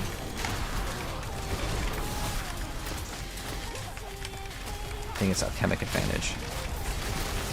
Oh, I have alchemic advantage. Oh, I have alchemic advantage twice.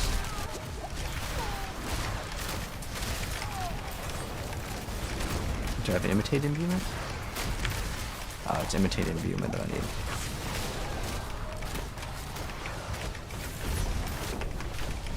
So I noticed my damage was like a little bit off.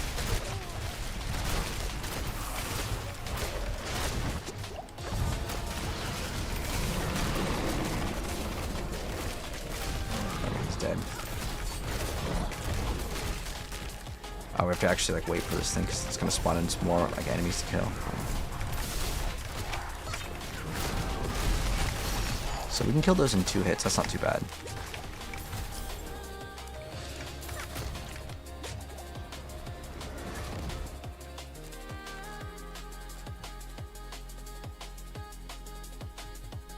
Oh, hello, honey.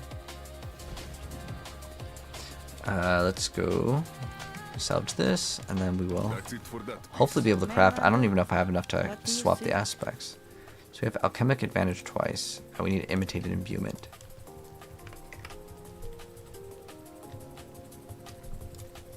Nice. So we'd be good with that.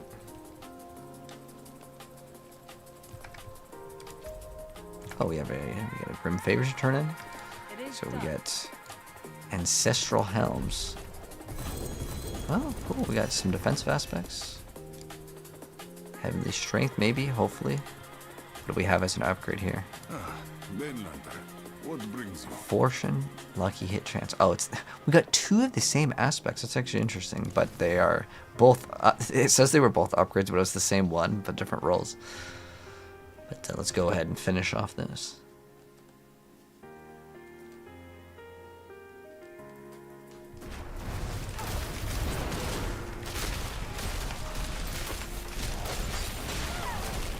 What I usually like to do for like efficiencies, I always go do the maiden. Because no, we lost cinders on that. Dang, this season's really rough for survivability. I'm almost thinking about, and you know what you guys can consider too, is maybe a couple of these we don't really need all the plus ranks to skills. Actually, I'm gonna go salvage all these extra ones. And instead of getting all the skills, maybe like 2 or 3 life rolls is really not that bad. Because I remember even Rob was saying he needed survivability. I'm like, okay, if Rob's para 300 and he's talking about survivability, which, you know, he's a really good player. I'm thinking that, like, you know, maybe it's really not that bad to get some survivability. Like, we got enough DPS. So, if I can see any HP on some of these, it might not be that bad. But obviously, we need to mainly getting DPS. Because, okay, so it rolls from 6.5 to, was it 8? Alright, we're going to keep this one, Cutthroat Marksman. This one we don't need. Hello. Okay. Goodbye. I need to salvage all the ones that are like garbage. So let's get rid of a bunch of these that don't say like... So this one is Marksman, so obviously Cutthroat doesn't work on it. But the ones that we're looking for are specifically... I wouldn't mind if it's like 7.5. That's like close to perfect HP. But all the rest of these ones were deleting. We're going to keep the seals, obviously. Oh, which one am I running? Dex, okay. Let me swap that one out. Put the dexterity over cooldown. This is I a need help. grenade skill. I don't know if you can count marksman I could and use grenade. some assistance.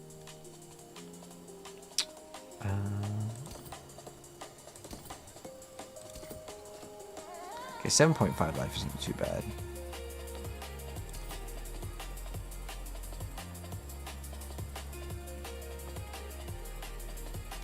Which one do we want to keep?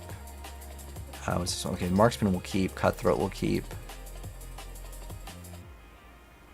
This has 7.5 HP. Okay, hold on. What do we have here? Marksman. 4 to marksman. Okay, I'm not going to get rid of 4. I'm going to get a little bit more HP. Galvanic Azurite? What's this? What about the item? Oh, you just got it? Oh, congrats, man. Nice, nice.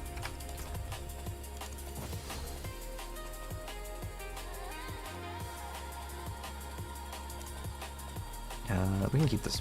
We'll keep this one because it's plus marksman. Okay, and then I think I'm gonna throw like 1 or 2 HP ones just to make the build way smoother. But this thing over here, we need to swap. I don't even know how to. Subterfuge skills does give us plus ranks to like Dark Shroud, which is a little bit of survivability, but it's not enough really to make it worth it. Okay, we can get rid of all these. We can salvage all of these, and then we'll craft some more charms.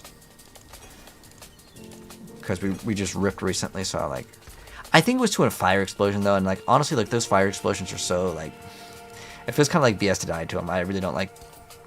I really don't like the explosions in this game.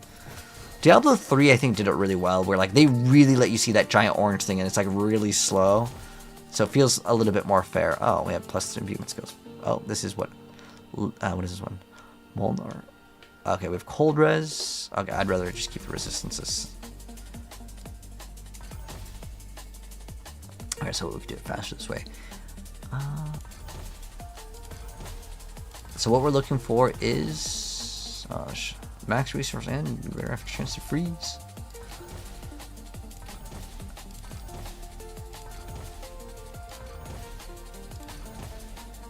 Nope, okay, well, that's all we got with those.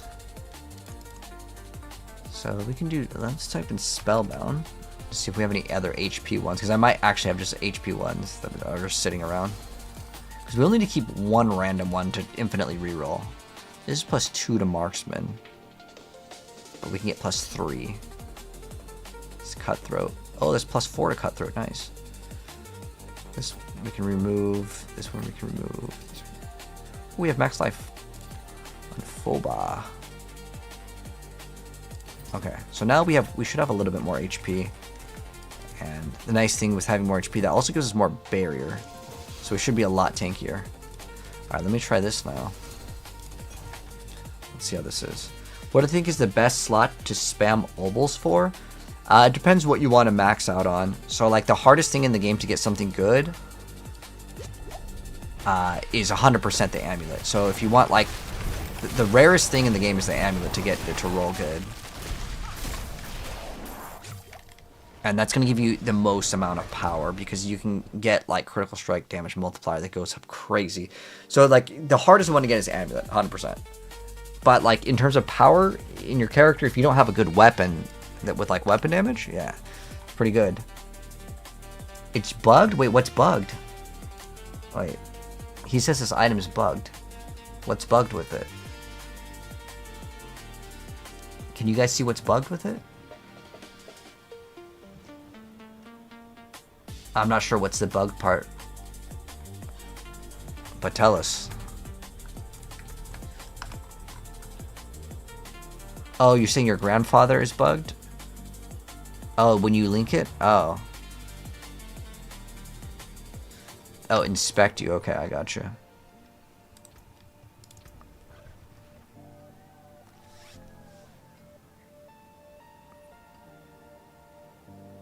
I'm trying to understand what's bugged with it. You got weapon damage GA2. Damn, dude, that's really good. But yeah, crit strike chance is what you want to masterwork, so you already got that. Because like again, that's really hard to get. But I don't know. I would almost want weapon damage because that thing already hits for so much. But I think do you hit with your bludgeoning weapon, right? Step up to my end. I mean, you could use your slashing, but slashing isn't as good. But hello, Aizen. The best way to farm legendaries? Honestly, legendaries are like kind of nothing, to be honest. Like, don't worry too much about those. Like, honestly, you could just go to Helltide and you'll get a bunch. You'll get so much that you really don't need legendaries unless you're in the very, very, like, leveling stages. And even then, you don't really get that much. But if you just keep on playing the game, you'll get it. There's not, like, one specific activity that's going to yield the most amount. I would just say, like, you can just keep on playing Helltides. Honestly, just get a Torment difficulty, and you'll get so much that you don't really need to focus on it. You went from 12k crit to 13. Oh, sorry. So what you're saying is we're gonna go do T12. But actually, what about that other boss? I have 4 keys. That's a chance at getting the mythic though. Hold on, we should do that. It is done. There's doing up here. The pits. I just need to do this thing, and then if you're down to do the it's that new Reaper boss. You're just trying to get aspects? Ah, okay, yeah, just keep playing the game, man. If you just keep on turning in your war plans, you'll get some. Like I said, all the forms of content now will give you legendaries. Except for, like, the tower. That's, like, the one exception.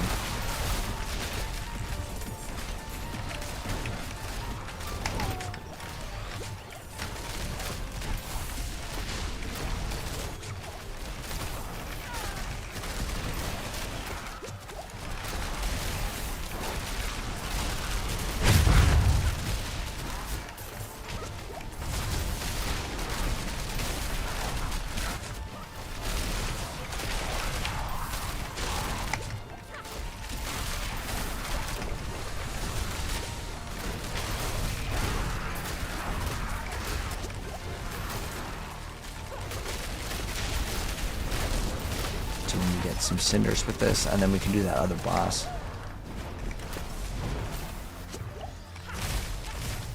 Since he has, like, I don't know, he has crazy crit damage now. My grandfather is so crazy. Hello, Jupiter.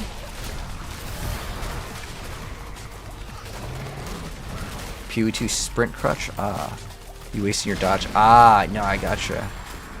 You know what I'm gonna be able to do, hopefully by the end of the stream, is we're gonna have infinite teleport. It's so busted, but the one bad thing is that you lose a lot of DPS when you swap to it.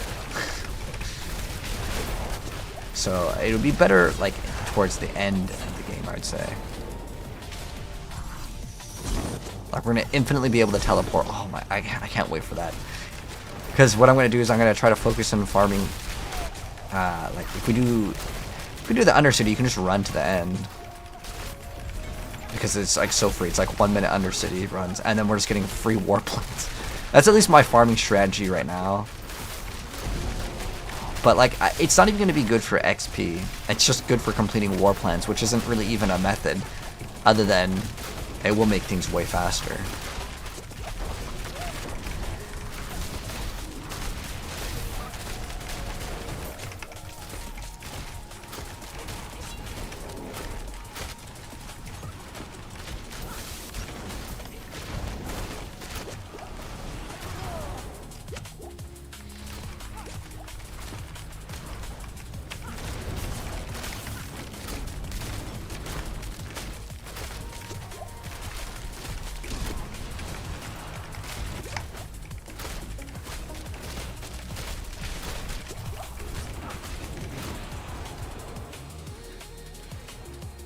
It was 68,000 HP.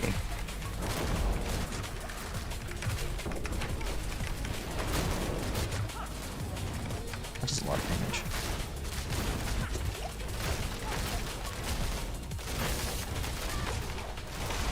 Unfortunately here, the thing can't really bounce anywhere.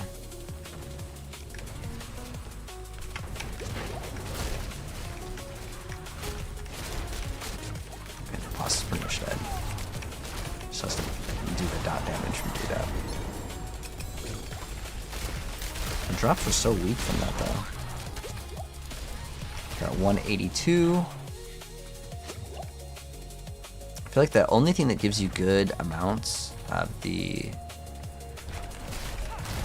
cinders is the mechanic. Superior layer key, ooh, nice.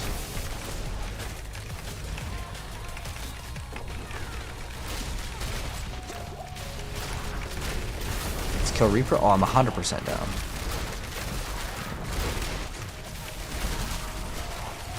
I just have to close like one more rift. I'm gonna be pretty close. I just need to open up the chest and then I'll be done with this one. But if you want to start it, go for it. Actually, I think we get more, right? Don't we get more?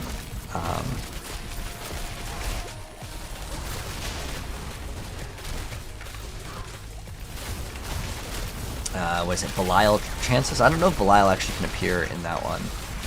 But I don't know if it does work. It's ideal to have more players, obviously. You have Ferocity on this? Oh, I do. Sorry. Okay, then now it's at 12, 13. Oh, this dropped a lot of materials.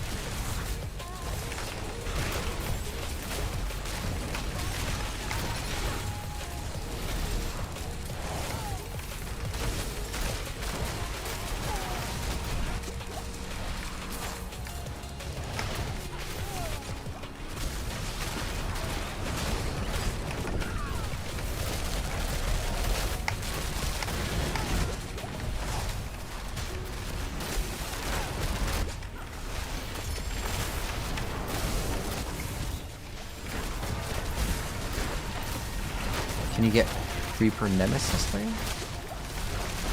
I don't know. Oh wow, this one's dropping so much loot though. This one's like going crazy. Why am I at like 500? It's like it's like crazy. I think it's because we had like a goblin spawn in the inside, and there's just more stuff just started spawning on top of it. And then there's more worms.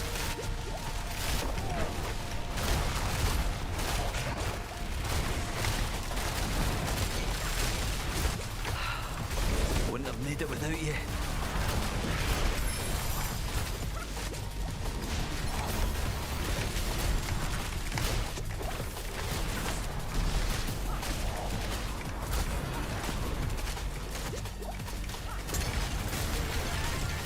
There's the barb.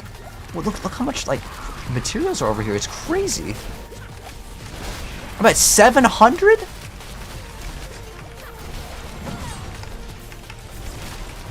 It's actually insane. I think they're no. Oh my gosh, that's 700 cinders, man.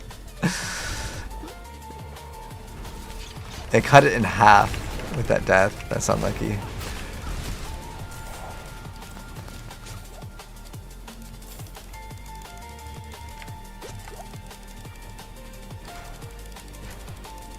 Alright, where's one of those things? I just need to open up one of those real quick.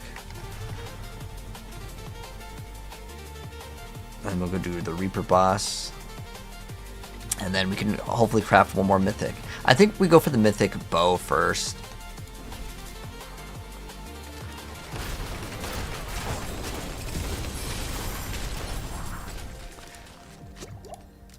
Or we can go for Mythic Dagger, because Condemnation is actually not too bad if we do go into combo points, because I feel like this thing does crazy damage. I'd like to see it with combo points, because we could just rotate in between a regular attack and a like powerful one. I think it would actually be faster for the animation, because this thing has a really long delay. The Ballista one. Weapon damage, okay, we'll keep that. Salvage. What's that thing? Pit Fighter?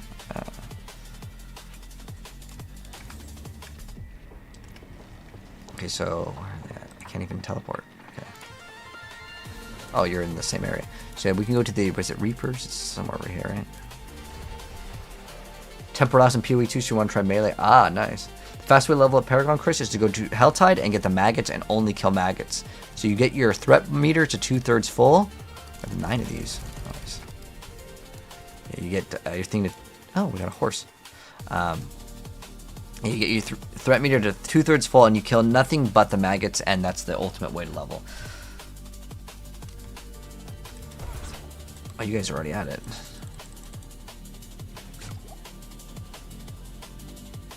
Oh, I can't even open it.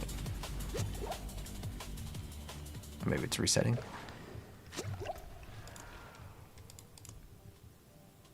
Is it broken?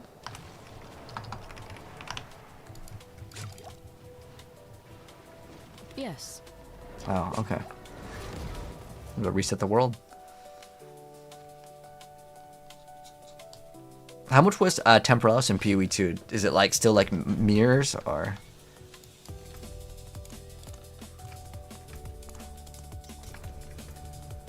We can open up these. Let's see what we got, man. See if there's anything good. Oh my gosh! Oh my gosh! Look at all that loot. Fat loot time.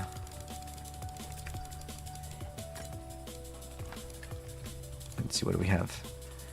All damage, max life, weapon damage, poison multi.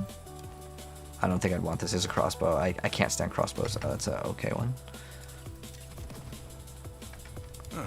Mainlander, what brings you? I appreciate that.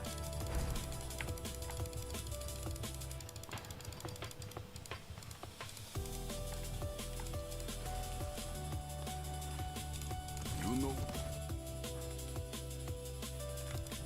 Yeah, wouldn't even let me what? Reset. I just.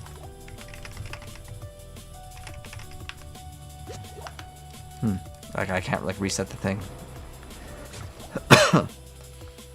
1800 div. Oh, it's still super expensive. Okay. Do you think was it worth 1800 divines? I forgot how it works. It just makes it so like you just have no cooldown, like whatsoever. Come, let us plan our next move. Okay. Maybe I'll have to like, well, I warped into it by like walking in, so maybe we have to like walk into it this way. Name of this game, Dima, is called Diablo 4. Lets you blink through maps. Okay. But are you able to like run some sort of like super fast build with it? Because even if you can teleport, you obviously still have to kill things. Expeditions meta. Okay. So Temperless is not even good. Okay, there we go. I don't know why it wasn't here before. Greetings. Nice, we're getting a lot more survivability now.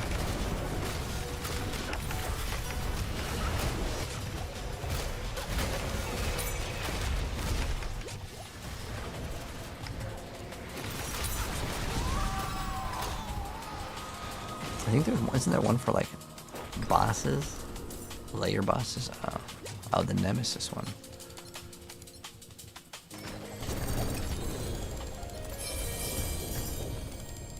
What do we get? Is there anything good here?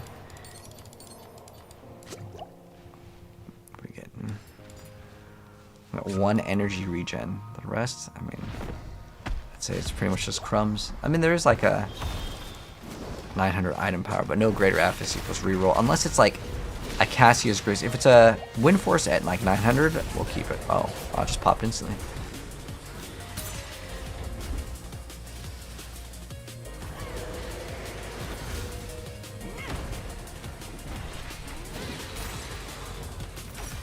Probably shouldn't have been reading. I can't even open it up.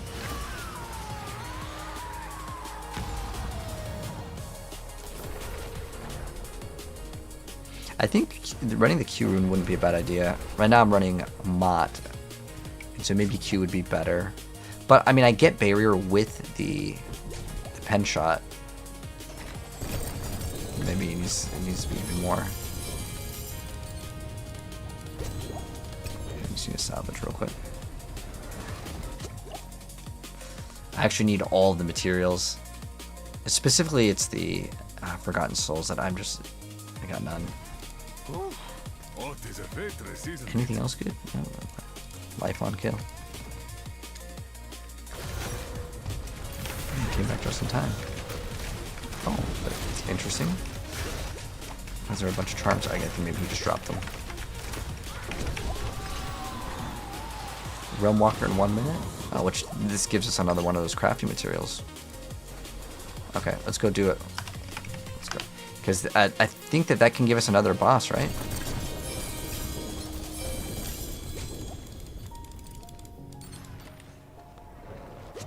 Oh, Belial could appear here? So.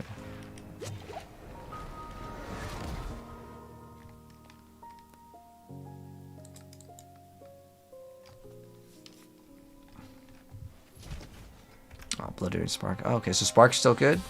So I remember they've nerfed it so many times. But it's good to know that's still good.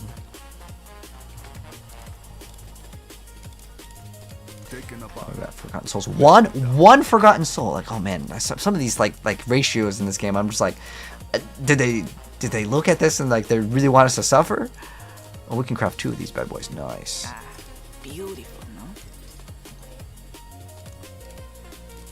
So we got, instead of 22, we got 24, and it could still go up even higher.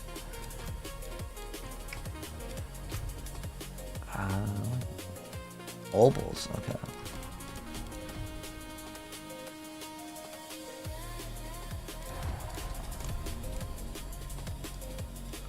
Let's go do this, and then we can get another one. You always find yourself on Diablo 3. You know, I will still argue Diablo 3 is a better overall game. But I'm gonna play Diablo 4 because it's new. And like don't get me wrong, I don't dislike Diablo 4, but it's just more so that Diablo 3 is way more fair with like so many builds. Like this game has constantly been in an area where it's like one class or like one build is so far ahead of the other ones that the other ones are just, they feel like I just picked the bad class this season. You know what I mean? I don't know if any of you guys have experienced that.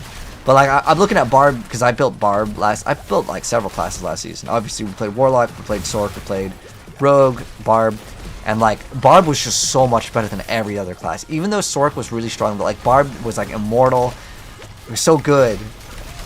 And in this season, I mean, I don't think my Rogue build is bad at all. It definitely feels like really, really strong, but Barb feels like it's on another level. But I'll probably make Barb, you know, and then I get to experience the Barb again.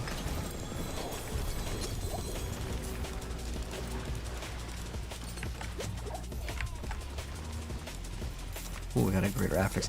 Now, if we get plus to skill points, that's like such a rare thing to get. It's huge. Especially since like the ranks to all the skills goes up to like it basically gets a double dip with any of the rogue poison builds.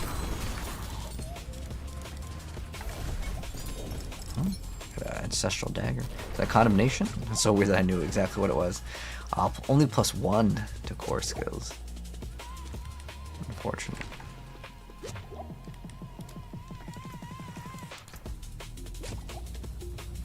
Maybe we should get rid of some of the trash here, because like I probably have way too many death masks, or like I don't even know what the heck this is.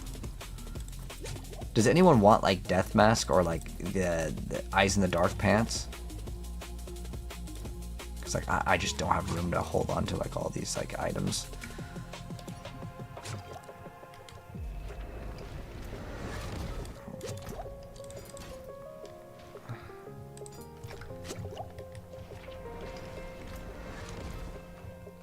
D3 is to play Necro BOP most seasons, really?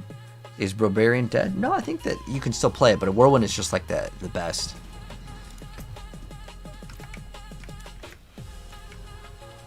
Alright, let's go salvage all these. I want to keep this though, actually. So I want to try to get a greater affixed at Cassius Grace. Cassius Grace, how many? Spelled wrong? Is it not Cass? Oh.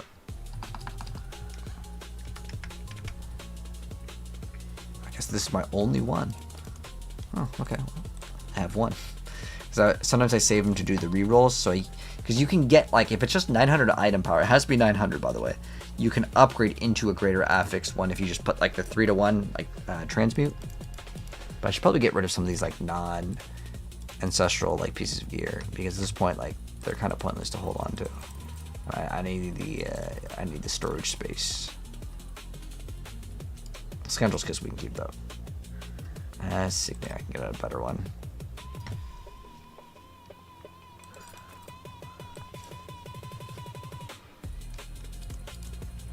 Oh wow, I have so much non-ancestral. Wow, I don't even know why some of this gear is here then.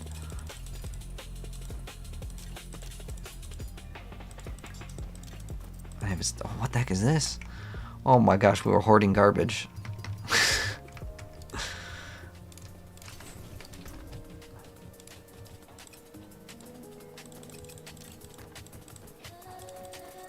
Some of the stuff I understand, like why I keep it to like craft on, but if it's not at least 900 item power, it's or at least one greater affix, it's usually not even worth keeping. But some of the stuff that's 900, if it has like specifically critical strike multiplier at like 50, or like this one was 49, I'm gonna keep it because it's still worth crafting on. This is just a regular bow. I don't even know why this is even here.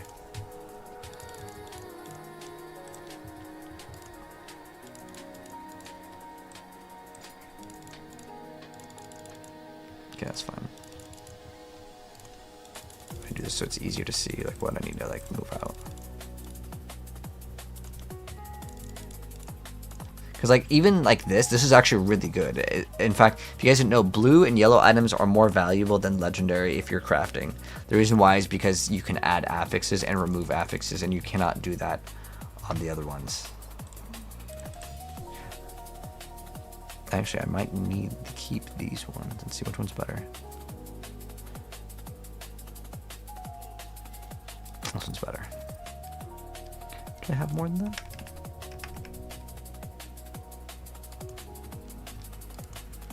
Okay, that's the only one I had.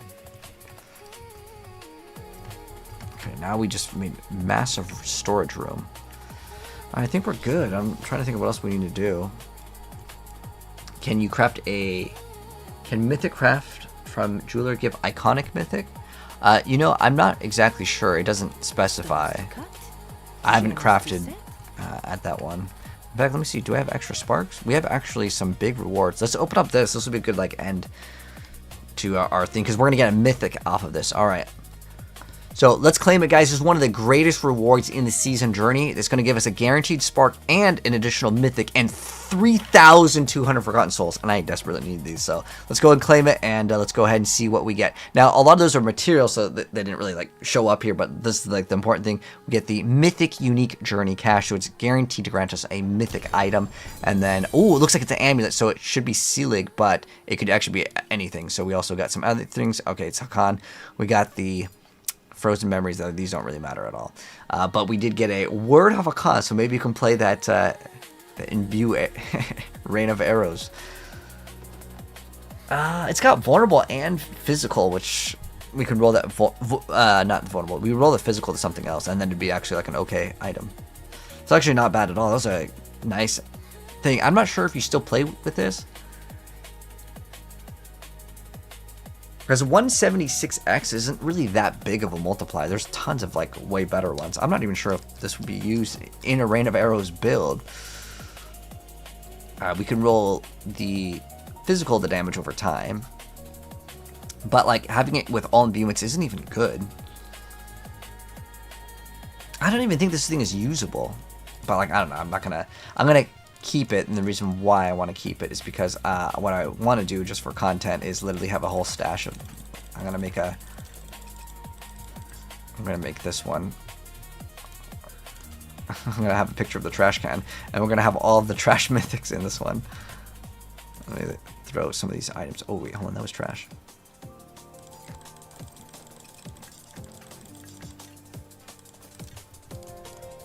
Oh, we need these somewhere else. What is this one? Maxers. I don't know if we'll keep that one, but we have all of our mythics. So we can fill up the whole thing with mythics. Because I like to know how many like mythics I've gone through, even though I think I've salvaged a couple already.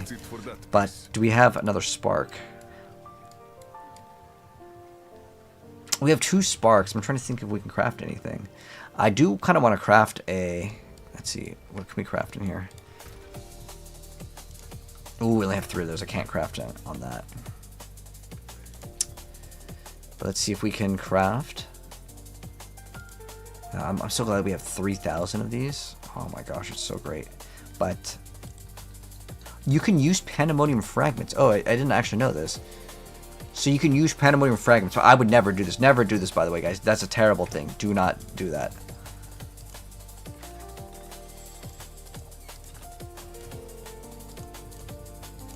So let's see, where is it? I don't think this is really worth it. But I guess you got really no other choice. 3 ohms. I mean, 3 runes is much better. Let's see what we can actually craft. I'm down to craft 1. Oh, what? It costs 3 sparks now? Okay. I didn't know it costed 3 sparks. It used to be just 2 sparks, but there was 6 of the other ones. But now it's, you need 3 sparks, so I guess we can't craft 1. We'll have to do that tomorrow. Anyways, it was fun, guys. Thank you so much for stopping by. Anything new this season? Yeah, there's like a new boss. JB, there's a new boss, and there's like basically these rings you go around, you stand on them, it basically goes down, and then you just kill monsters. The season mechanic isn't really that like deep or interesting. It's just kind of like just kill more monsters to get some more loot, but it's not anything too special. But everything like can be mythic now. I recommend check out a video because I couldn't explain it within like a minute here because I'm hopping off. But anyways, thank you so much, guys, for stopping by. If you're new here over on TikTok, it's the Pink Plus if you guys want to catch me again. But thank you so much again, Thugzilla, for the heart gift, and Eisen, thank you for the heart gift as well. But GG's TikTok. If you guys want to catch me again, Pink Plus on the middle right if you're watching this on TikTok. Now, if you guys are watching this over on Twitch, if you guys want to follow me again, check me out tomorrow. We'll be playing more tomorrow or later today. It is the purple heart in the bottom right.